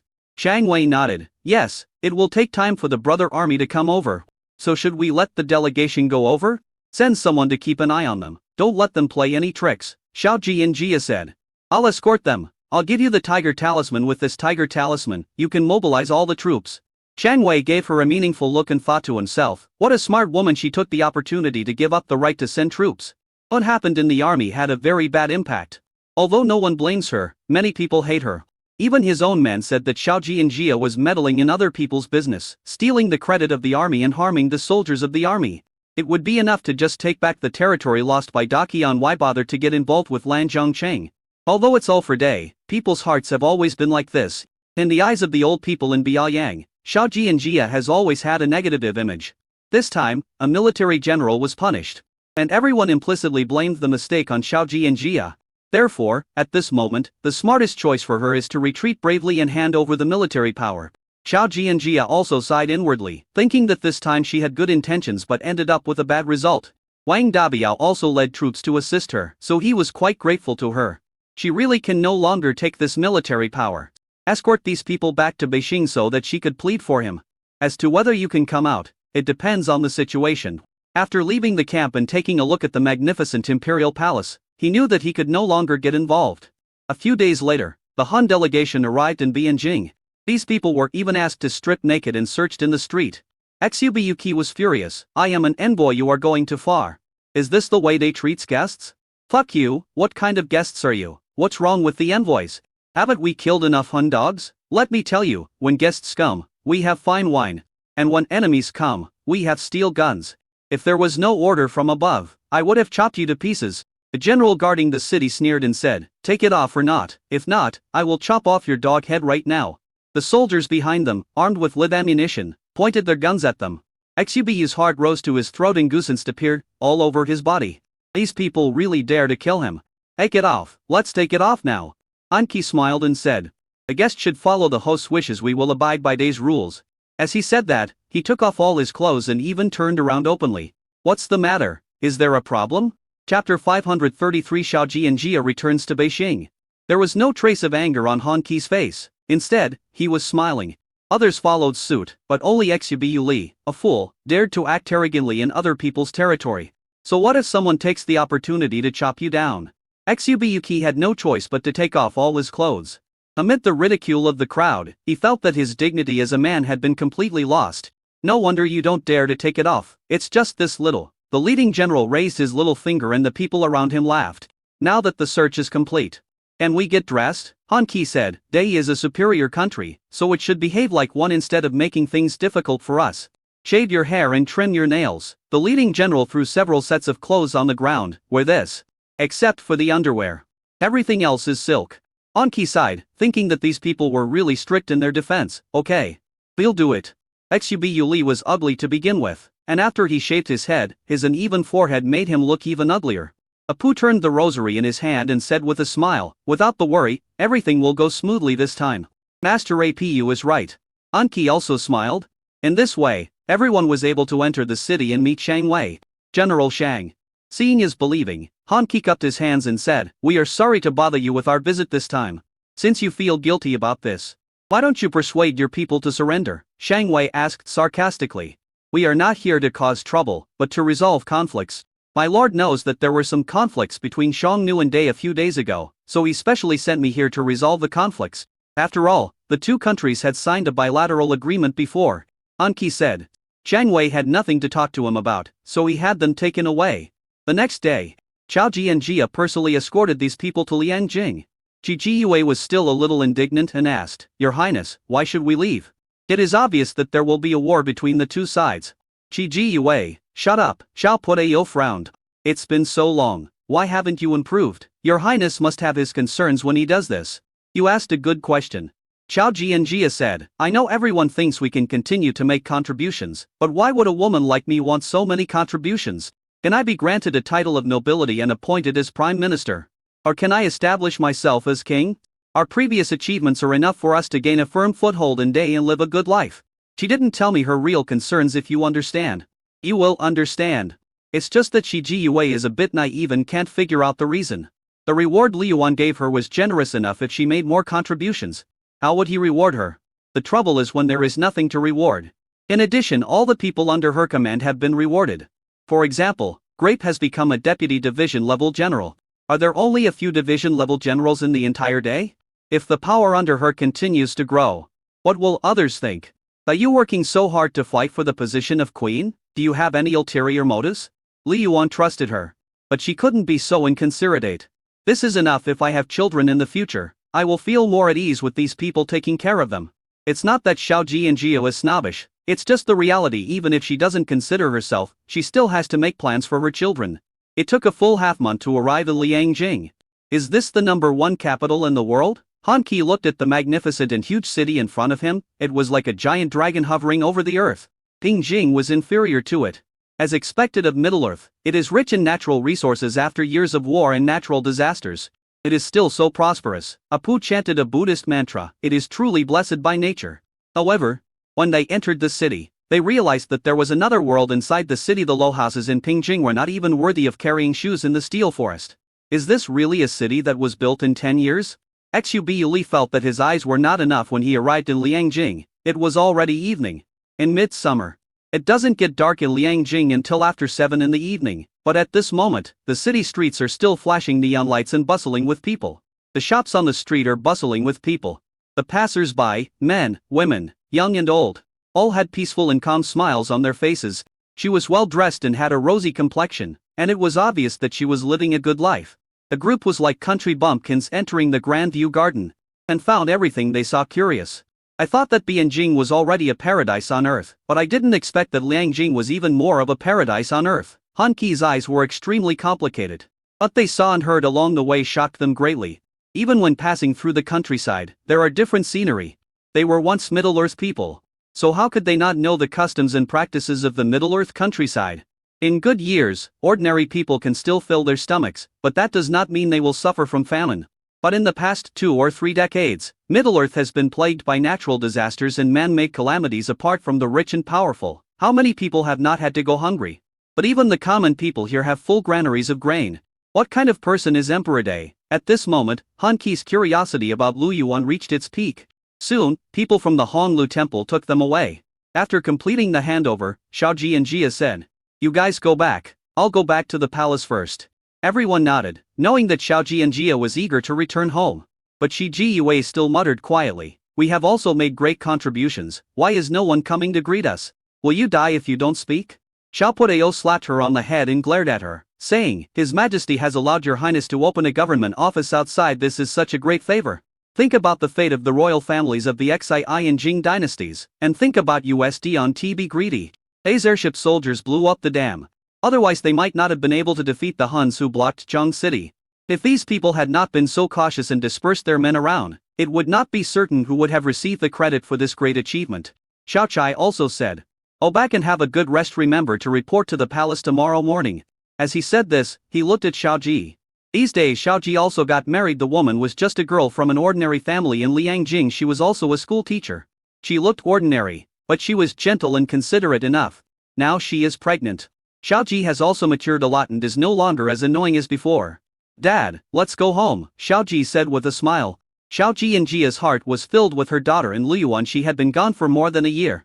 During this year, she centralized power, exterminated the new party, took revenge, recovered lost territory, expelled the Huns, and avenged the tragic deaths of the people of Daqian. The trials of blood and fire have made her more mature, and her beauty is matched by a hint of decisiveness. She was more rational now. Suppressing her longing for her daughter, she strode towards Yongping Palace. As soon as I walked into the square, I saw Li Yuan, holding his daughter, standing there, looking at me with a smile. At that moment, tears welled up. Chapter 534, Warmth. Mom! Huan Huan waved her arms and cried with excitement.